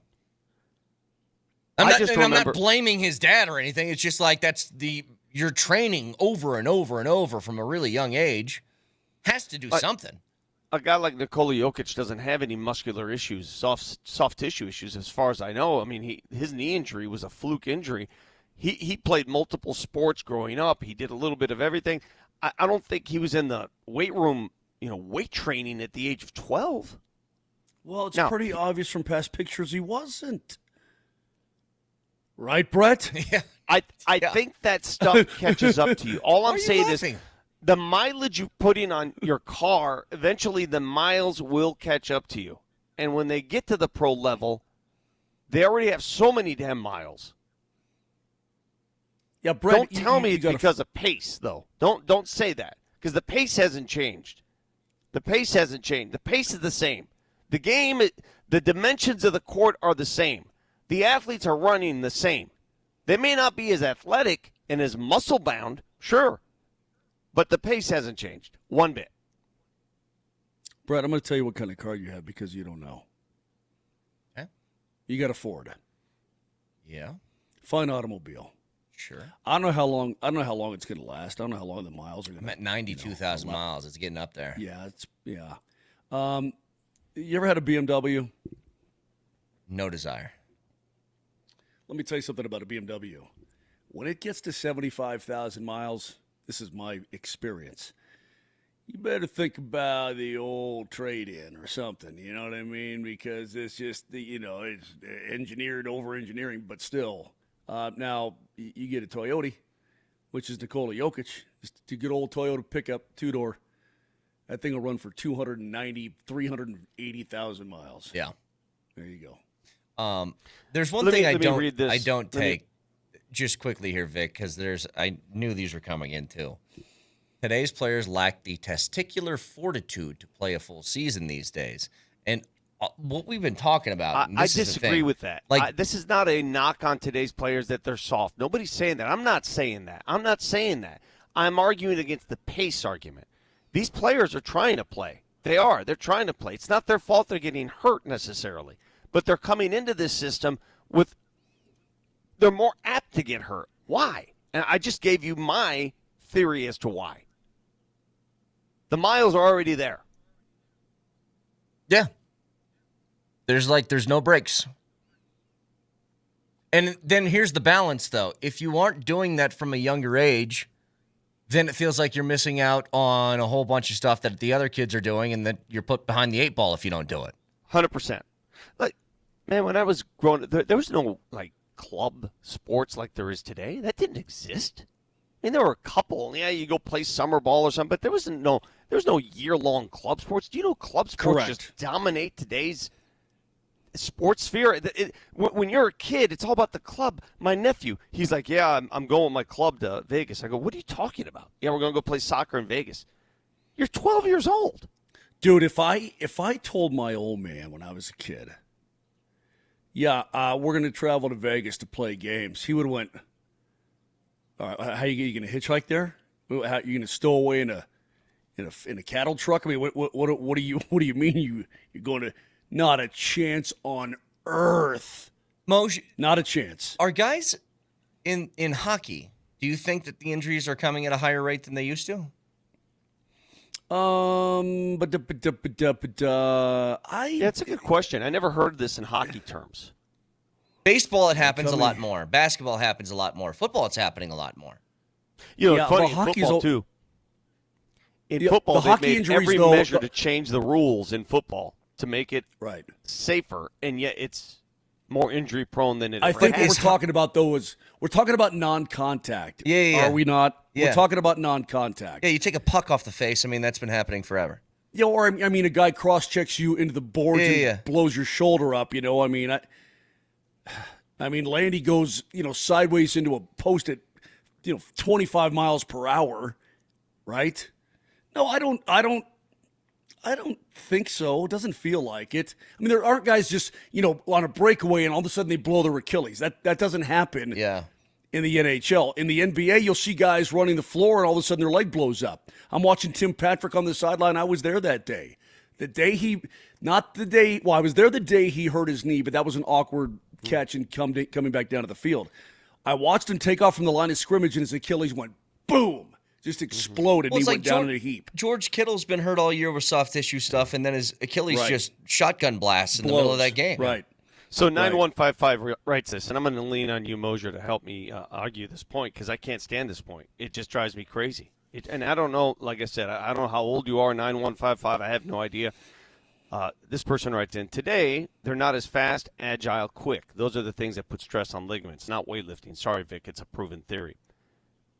Moj, do you remember the 80s? I mean, was Clyde Drexler fast, agile, and quick? Yeah, he was, yeah. I'm just curious. Was Michael Jordan fast, agile, and quick? Yeah, he was. And once you get into your half court set, like the NHL today is faster than it ever has been. But once you get into a half court set and you're just running plays, it's no different than it was. It really is no different than it was. I mean, the guys may be more athletic and maybe a bit quicker, but I mean, the pace is pretty much the same. What you don't see in hockey, you don't see a guy jam into the zone and then, put the brakes on and then peel around and look for a trailer on the play. But, he peels at the top of the circle and all of a sudden he goes down and goes, my knee, I mean, that kind of thing just doesn't happen. Hockey injuries are contact injuries. Now, maybe because today's players are bigger and faster and stronger, the contact is more G-force. And players get blown up that way more than they did back in the day. But you don't really see any non-contact injuries at all in hockey. Maybe for goalies you do a little bit. Maybe for for goalies perhaps, but not for skaters.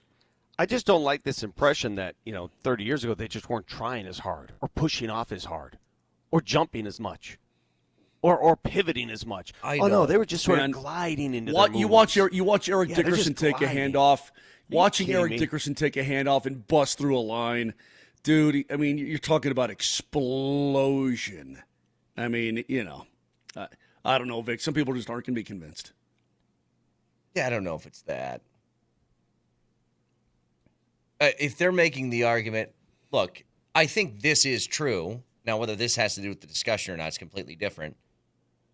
Athletes are bigger and stronger and faster than they were 20 years ago because 20 years from now, they'll be bigger and stronger and faster than they are now. It's exactly right. But they're bigger, stronger, and faster because they're getting specialized training in all of those things. Sure. And genetics is changing ridiculously. But they're bigger, stronger, and faster because they're being taught how to be bigger, stronger, and faster.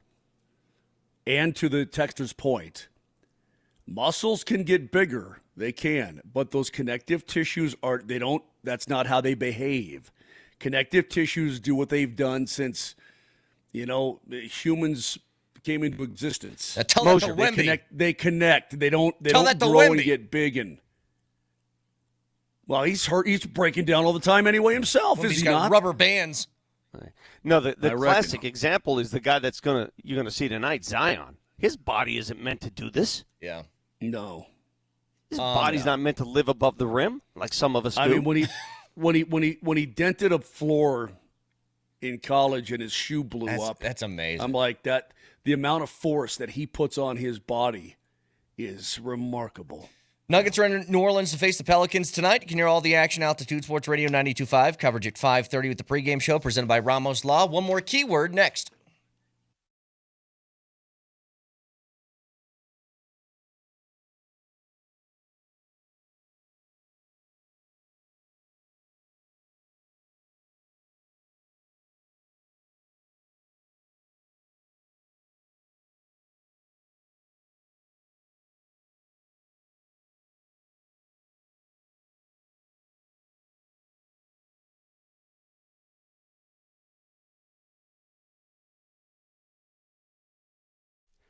Vic Lombardi here. I'm a sports guy. I'm also a professional multitasker because I don't know what to do at home when things go wrong. That's why I trust AAA Service Plumbing, Heating, and Electric. Right now, $49 furnace safety and efficiency inspection is going on. It prevents breakdowns.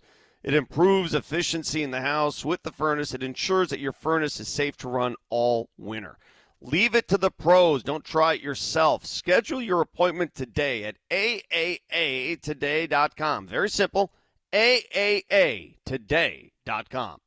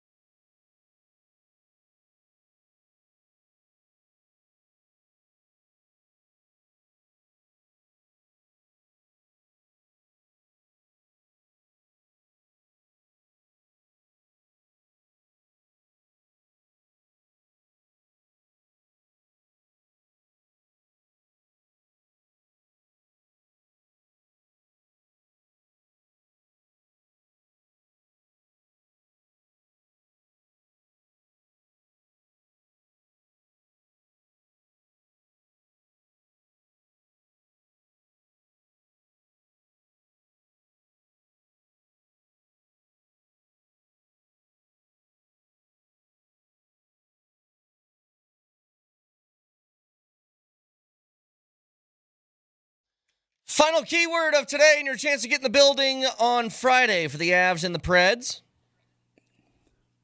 Your final keyword is hyena. Text hyena and your first and last name to 303-504-0925. And if you've been listening now to Toon Sports Radio since the start of the Avs season, you know that every Tuesday is a Ticket Tuesday where we're giving away tickets for the Avs to Ball Arena each show throughout the day. And Avs Ticket Tuesdays are powered by Papa Murphy's Take and Bake Pizza. Again, that $10 Tuesdays at Papa Murphy's. So get on there at papamurphys.com. Get your pizza today, but the keyword is hyena in your first and last name. To 303-504-0925. We don't whip that out till the summertime, and then the summertime we whip that out a lot because that's an occurrence during the summertime. Oh, the barking dog in the grocery store parking lot. Quick, Vic. Excuse me, Vic. Real quick, Nelly. Are you going to explain to me that you had nothing to do with these words today? That this is all Kevin? That would be correct. Yes. Okay. I don't know whether to admire Kevin for throwing hyena in there as a predator or say, dude, you could have chosen a lot other predators. You know what I mean? I'm on the fence about it. I don't know, dude. I just watched The Lion King with baby Jamal Cale, and those hyenas, they're predators. They're pretty. They don't mess pretty around. well. No, they don't. They don't mess around. But polar bear's out there. He's doing his thing. You know what I mean? He's like not looking for berries like Yogi Bear. You know what I mean? He's like full on seals and sea lions and whatnot. He's just mowing meat. Hey, do you guys think that Mike Tomlin coached his last game in Pittsburgh?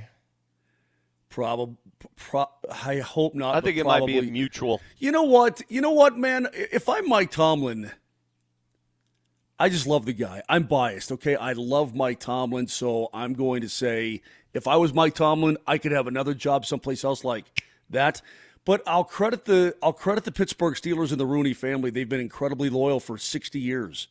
Chuck Noll, Bill Cowher, and Mike Tomlin, and that's it. There has to be a limit, though. He's lost 7 straight playoff games. His last 5, he's lost by double digits, like not been close to winning. And I'm like, I know he's got overall success and he's never had a losing season. What do I do with that information? Never had a losing season since 2007, but has not won a playoff game since January of 2017. It means it's time. That's all. It just means it's time. Like I said, everybody gets to that window where, okay, the message is getting stale or whatever. It's time. No big deal. If both of these guys are on the block, you're looking for a head coach. Would you rather have LaFleur or Tomlin? Tomlin. Depends on your franchise. Depends on your building blocks. Like the Broncos, they needed Sean Payton. They needed a proven commodity. They needed someone who's won it, who's been there. So what the franchise needs will determine the outcome of which coach I want. Well, yeah, why don't you go through the open jobs and let's go that way. I would think I just think Mike Tomlin's a really good coach. Really good. He won't go to Cleveland, and I don't blame him. Listen to me. He's not even gone yet. But if he's gone, he won't go to Cleveland. You know what the interesting one to me is people seem to be still infatuated with Kevin Stefanski. I don't get that one. Yeah, I don't understand that either. Almost like he was misunderstood in Cleveland. Yeah. Or maybe he did win. Strings are being pulled by other people. And then he didn't. Kind of. He won a couple times, but it was mixed in with a whole bunch of bad kind of in between that. But yeah, those openings are odd. I will say this, that I think the Tomlin dilemma is an interesting one that could get really interesting if that were to happen here. Again, there is a very real world that exists that the Broncos lose this Sunday, and that's 2 straight playoff appearances, no wins. And if that continues to happen, what do you do? How do you evaluate it? And to me, it's like getting yourself into the dance and giving yourself an opportunity is we just watched a long stretch of guys who could not do that, couldn't get you in. I always say this, it's a lot easier when you're good to get worse than it is to get better. But the Tomlin one I think is strange because he's a very successful coach that I think would be picked up in a heartbeat, and maybe it's time for where he's at now. Yeah. Hey, can I tell you, if I could change topics on Tomlin and go to the Broncos and Bills this weekend. Can I tell you when I'll know how the Broncos will perform in this game? Sure. I will know after the first, I'll call it 3 rushing attempts by Buffalo. I will know what is out there, what is available. Are they getting met at the line of scrimmage? Are the Broncos trenchmen winning the war at the line of scrimmage? Are they letting them get outside? Are they setting the edge? Are they doing everything they need to do? If there's early exposure to the Bills' run game, that's how I'll feel. Yeah. It's weird how you could get that sense watching a game early. Like watching the Steelers last night and the Texans, and the Steelers trying to run, and you're like, jeez, this is stupid. They can't even get a foot, let alone a yard. You knew it was done. You just knew it. I'm going to get that early sense on Saturday what this game is going to look like based on how Buffalo runs the ball. You know, I'm with Vic. I think after the first probably 3 quarters, I'm going to have a pretty good feel on how the game is going. I said 3 plays. You said 3 quarters. Yeah, first 3 quarters, Brett, I think I'll probably, as we go to the You're fourth being quarter, facetious. I'll have a pretty good idea of how I feel about the run game. Take. Whether or not Josh Allen looks as healthy as we think he's not, that kind of thing. I'll have a pretty good feel by then. Is that supposed to be funny? Kind of. Well, I'll give you an example. I don't know. This is an area that I don't think the Broncos defense has been tested in too much. They have a good running defense. But the elite caliber sort of running backs in the league, the really, really good ones, they haven't faced too many of them this year. And here's the few that I found just quickly scanning through that I would say apply. Let me explain what happened in each of those games. They played the Colts, and Jonathan Taylor had 165 yards on the ground. He tore them up. He did. They played the Eagles, and Saquon had 30 yards on 6 carries. And we, on that Monday, we said to ourselves, what is Sirianni's malfunction? Did we not? It was the weirdest game I've ever seen. We need to realize that an incredibly talented Eagles team had a lot of malfunction going on inside that room. But Saquon, did he even carry the ball in the second half? They absolutely stopped running the football in a tight game. It was All right, go on. On that Monday morning, it was inexplicable. Would you consider Javonte an upper-tier running back? He was like top 5 in rushing yards in the league this year. No. Maybe this year, but going into that game, whatever. Okay. He's 13 for 41. Josh Jacobs, good running back. He ran for 73 yards on 12 carries, so he had success on limited opportunities he had in that Green Bay game. And then I would put ETN in that conversation. ETN had 16 carries for 50 yards when they played the Jags. Yeah, but that was the Trevor Lawrence show. So they've been okay. But I feel like if a team wants to really prove they can run the football with a good back like James Cook, I don't know if we've quite seen that yet. The one example I could point to is Jonathan Taylor, who had a lot of success against the Broncos defense. And I think you're right, Vic. If they shut down the running game, then you can sort of pin your ears back and get after Josh Allen the way that you want to, make him uncomfortable, and then things can go well. But if James Cook has a good day, it can be tough. Now, if I remember right, did the Broncos play, was it 2 years ago that they played Buffalo? Or is that Russell Wilson's last year where James Cook had like 3 fumbles in that game? You guys remember that? That was a couple years ago. Was that the game where Cortland Sutton had that great catch in the end zone? I think so, because they beat Buffalo. Mm-hmm. Yeah, that was Russell Wilson's last year. Russell Wilson to Cortland Sutton, yeah. But he couldn't hang on to the ball. That was the last time that they faced him in the regular season at least. I wonder what they did last year. It's funny. Last year's playoff game is such a blur just because it was like, well, it was a blowout. Yeah. Yeah, you're right. Yeah. Well, it started off great. Great, if you remember. Yeah, James Cook ran for $120 last year in that playoff game. Hey, guys, Vic, as we get more into this week, we're going to break down, I'm sure, more. Do you know anybody in Buffalo, by the way, Vic? Do you know any humans in Buffalo? No, I have friends. I only know family in I only know hockey humans. Yeah. That's really helpful. And Lombardi from Toronto is going to talk Bills football. That's great. I mean, it's closest. Hey, I got this.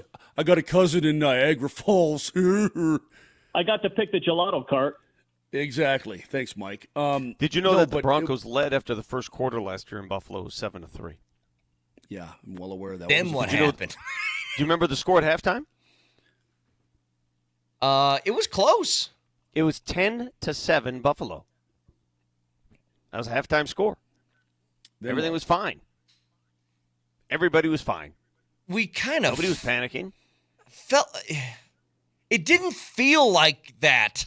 I don't know how to explain it. Like, it didn't feel that way because they weren't picking up first downs and couldn't move the chains. Yeah, what motion? Here's the difference. James Cook on that day, James Cook ran 23 times for 120 yards. He averaged 5.2 per carry. You stop James Cook, you give yourself a chance. That's why the first 3 carries of this game on Saturday will tell me if the Broncos are ready. They can't let that guy run wild. They can't. They can't. Because Josh Allen is already the threat we know he is. You got to cut off one of their arms. Yeah, even a banged-up Josh Allen is really good. And I think about this. I'm trying to think of what he doesn't do well. Now, he will throw picks. I mean, he'll do that. Because he's confident in his own abilities and he tries things and so on. Okay, fine. But he's really good at hitting receivers downfield, is he not? In stride, is he really good at that? Yeah, he's a good quarterback. Yeah. Is he a terrific scrambler out of the pocket, feeling the pressure and running to the right spot, good at everything, picking up yards with his? Yeah. And this is a fear, Vic, and I completely agreed with you. You got to cut off one of the arms. If you bring the pressure, he also is really good when needed at employing the screen game and the dump-off game. So if you're bringing pressure and he's got quick recognition of it, dude, and he dumps it off, man, you could expose yourself to a Cook running wild through the secondary. The guy makes me nervous, that's all, because I don't know that he really has any sort of flaws that you can exploit. You can try to take away one total aspect of the game, and because you're so damn good defensively, you can probably do that. But my point is, how much can he exploit the other 2/3 of it to hurt you? That's terrifying. When Josh Allen is sacked at least 4 times this year, he's 0-3.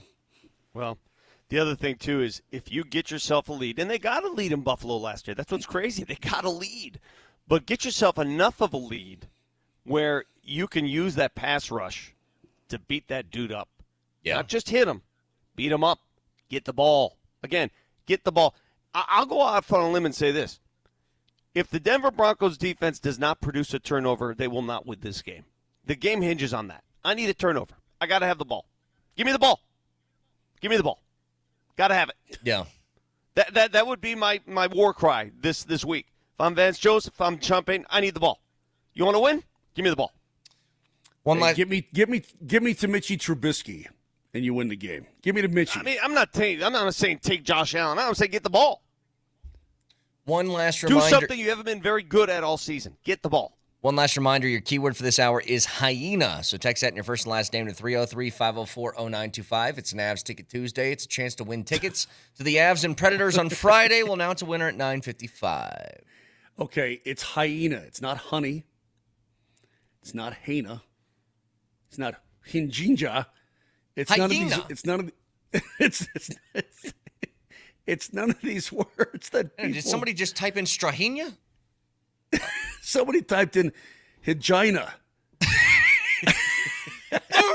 Oh my! It's hyena. 303-504-0925. Fact checker next. Oh.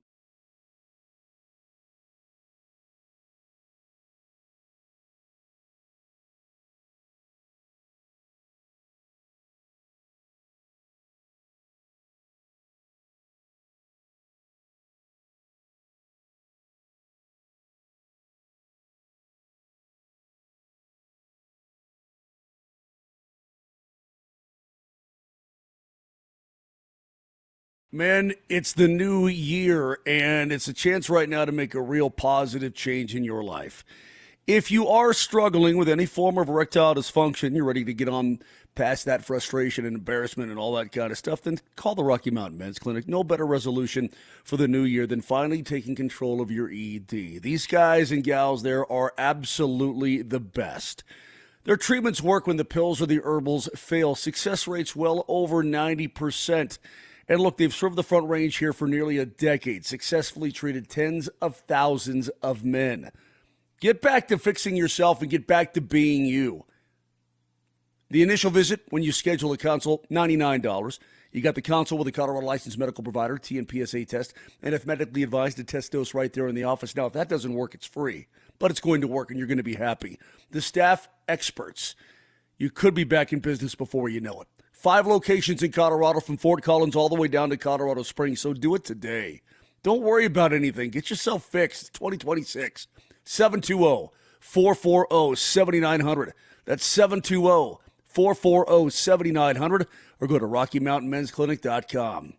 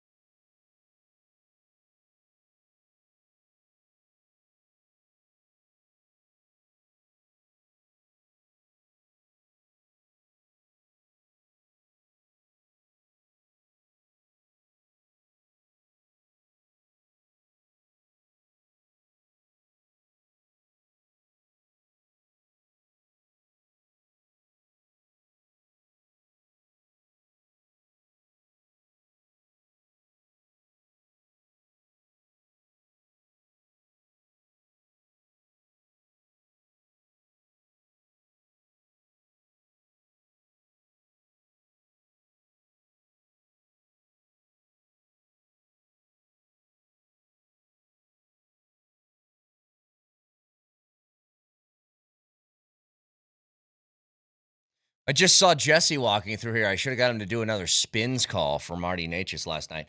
A couple factoids here. This one's crazy. So Sean McVay's been coaching the Rams for a long time. He's had a lot of success with LA. This is the 15th postseason game he'll be coaching in. Wow. Coaching 15 postseason games is crazy enough on its own. That's pretty impressive. You know what else is crazy, Vic? He has never played the same team twice in the postseason. 15 different opponents in 15 different playoff games. That is as crazy as the stat I saw about the Steelers last night, losing a Monday Night Football game for the first time since the 80s. Yeah. Here's his opponents that he's played, dating back to 2017. Falcons, Patriots, Saints, Cowboys, Packers, Seahawks, Bengals, Niners, Bucks, Cardinals, Lions, Eagles, Vikings, Panthers, and now the Bears this weekend. 15 different teams in 15 different games. That's pretty cray-cray. I don't even know how that's possible. Here's another one. This is also crazy. So whenever you sign a GM or a head coach, they do these long contracts, right? A lot of these guys get 5, 6, 7-year deals, right? You almost never see any of these guys make it to that final deal. So this is from Jeremy Fowler of ESPN. An extension for GM George Payton is likely on the Broncos' radar. He is entering the final year of his 6-year deal signed in 2021 next season. How many GMs do you know that make it to year 6 of a 6-year deal? It's not very often, but I mean, I think we've given him effusive enough praise on this show. I would put George Payton up against almost anybody in the league as far as running a team, knowing how to build a team, build a roster, scout talent. He is as good as anybody in the NFL. And I mean that. The combination of George and Sean, the Paytons, together they've been wonderful. I thought the worst when Sean Payton came into power. I thought it wouldn't be just a matter of time before George Payton is out, but instead he embraced him. He used him for his strengths. They work off each other pretty well. He really focuses on the draft. George does, and it's done wonders for him. And I love it. I think they have a great relationship. And credit to Sean Payton, too, for making it work. It takes two for that to work, and it's worked wonderfully for the last few years. I thought the same thing as you, Vic. I thought Sean was going to come in here, and he was given the keys to the entire organization. He was going to run things. So anybody that's here, get out, and I'm going to start anew. But he was smart enough. Like, I don't think it's that hard to do a few minutes of research and realize George Payton's hit rate on both free agents and draft picks is way higher than his miss rate. You can name the misses. You can name a few draft picks that haven't worked. You can go to the Randy Gregory signing. You can do the Russell Wilson trade. You can do that stuff. But look at everything else. Zach Allen, Hufanga, Nick Bonito draft pick, Quinn Miners draft pick. You go down the board, and it's like his hit rate is as high as anybody in the league. So if he gets this extension, which he should, and I hope they do it soon, it will be well-deserved. Again. And it's hitting on guys who don't seem to be automatic. It's okay. The later rounds, you hit on guys that can really help your football team. It's pretty awesome. If you do that as a GM, you're building a team and you're building depth, and he's done a good job. Moser, I mean this sincerely. Think about the missing first and second round draft picks he's had in the 5 years he's been here so far, because of the Russell Wilson trade and getting Sean Payton. Top-end draft picks where your hit rate is way higher than later. And look at all of the foundational pieces that he has drafted on this team that's gotten long-term extensions. I don't know how many GMs could have done that without the top-end picks that he was missing for the bulk of his time here. And now the good news is, for the first time in really his entire tenure, he's going to have a full stock of draft picks and a full salary cap to work with next year when the Russell Wilson money is gone. But we talked about it again. Bo Nix is the lowest paid quarterback left in the playoffs, and this is why you've got to make hay now, man. Because if he continues to play well, and I hope that he does, and I think that he will, then you're going to have to pay that guy. And $4.5 million to $50 million or whatever he's going to get. I mean, is it the lower end? Is it 32? Is it 51? I mean, he's not getting Josh Allen money, right? But he's going to get a lot of money, and what do you that's mean? going to eat up some stuff. Of course he is. You think he's going to make more than the reigning MVP? Homeboy, Brock Purdy makes 53. It don't matter if you're better than Josh Allen or not. Yeah, you're right. It matters when your right. time's up. That was the Kirk Cousins. That's when Kirk Cousins signed that 3-year deal with Minnesota for $30 per.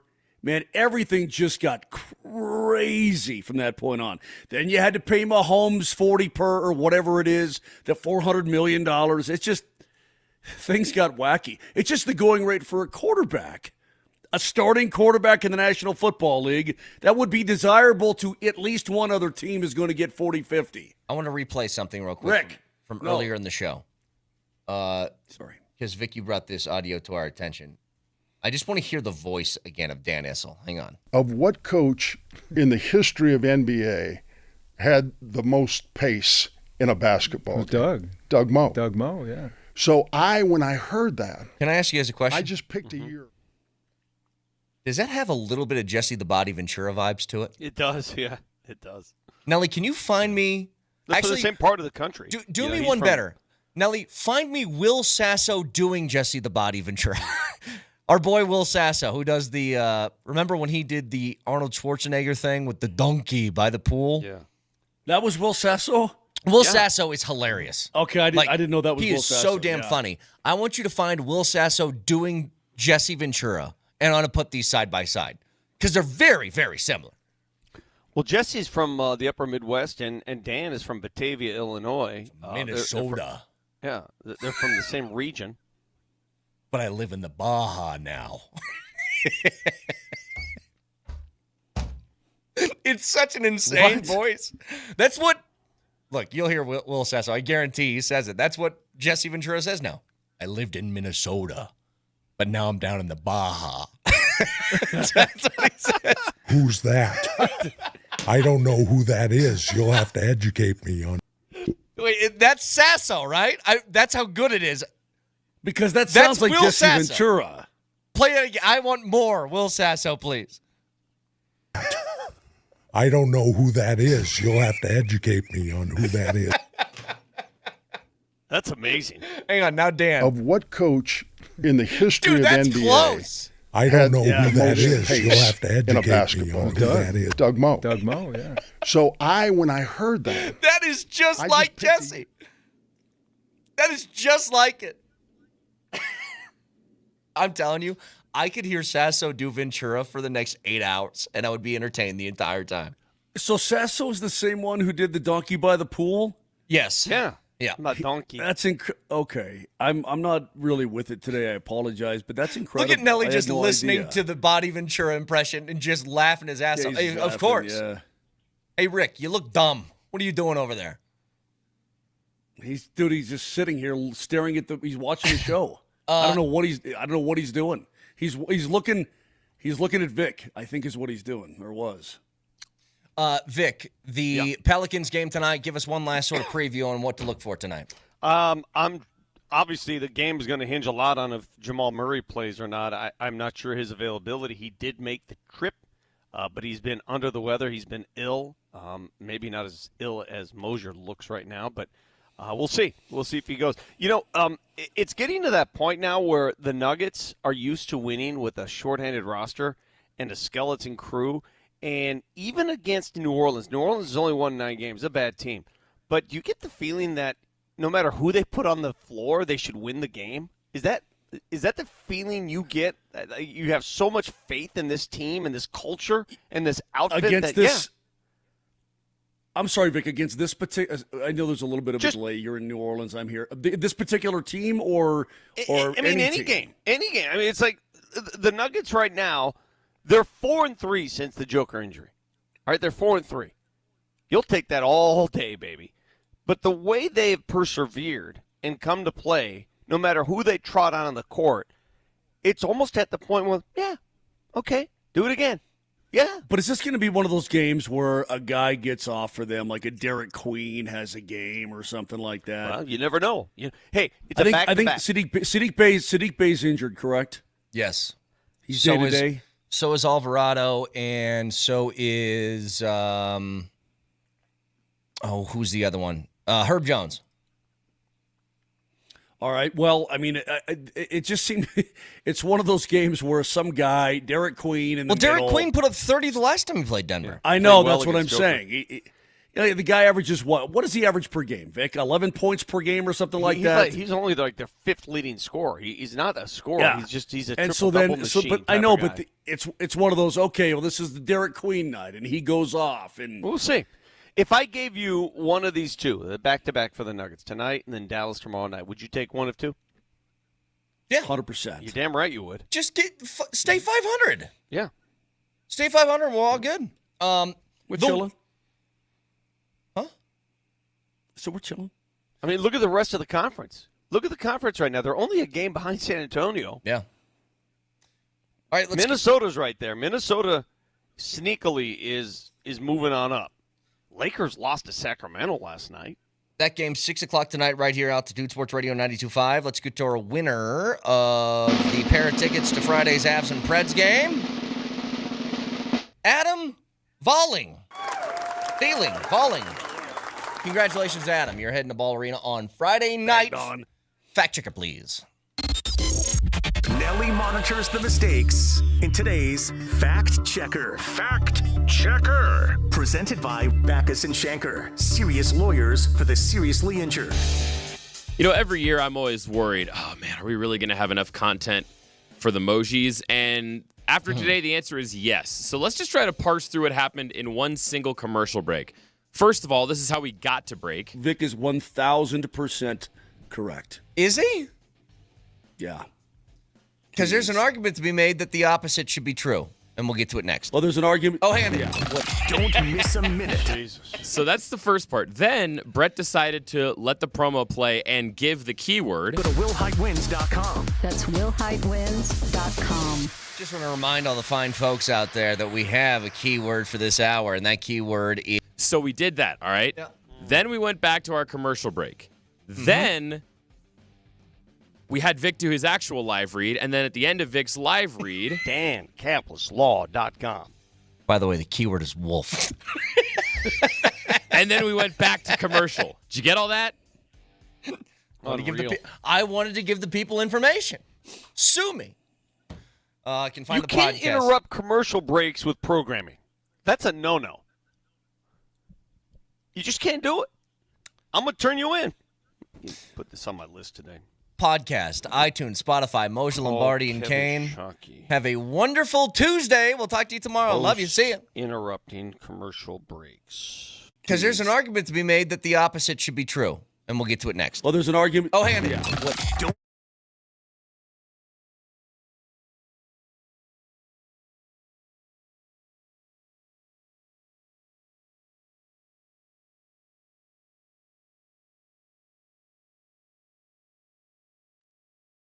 Just a reminder, there's more keywords coming in the 20s of every hour, so I'd stay tuned for that. Okay, see you.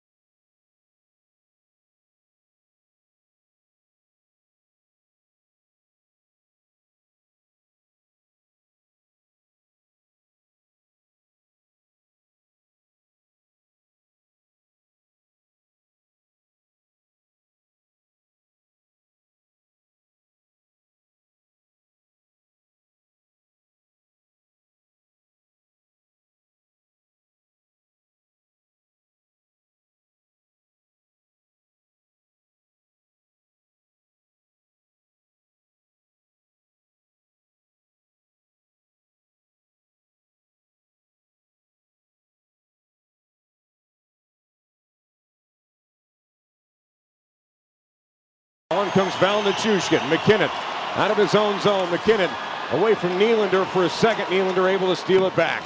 Off the boards. MacKinnon has to track back here. Backdoor Nylander scores.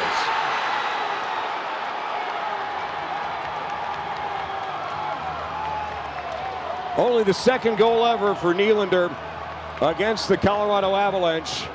And he gets the overtime winner with 61 seconds to go in OT.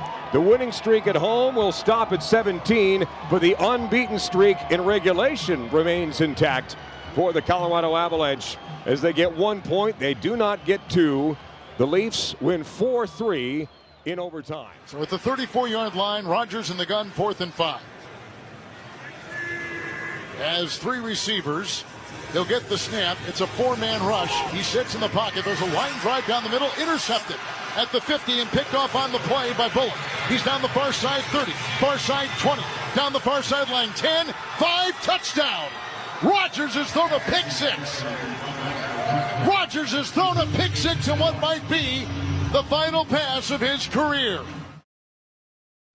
Wild card weekend has come and gone. Yes, the Avs lose in overtime last night, but, well, they get a point. So yeah, and Raj, who you really told cares? me it doesn't matter because guess what? 3-on-3 hockey isn't a real thing. It's fake. not. Although last night's 3-on-3 hockey was super fun. It was fun. I was sleeping when it happened. But it's not real. No, it's so fake. Like it is the dumbest thing. And you have properly convinced me not to be concerned about 3-on-3 overtime regular season hockey. At all. But it was so much fun to watch. Again, I didn't watch last night. I was sleeping. I didn't do Between the Pipes. I was trying to get back to health so I could be here in the studio buddy? with you. Are you feeling with better, Patient buddy? Zero across from me. No, Patient Zero, we've already established it, is always Mr. Andy Lindahl. Okay, all right. Yes. So then I will not bestow that upon you. If did you have a stomach bug that ailed you to a certain degree? Not really. I mean, I had some stuff happening in the back end, but it was more chills. If you and have cough anything happening in the back end, you have some type of stomach bug that ails you. I mean, the way you described it off the air was definitely something of a stomach bug. So if it's a stomach bug, Andy Lindahl. If it's a chest bug, Andy Lindahl. I'm just playing. I love Andy. We're back. So I watched the game this morning. 3-on-3 was super fun. MacKinnon has a turnover, whatever. I still put that on kind of a Nichushkin. I thought he dove down in the offensive zone, didn't necessarily need to. 2-on-1. Nylander scores, probably don't need to get beat between the 5-hole, whatever. The Avs could literally lose every single game remaining on their schedule. They have 37 games left, Coach. You could lose every single game in overtime, and they're still projected to have the most points in the Western Conference. Like, that's how good they are right now. You could go to 3-on-3 37 more times and lose 37 times and still have the best record in the conference. Berto brought up a really interesting question yesterday. I just want to hear a really quick response just to this observation. Colorado Avalanche, best sporting, best team in North America in any sport currently. Oklahoma City has something to say about it? That was exactly my thought. Oklahoma City certainly has something to say about it. I don't know, like Nebraska basketball, Indiana football. Indiana football, man. Indiana football's a wagon. Nebraska ball? Nebraska ball's a great. Yes, very good. Yep, they're What's good. What's that called? They're good in basketball. I don't think the Cornhuskers have lost in basketball. I thought the morning show was talking something crazy about that. I don't know. What a backwards world we lived in. Yeah, Indiana being a stud in college football and not really having anyone close to them right now is pretty tight. The Avs are up there. Don't get me wrong. They're 16-0. 16-0. Yeah. I don't know. Maybe the Cornhuskers and the Hoosiers have something to say about that. The Thunder certainly have an argument there. There's not a team in the NFL right now that is dominant. It is wide open. This is a wide open postseason, brother. How about 23 points in the fourth quarter and the Hall of Fame career of Aaron Rodgers ending on a pick six? Do we know it's over? It's probably over. Boy, did it look bad. It looked bad. It was so hard to watch. It looked like the cliff was there and he had fallen off of it. And yeah, you got a team into the postseason, but that's the Mike Tomlin experience. You get into the postseason, you lose. Like 5 of their last 7 postseason losses, Pittsburgh hasn't been close. And I know it was 7-6 with 10 minutes to go in that game, 12 minutes to go in that game before the strip sack fumble, thick 6. You were close-ish. It never felt like Pittsburgh's offense was going to threaten in any meaningful way. It was a hard watch. You guys know, all you sprinters out there, you know that The coach over here does not love Aaron Rodgers in this current iteration of his personality and his on-air persona on Pat McAfee shows and whatnot. I was cringing watching some of the hits that Aaron Rodgers took last night. Did you feel bad for him? It was just, I didn't feel bad. It's you ever watch something that looks extremely excruciating and painful, and you actually like feel like a tingle of pain, like a sharp tingle in your innards? Every time I watch a football game. Every time. But watching a 42-year-old, is he 42? Is that right? 42? Watching a 42-year-old man get assaulted that way? 42. It was elderly abuse. There was no other way to look at it. And the Houston Texans, who, by the way, the Denver Broncos beat them in Houston, to make that very clear. 18-15, and now people will go, oh, well, you played Davis Mills. Well, you knocked played CJ against Stroud that defense. out the game. You also played against that defense, too. And you found a way to win the football game. That defense, pass rush-wise, oh, boy. They don't just try to get home. They try to get home, and they try to murder you. Like the Chargers defense? It is an assault.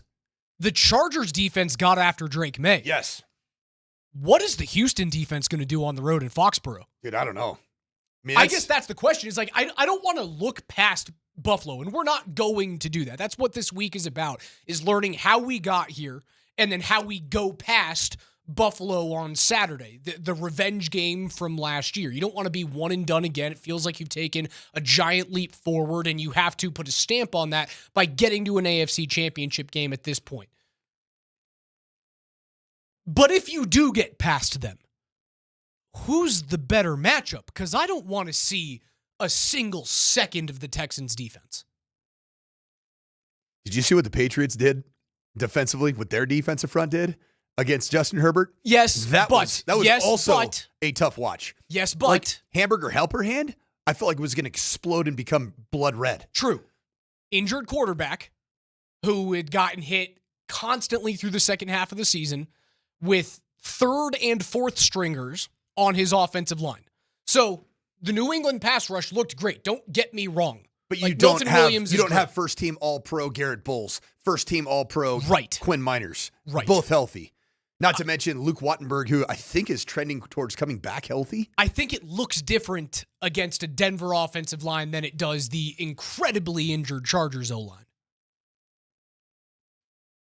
Plus the Steelers, man, the lack of mobility. It's the reason that we wanted desperately. I mean, I was shouting from the rooftops, if there's any possible scenario where the Broncos can host the Pittsburgh Steelers in their first playoff game in the divisional round, I signed me up for that.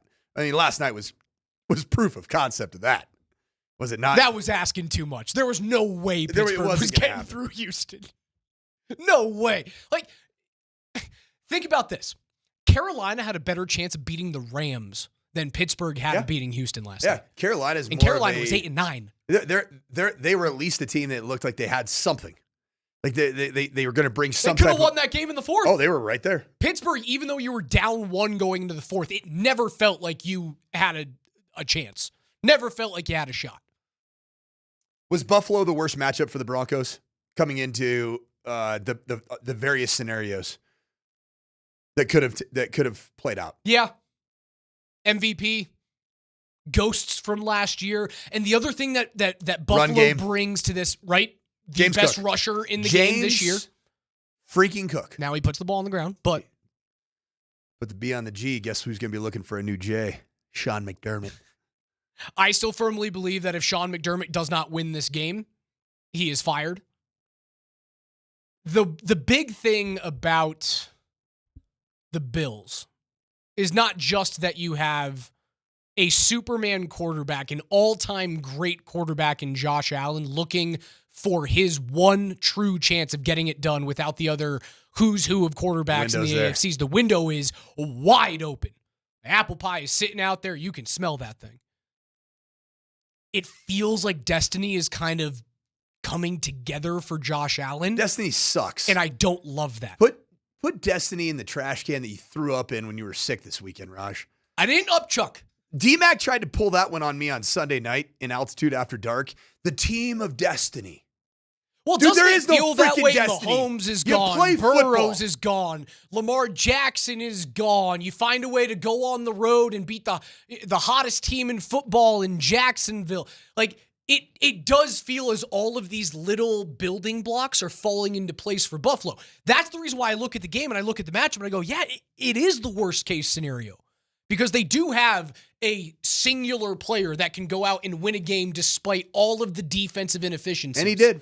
And he did. He did on the road against a very game Jacksonville Jaguars team. And that's where, for me, it's less about team of destiny and it's more about matchups. It's more about what's the style of one team versus the style of another team. And that's what we need to continue to sort through with the Denver Broncos and the Buffalo Bills. This is going to be a very unique style matchup.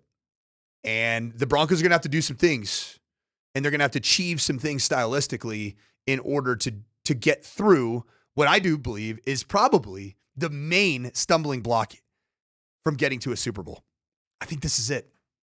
Because I think this is like round 2 for the Avs against the Blues when they were on their way to the Cup in 22. That was their toughest matchup. This kind of feels like the Avs versus the Stars the Sure. last couple of years. Sure. I'll give that to you. It kind of feels like the Nuggets versus the Timberwolves.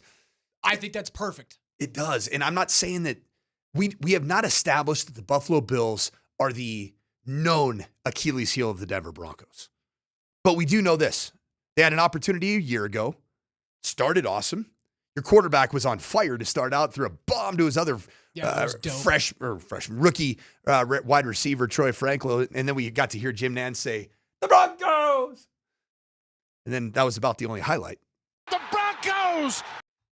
What a drop. It was great. But if you get through this matchup, you're going to see a banged up New England Patriots if they make it through. Because Anderson and Stingley and that Texans, they are going to pin their ears back and hit second-year quarterback Drake May. And you're going to host them. I like that matchup. I like the Broncos pass rush against them. You know what scares me to death? Is holding the monstrosity of an offensive line. If you look at the Buffalo Bills offensive linemen, they all look like something from The Incredibles, where their upper body is just inflated. And then they have like little tiny legs underneath. Talk about Nebraska, like Nebraska Yes. offensive lines from 1993. They're just people mover. They're leaners. They get into you. And that is to me is the nightmare that still replays in my mind from a year ago at Buffalo. Is just watching James Cook and that offensive line surgically run through you. If you stop that bleeding, you're in the Super Bowl. So much to get into today. We've got the Nuggets back on the court against New Orleans on the road this evening. The Avs did fall in overtime to the Maple Leafs, but they're doing just fine on this 7-game homestand. It's an Avs Ticket Tuesday. Your first keyword comes up on the other side, and because I wasn't here yesterday and I missed it, we're going to do a Broncos big play replay. And you say, wait, Raj, the Broncos didn't play this weekend. And to you, I say, well, how did we get here? To the divisional round. The biggest plays of the season, how the Broncos got to the 1 seed. It's on the other side. Don't miss it.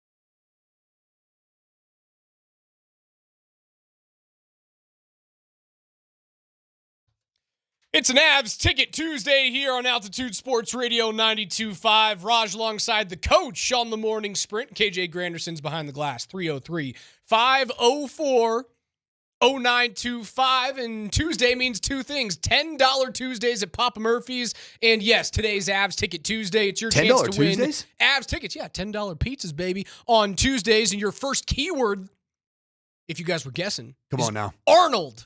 Ooh. Arnold. Text the name Arnold to 303-504-0925 with your first and your last name. Papa Murphy's $10 Tuesdays are your ticket to any large pizza for just $10. Order online at papamurphys.com. And if you want to go to Avs Predators on Friday night, text Arnold. That's ARNOLD to 303-504-0925 with your full name, and you'll be entered. Arnold.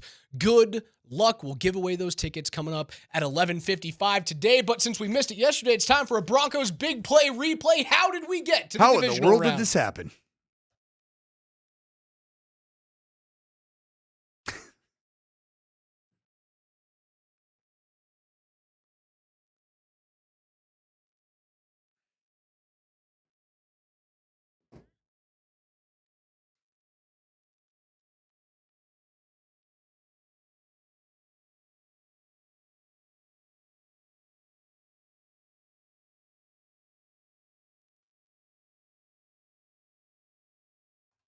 $14-3 this year, the number one seed and a bye. The first home playoff game in a decade in the Mile High City coming up on Saturday against the Buffalo Bills. We cannot wait for it, despite Denver being 1.5 dogs in the Mile High City. How did we get all the way here?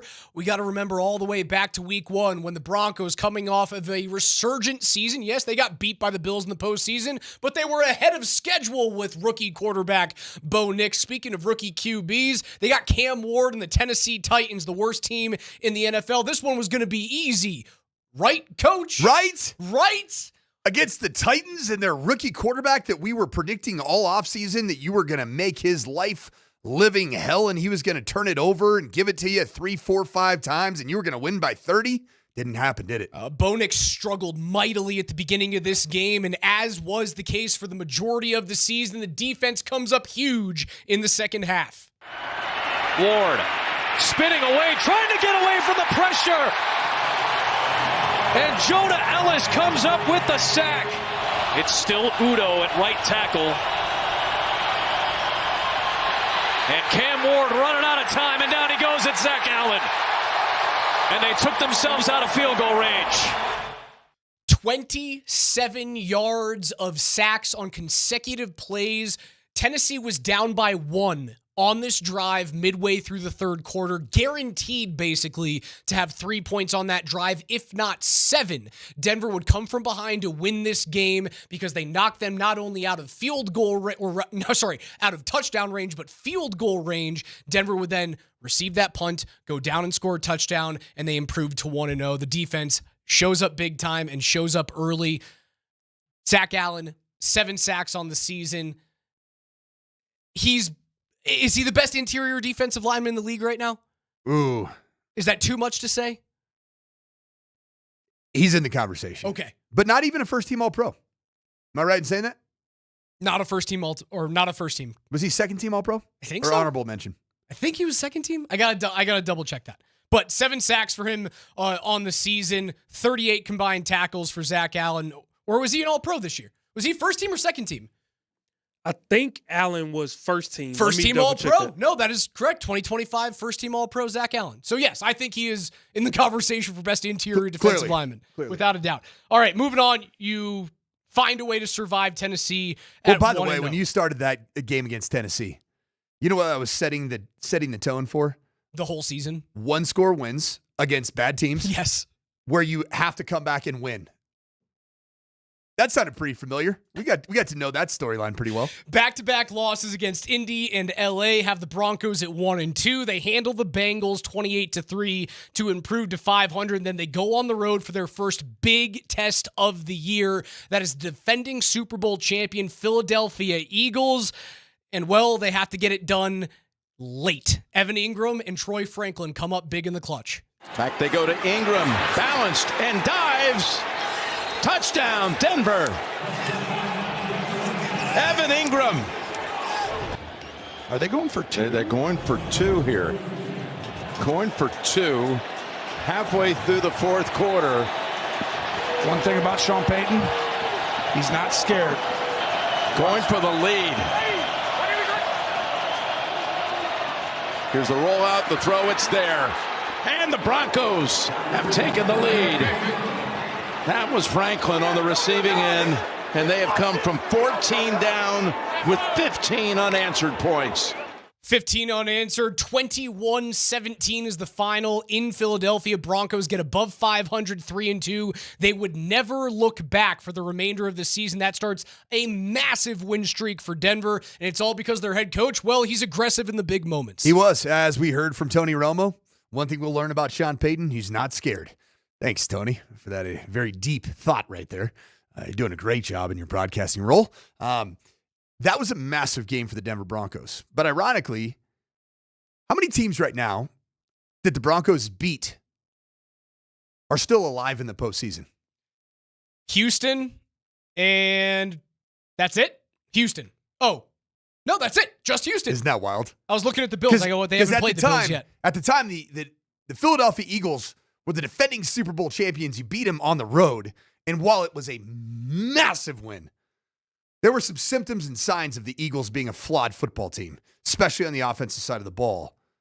We'll continue down this road of teams that at the moment it felt like a massive win, but the only team that you've beaten that is alive in the divisional rounds is indeed the team that assaulted Aaron Rodgers last night, the Houston Texans. Broncos improved to 3-2 with the win over the Eagles. We won't play anything from the win over the Jets, considering there were 24 total points scored in that one.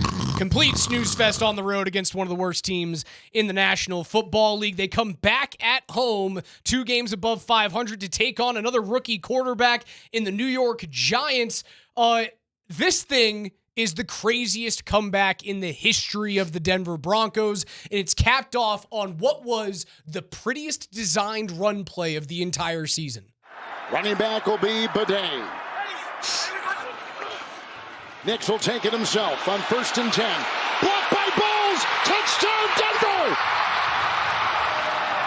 The Broncos have their first lead today! 18-yard rush, 1 minute and 51 seconds to go. Designed quarterback run play in the red zone. Coach has been asking for it for 2 years. That's the best design run play of the season. Give me a little gun wax left. Silver Q Cali Ted. Because that was the old tight end down, the down and around, and that was one of my favorite play calls of the year. Wouldn't mind seeing that kind of resurgent down and around quarterback draw, quarterback end around, I should call you, on the sweep from Bo Nix because he looked fast. He looked physical. You were down 19-0 going into the fourth quarter.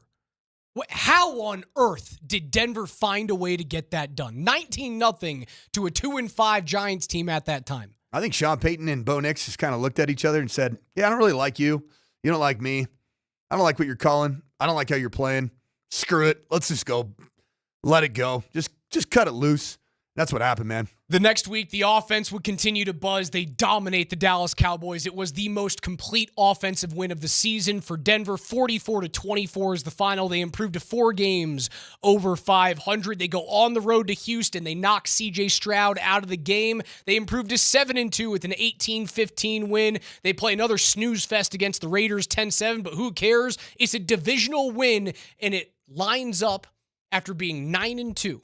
With the Kansas City Chiefs coming into town at 5-4, a chance to truly put the first nail in the Chiefs' coffin. They get it done. Fourth quarter, 2nd and 8, driving. It's Troy Franklin. Here's Nix on 2nd and 8. Going for a big throw, and it's caught by Franklin. And the Broncos are set up now to win the game.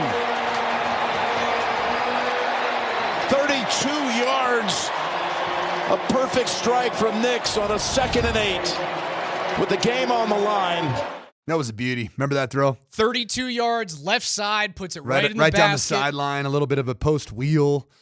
Troy Franklin led all receivers that day with 84. His last time that he would lead all receivers on the season after he had done it 3 times. Sets up the Broncos for a walk-off field goal for Will Lutz. They dropped the Kansas City Chiefs to 5-5. Big-time win.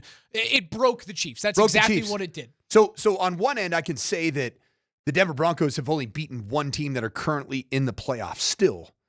But on the flip side, I think that you took the absolute fight out of Philly. You took the fight out of Kansas City in terms of the big picture. Did you take the fight out of Dallas? Felt like it. Because Dallas felt like they could outscore their problems, and the Broncos' defense proved to be problematic in that endeavor. And were you the beginning of the end of the Green Bay Packers? That's the other big question. You broke the Packers. We will hear a play from that game momentarily. The other ones that we haven't gotten to yet, you guys let us know. If we're missing any plays here from the season where you go, we got here to the divisional round without that play, let us know. 303-504-0925 if we're missing any big-time plays that stand out in your mind, much like the Jaquan McMillan Spider-Man sack of Patrick Mahomes that led to Kansas City punting, and then Denver coming down the field for that Troy Franklin, not touchdown, but 32-yard reception, setting up the Will Lutz field goal. If we're missing anything like that, let us know. 303-504-0925. Put a pin on it right there at 303-504-0925. We have the Avs Ticket Tuesday. Thank you. And that's going on right now, sponsored by Papa Murphy's Take and Bake. It's $10 Tuesday. Get your keyword in to go to Friday night's Avs Preds game at Ball Arena. And the keyword, if you missed it, Arnold, as in Arnold Schwarzenegger, but just Arnold. Go ahead, Rush. Broncos, 8 wins in a row going into the bye. They come out, they go to the nation's capital against the Commanders. They should have handled this team. Marcus Mariota's the quarterback. The backup, you don't have to deal with Jaden Daniels. Mariota. Man, did he look like the Oregon Duck version of Marcus Mariota in that game, and they have to escape by the skin of their teeth. Game decider. Mariota inside the corner. Touchdown. Going for 2 and the win. Washington for the win. Mariota has it rejected by Benito. And Denver has won 9 in a row. Nick Benito, his biggest play of the year, swatting the 2-point conversion. He extends Denver's win streak to 9 straight. They get their 10th win of the season in just week 13. It was a good win. It felt weird. You didn't really know what to expect. I thought that game was a good Bo Nix game. Wasn't a great Bo Nix game. It was a good Bo Nix game. 321 yards, and you were starting to trend towards Bo Nix is not going to see the sophomore slump that a lot of people predicted him down the stretch. 27-26 is the final over Washington. Broncos will get a big-time win over the Raiders the following week to extend the win streak to 10 straight Wasn't games. that primetime Sunday Night Football? That was Sunday Night Football, yes. I remember that stretch right there where the Washington game. You went, Washington was, and then, Vegas was just Sunday. Just a Sunday game. Sunday, like normal. The first Vegas game was Thursday night, primetime. Correct. And then the second was in Vegas, normal game. Yeah, no one wants to watch the 10-7 game in prime time again. So that was probably a good decision from the NFL schedule makers there. Broncos are 11-2 going into week 15 against the Green Bay Packers. They had to get this thing done. They knock Micah Parsons out of the game. Hottest teams in pro football at the time. And they break the Green Bay Packers, the first interception of the year for Pat Surtain. We'll watch the play first because they're going deep. They're going deep, and stepping in front is Surtain with the pick, and Watson was hurt. Surtain high-stepping and slipping by one tackle attempt. 100% flipped this game on its head. Yes, you had the other interception later on in the game from Riley Moss that essentially sealed it for you, but that interception in the third quarter was going deep for Watson. Surtain makes a ridiculously athletic play to pick that ball. Diving, sprawled out, incredible effort. Christian Watson ends up being banged up essentially for the remainder of the year. Never recovers. Didn't come back in that game. I mean, he played in games after that, just never looked the same. It was the first play of that drive. Denver was down 9 points at that time. They were trailing 23-14. They go on to win that game 34-26. They outscore Green Bay from that point on 20-3 over the course of the last quarter and a half. And it's all because Pat Surtain comes up big time. Those are the biggest plays of the year, according to the morning sprint. Our Broncos big play replay, how we got here to the one seed. Let's not talk about that Jaguars game. No. Yeah. I didn't think we needed to talk about the Jags game. The Jags aren't in the playoffs anymore, are they? I didn't think we needed to talk about the Kansas City game. Nah. Probably didn't need to talk about the Chargers game. Yeah, Trey Lance. 0. Yeah. Yeah. You know what else? Jaguars. Yeah, they were pretty loud when they left the stadium, weren't they? Small market team. Yeah. Oh. Tough go. Tough go. You know what, though? They get to have a small market parade for making the playoffs. That was mean. You're kicking them while they're down. Let me ask you guys this. Poor guys. Let's address the elephant in the room while we're here. Let's do this, man. How do we feel? Yes, KJ. I am what you think I am. I never questioned it for a second, Coach. How do you guys feel about that media member giving a 25-second kind of nice response in the middle of a post-game? She was sweet. She was sweet. Just a sweet lady. She got a little bit too much flack for it. Yeah. You know what? Whatever. You know what? Small market press conference. It is what it is. Does Sean need some of that? I tweeted out, how beautiful would the scene be if Luka Evans recreates that? So funny. And just glazes Sean. Has a chance to do the funniest thing. It's either Luka or Kisla. If one of those two dudes does it verbatim, it would be the funniest thing you could possibly memorized imagine. it and just sells it. They have an opportunity to do the funniest thing possible. Don't forget don't forget your keyword. It's Arnold. Arnold. Arnold. ARNOLD. It's not a tumor. Arnold. It's not a tumor. Text that word. Because we're brothers. To 303-504-0925. That is Arnold. To 303-504-0925. That's your first of 2 keywords today on the morning sprint. We're giving away Avs and Predators tickets at 11:50. Don't miss them. Your luggage.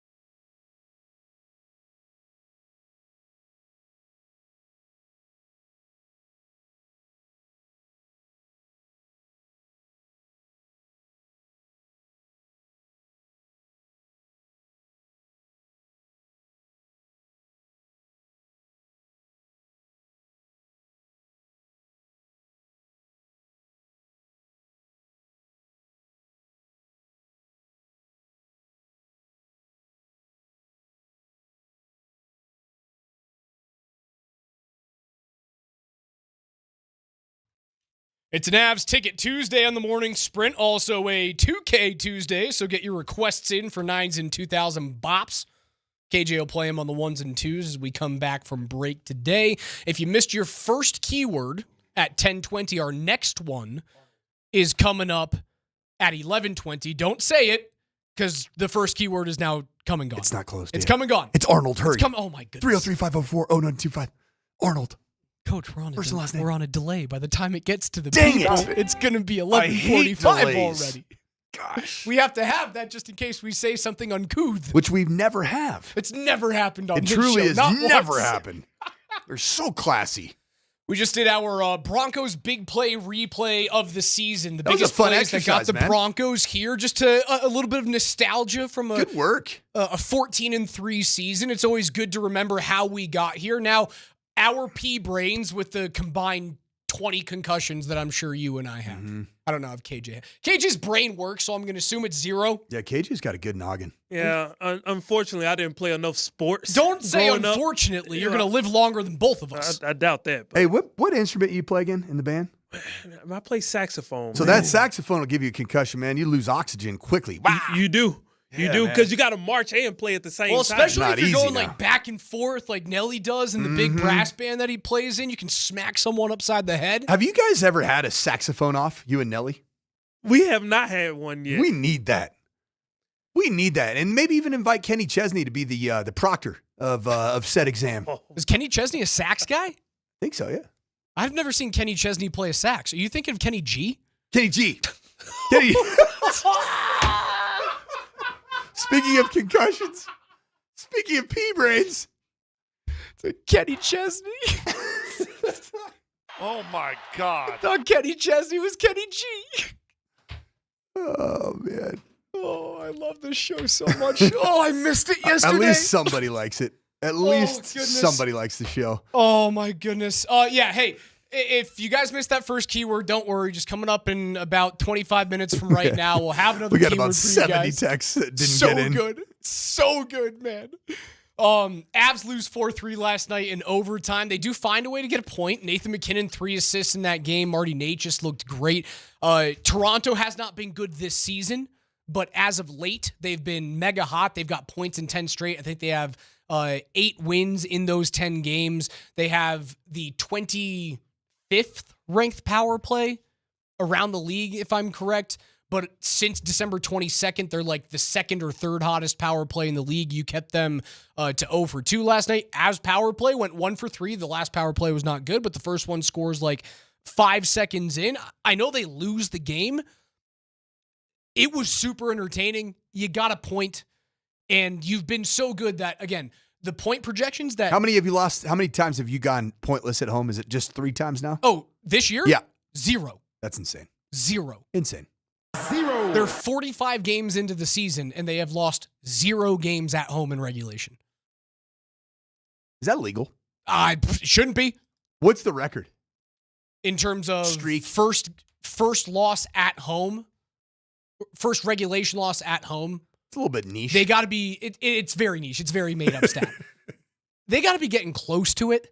I know that had they gotten the win last night, it would have tied the franchise's streak for consecutive home wins that they set back in 21-22. So that's gone by the wayside now, but they continue to be unbelievable.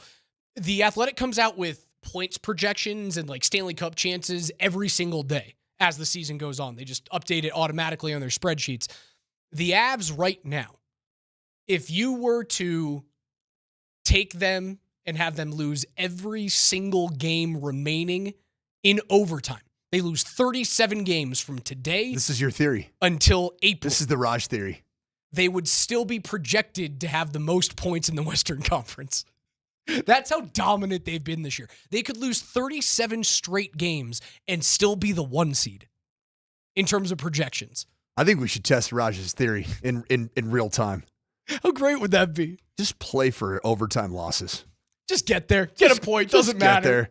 Just to appease me, to make me happy. The power play looked better. Trent Miner was a choice, but I appreciate Jared Bednar going with the hot hand and not forcing his two goalies who Where's have Minor? been, Has Minor been down in he's been with up? the Eagles. He's been up north. He's been in the minors. Yeah. Yeah. Fun. But he was coming off of a shutout, and like Mackenzie Blackwood and Scott Wedgwood are both nursing some minor injuries. There's no reason to push those guys right now, right? They've been dominant. They've been the best goaltending tandem in the NHL. Why would you push them in the middle of January and risk long-term injury when you know that tandem works? I thought the gamble of playing a young netminder against a hot Maple Leafs team was worth it. It probably cost you a point, but at this point, I don't really care. They've been good enough. They're so dominant 5-on-5 that 3-on-3 overtime shouldn't scare you. You don't play 3-on-3 overtime in the playoffs.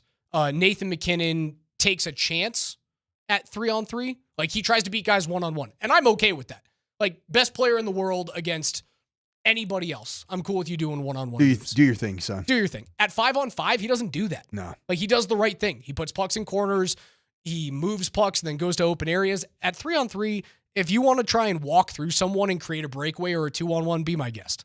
You've already got the point. Raj, we're not quite, I guess we're just past the midway point of the NHL regular season. We have 37 games remaining. We've played 45. 45, so we're past the midway point. Any interesting develops that you've learned about this team, other than that they're a wagon, but like any individual performances that have been better than you anticipated? Victor Olofsson has been better defensively than I thought. I thought he was just going to be a guy to be a one-time power play option and maybe jump up into the top 6 when guys were going to get injured. I've enjoyed watching him in the defensive zone. I thought that was going to be an anomaly from last year when he played with Vegas, because that was the first year his numbers at 5-on-5 in the defensive zone looked really good. And I went, I think it's probably just a Vegas thing that he's being sheltered. It's maybe just him growing into a different version of himself. He's been solid on the defense. Is he late 20s, 29? Does that sound right? I think he's 28 or 29. Because he was in the league prior to that. He was with Buffalo for a number of years. I think he's 28 or 29. I think you're probably he right just around turned there. 30. Okay, that's fine. Or he's 30. Even so, he's right there. Younger player. I've enjoyed the Brent Burns has exceeded all expectations. All expectations. He's on pace for like a 40-point season at age 40. That's so cool. That's so cool.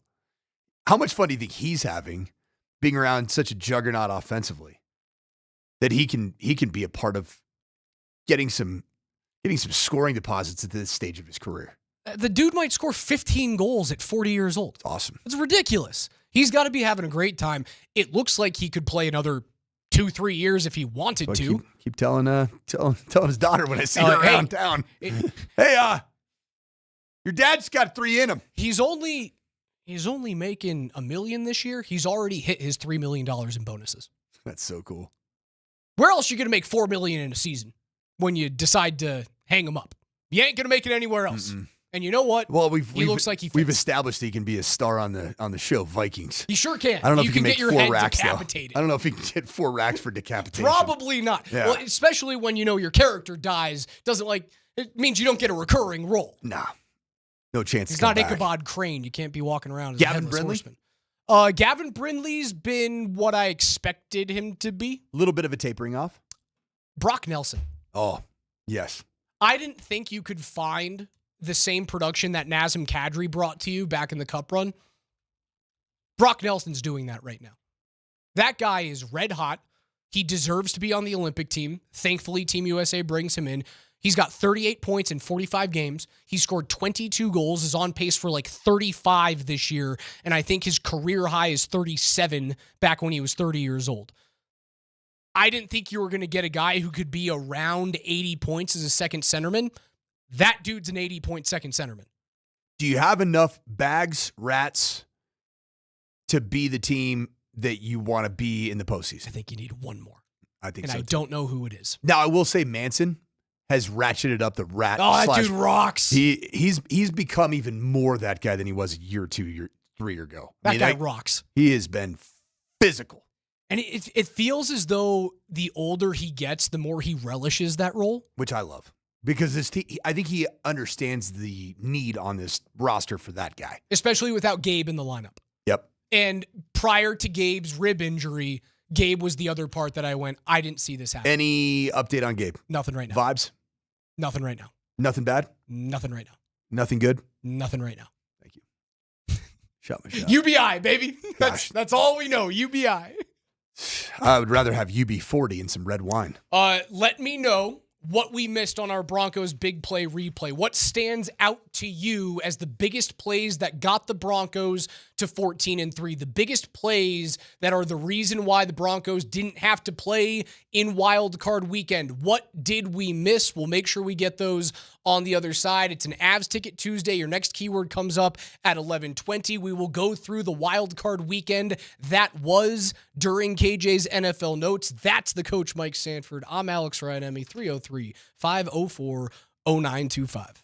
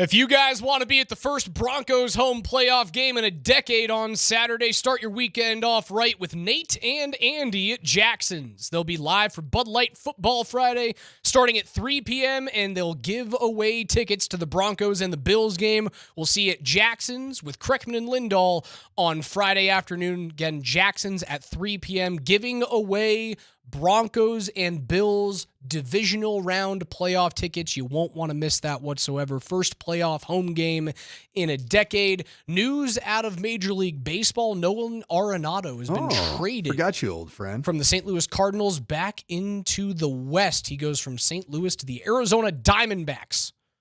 Arenado is traded with cash considerations, mind you, from St. Louis to Arizona. Do I think it's going to be $50 million? No, I do not.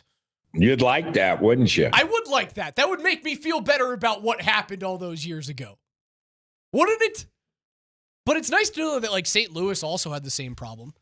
You can look back at the Arenado trade and go, yeah, it was a disaster. And like it didn't work out for either side. And it was an embarrassment rather, that you had to shell out 50 sheets with him to go to St. Louis, arguably your, third best player in franchise history and likely a future Hall of Famer, at least on the defensive side of the game. It was an embarrassment that you had to add 50 sheets to that. But, like, he wasn't a good Cardinal either. He wasn't. He'd hit the cliff. I'll tell you this, man. A lot of the good Rockies just haven't really materialized elsewhere. Have they? Tulo? No. Post-Tulo? Trevor Story? Yeah. There was a hurler in there, too. Just fell apart. Like a big-time pitcher that just went pitcher. somewhere else? I can't. I don't know. Like John Gray went to Texas and won a World Series, didn't he? Yeah, it wasn't Gray. Just the Rockies franchise, man. Gosh, dang it. Taylor Buchholz was like relatively successful. Who's the kid that was he was a relief pitcher for Toronto. Now he did not have a great World Series, but he went to Toronto and has been great. I can't remember his name. I can see his face right now.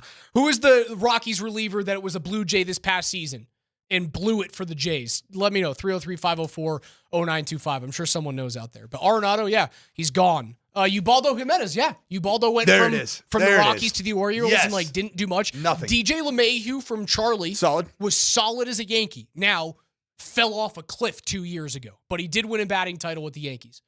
Solid Yankee. Yeah, other than that, geez, hadn't been a great storied history of outbound players. Yeah, most of them you get the most out of them here, and then they're gone. And Jeff Hoffman, thank you. Jeff Hoffman was the Rocky that turned into a solid reliever. Not Trevor Hoffman. Trevor Hoffman's an all-time Hall of Famer for the Padres. All right, some of the plays that we missed on our Broncos big play replay. Marvin Mims taking one to the house against Vegas has to be it. A.J. Cole punting to Mims. It's a short punt. Mims a running start at the 48 and able to break free. Marvin Mims calling out blockers inside the 20. Touchdown! How about it? Somehow Mims was able to stay up. A Houdini act. And the Broncos take the lead. To take the lead against Vegas, man, I know you didn't really need it. Well, you kind of need it. But to take the lead's pretty good. What we learned about the Denver Broncos this year is that you kind of needed all of it. And so when you're watching the game against the Buffalo Bills on Saturday at 2:30, that's the start time, right? 2:30. Any positive thing that happens in terms of special teams, flipping the field, chunk plays that your defense creates by way of a big sack, by way of like a sack fumble that ends up reorganizing the field, the Broncos are going to need every single chunk play that they can get, however you can get it. Don't look at any of those plays as, You've proved this year that you've been able to make the plays that you needed in the right spots, but you're going to need them on Saturday against the Bills. You do have to have big-time chunk plays, and not necessarily just on the defense. We're going to get to another chunk play on defense that we missed from a win against Kansas City. Now, I glazed over the best offensive performance of the year. And that was the 44-point performance at home, that gorgeous day on a Sunday afternoon against the Dallas Cowboys. Chunk plays, man. I think you need R.J. Harvey to hit a home run. Here's a 2nd and 10. They go with Harvey on the toss, and there goes Harvey. Harvey's got it first down. Harvey's looking for the end zone. Harvey takes it home. That is why they drafted him in the 2nd round. And Garrett Bowles, the left tackle, opened up that side for him, Tony. 40-yard rush for R.J. Harvey opens up the scoring for Denver. They would take a 7-3 lead after that. That was a game of chunk plays. They had a 25-yard touchdown pass to Troy Franklin. They had a 24-yard touchdown pass to Pat Bryant. It was all chunk plays for Denver and their offense. And it started off with the dude from UCF who was always supposed to be get the outside, get the edge, and go to town. Yeah. And you know what? There's been a lot of things that we've talked about on the airwaves for the last 2, 3, 4 weeks about what R.J. Harvey hasn't done particularly well as a ball carrier. Let's be honest with ourselves. There have been plenty of things that R.J. Harvey has done well this year. And so that's what I'm leaning into on Saturday. He has the ability to find the edge. He has the ability to get out into open space. He still is the change of pace back, and he still is a guy that has produced touchdowns. That's going to be the big difference, is when you get into the red zone against Buffalo, can you convert, right? Like, that's the reason why you didn't kill Kansas City, the reason why you didn't kill the Chargers. You didn't convert into touchdowns in the red zone. If R.J. Harvey gets in either one of those games, you're looking at those and going, oh, yeah, well, they should have beaten him by 17 points, by 20 points. He has to get into the end zone in a short yardage situation against Buffalo. As it relates to flipping the narrative of converting in the red zone, because that might end up being the key for the Broncos to beat the Bills. Who's the most important part of that equation? And I'll give you a couple possible suspects. Cortland Sutton, red zone receiving aficionado. I mean, that was his rise to fame, I would say, as an NFL receiver, is what he was able to do in the red zone, especially when he was linked up with Moonball man himself, Russell Wilson. Do you remember how he just kept getting paid in the red zone? Did he have 10 touchdowns that season? It was red zone jump ball. Yeah, red zone jump balls, 50-50s, back shoulder throws, slants, big body catches. So that's number one. Number two, R.J. Harvey. He had 10 TDs that year. R.J. Harvey, red zone touchdown. How many touchdowns does R.J. Harvey run in from inside of the 20-yard line? It's got to be close to 5, right? How many does he have on the year? Is it 7?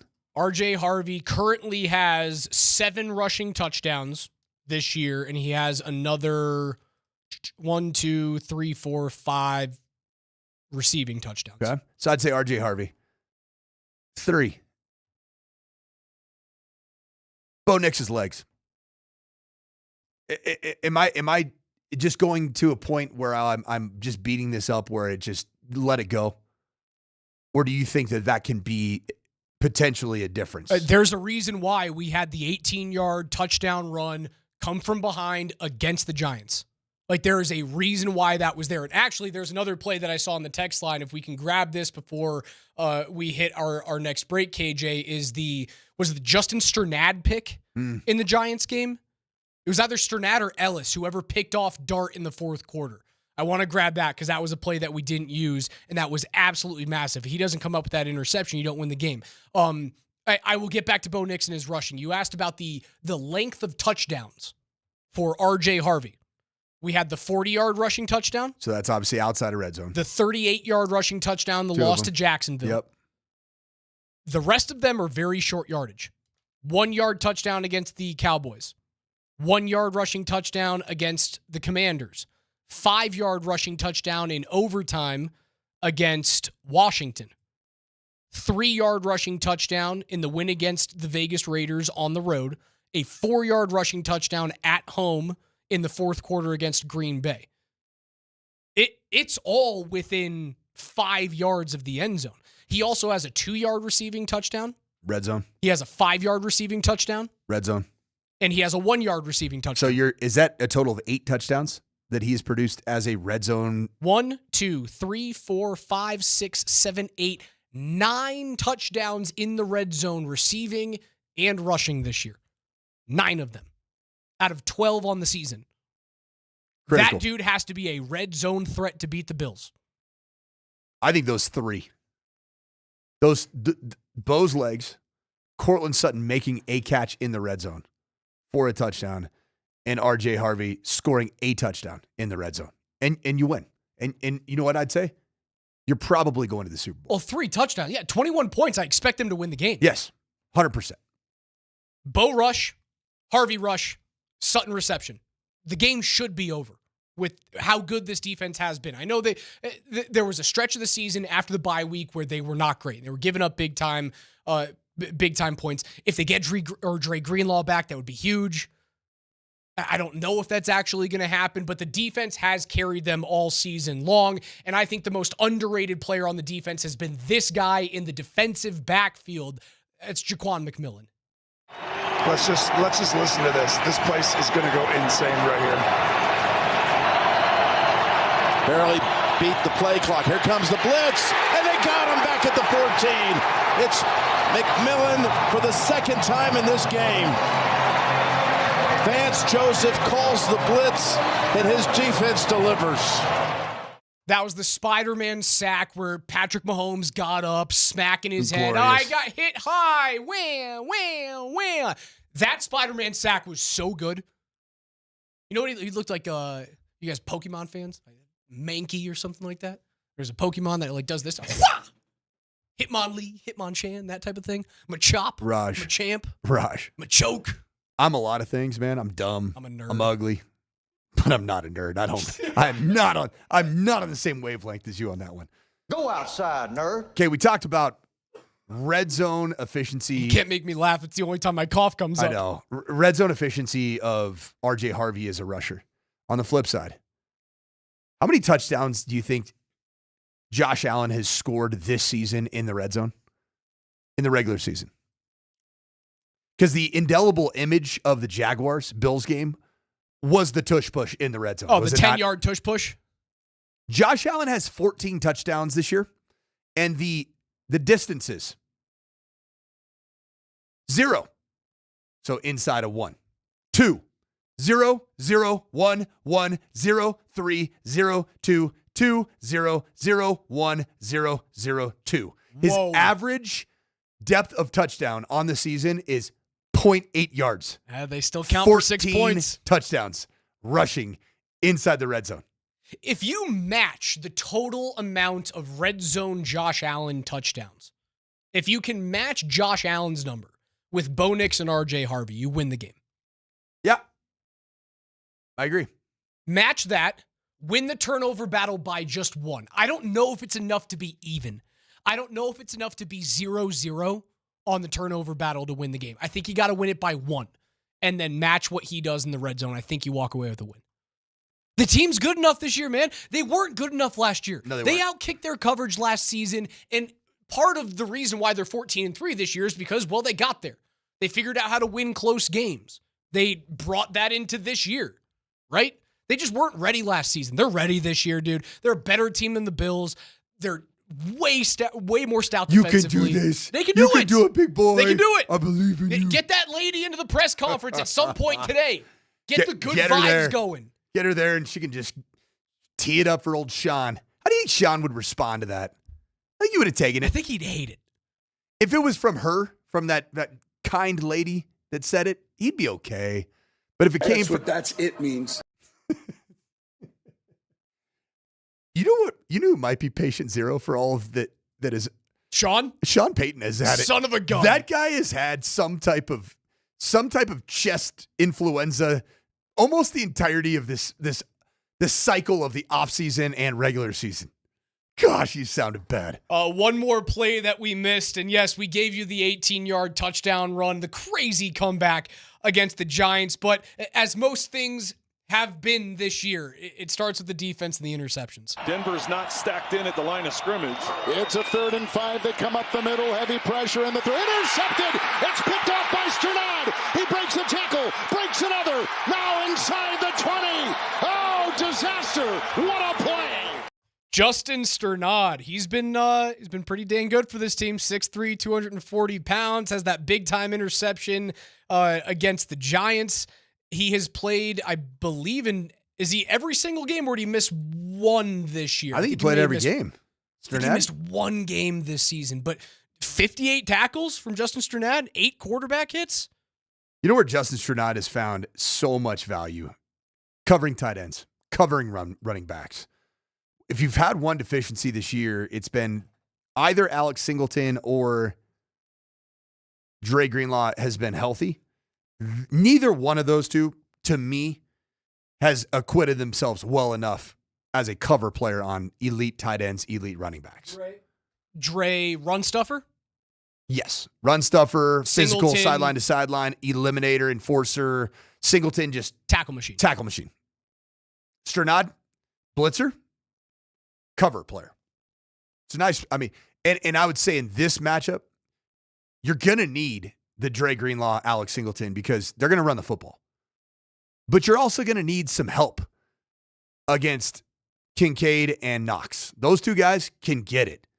And you're going to have to use Sternad's length and athleticism. I think you're going to have to use either, the guy that I hope I don't think even has a chance to be back is Brandon Jones. Is he on did he go full IR? He was IR, yes. Yeah, so he's not eligible. I don't believe for this one. Any injury news? No, we will take a peek at injury news a little bit later on in the day. The Nuggets are, however, back on the hard court tonight. They're in New Orleans to face the Pelicans. You guys can hear all of the action on Altitude Sports Radio 92.5. Coverage starts at 5:30 p.m. with the pregame show presented by Ramos Law. Make sure you guys don't go anywhere, because on the other side, your next keyword to get inside the building for the Avs as they take on division rival Nashville. Your next keyword is on the other side of this break. Don't go anywhere.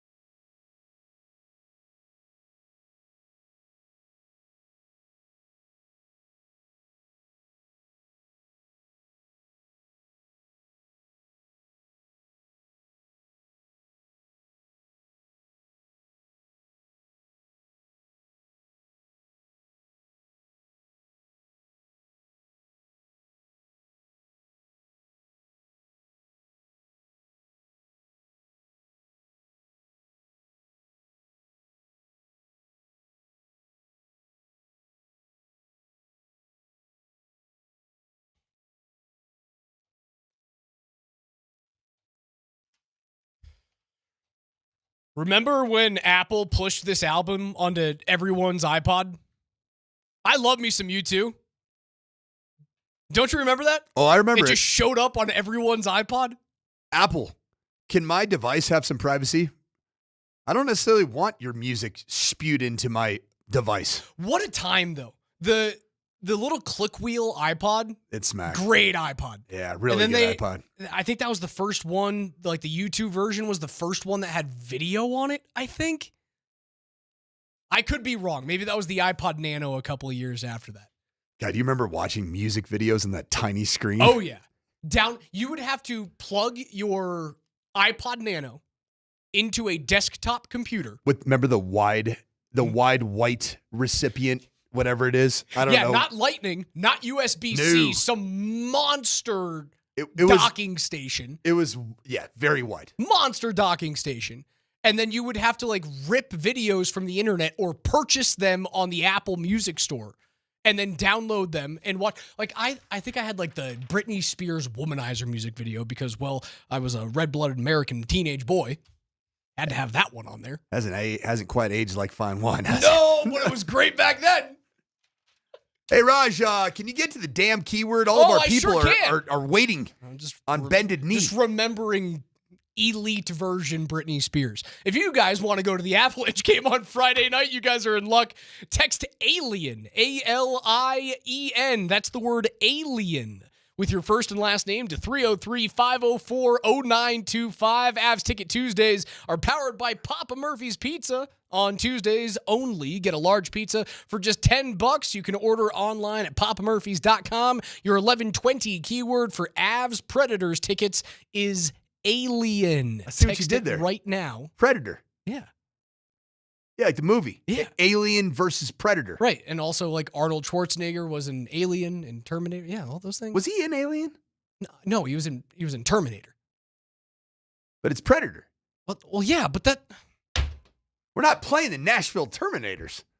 What are we I don't know. I'm trying to find some sort of Are we sure common thread here. Who was an alien? Was there a famous was Sigourney Weaver alien? She was in Alien. Okay. Yes.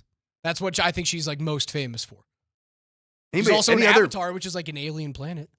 Who else was in the movie Alien? I don't know. You can go look on that. While you do that, we do this on Tuesdays. The keyword is alien, though. I do know that. Yeah. We do this on Tuesdays. We go through the NFL week that was. It's our NFL Rewind.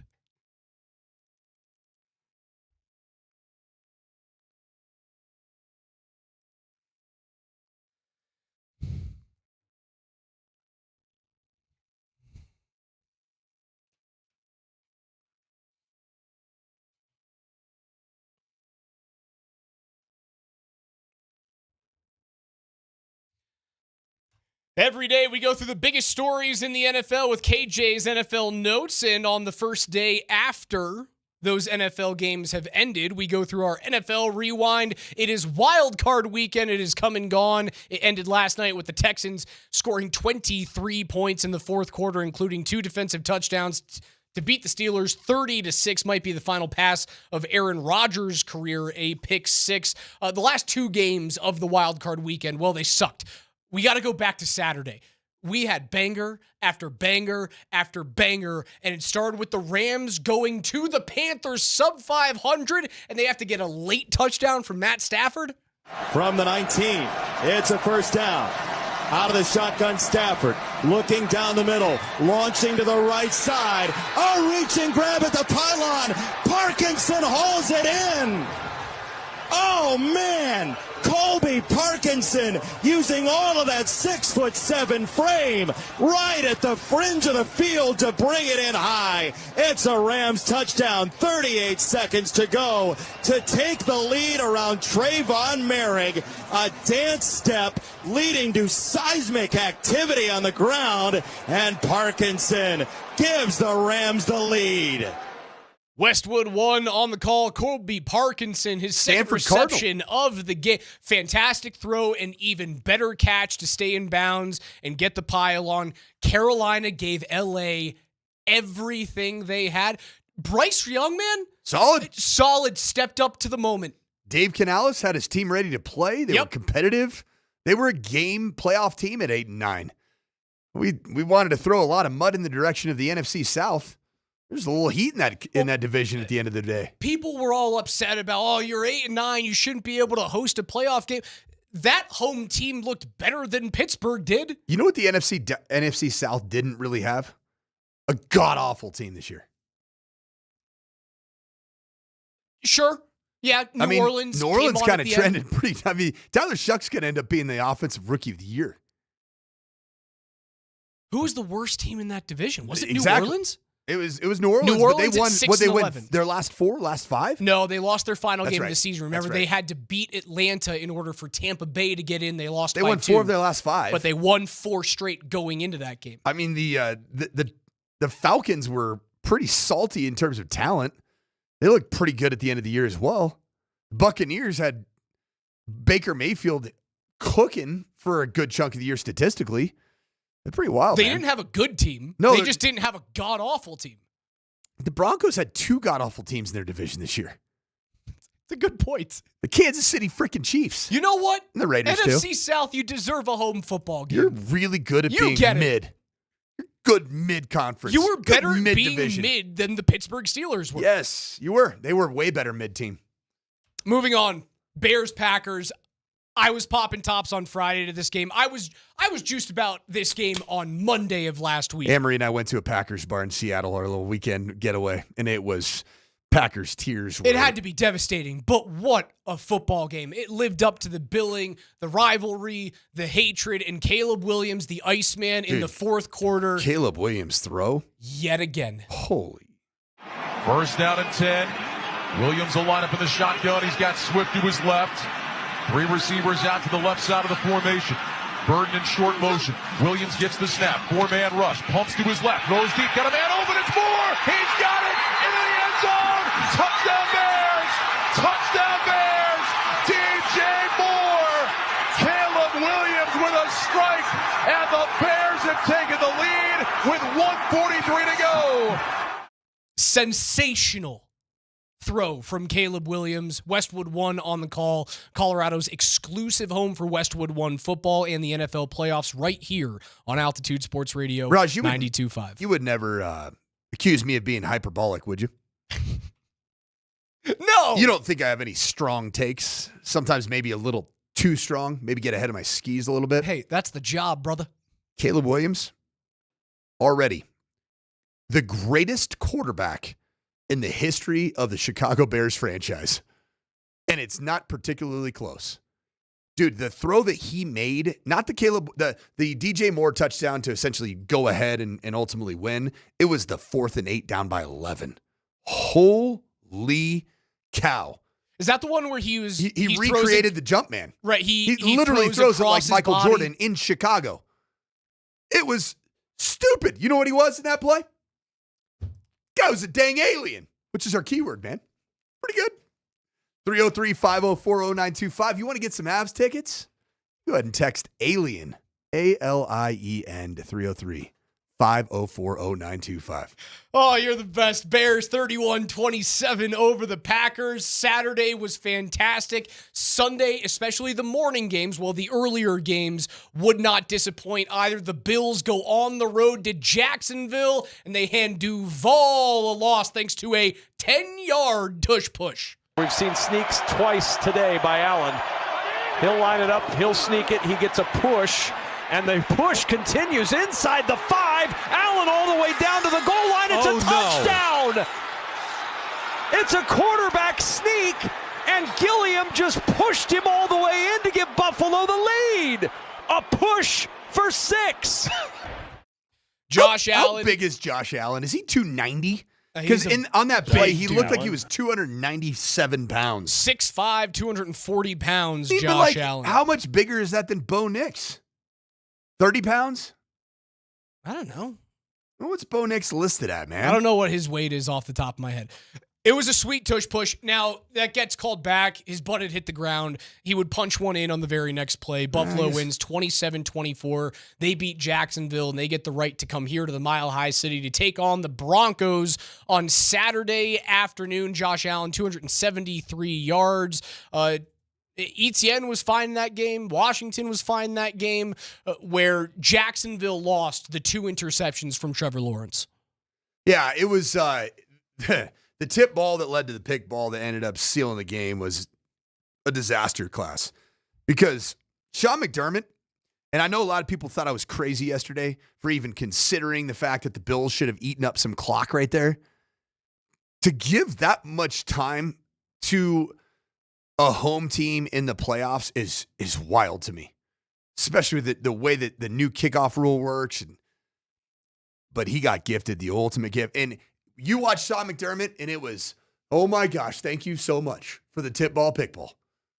Because he was seeing the worst possible outcome that could have happened for him, which could have ultimately led to his dismissal. Is it wild to think that the Buffalo Bills, Josh Allen, Sean McDermott are facing potentially a win in Denver leads to, I think, a Super Bowl? A loss?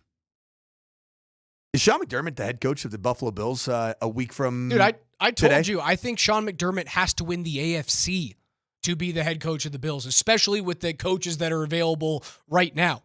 You don't think Terry Pagula looks at Harbaugh and goes, yeah, I'll take that dude. He's been there. He's done that. He might be able to change the culture a little bit. Look what he did with a dual threat quarterback that can't stay healthy. We have a dual threat quarterback that can stay healthy and is on the field all the time. You don't think Terry Pagula looks at John Harbaugh and says, you might fit really well in Orchard Park? Probably does. McDermott has to not only win this game in Denver, he has to win the AFC to save his job. That's my read. 3-point win over the Jaguars, 27-24. Moving on, this is the final great game of the weekend. The 49ers get a 4-yard touchdown from Christian McCaffrey, and we will have a new Super Bowl champion. San Francisco is driving 1st and 10 at the Philadelphia 29. Now moving from left to right. McCaffrey in the backfield, and they are going to fake it on a jet sweep and throw it downfield. McCaffrey over the shoulder grab. Touchdown. Jennings is the one who did it. Christian McCaffrey over 100 yards from scrimmage in that game and 2 touchdowns receiving. They get the win 23-19 over the Eagles. Sirianni done? Or does he come back next year? He's back. You think? Yeah. Kevin Petullo's got to be done. Greater chance to lose their job, Sirianni or LaFleur? I still think the LaFleur, I don't think that's necessarily done because LaFleur is going to probably want $16, $17 million. And I don't know that the Packers, owned by public shareholders, are going to sign off on that after the debacle that they witnessed. Patriots get a 16-3 win over the Chargers to finish up on Sunday night. Chargers fell apart at the end. The offensive line just simply was not good enough. Patriots looked the part. However, it was a lot of turnovers from Drake May and company. An interception thrown by May, put the ball on the ground twice, lost one of those. The one fumble. New information. A little breaking news here out of the Los Angeles Chargers. Greg Roman has been Jim Harbaugh's only offensive coordinator in the National Football League for his entirety of his NFL coaching career. So the San Francisco 49ers 11-14 and Chargers 24-25. Well, that is until today because a change has been made for the Chargers. Jim Harbaugh parting ways with his longtime lieutenant, a guy I actually worked with. I worked for the two of these guys for a while. Greg Roman, no longer Jim Harbaugh's offensive coordinator. Only 159 yards through the air, no scores on, either side of the football for Los Angeles there. No touchdowns through the air, no interceptions for Justin Herbert, but he did lose a fumble, put the ball on the ground twice there. Now, New England, it felt like they got away with this game. It was ugly. Now, they were the better of the two teams. If that fumble in the fourth quarter goes into the hands of a Chargers player, it's likely a touchdown, and it might have been a different result at the end of this one. Correct. You believe in the Patriots? After that game, did you learn anything? I learned that Drake May is really good and doesn't look like he is going to be... He's not going to allow the moment to get too big for him. He threw a pick and dropped the ball twice. He did, but the end of the game, the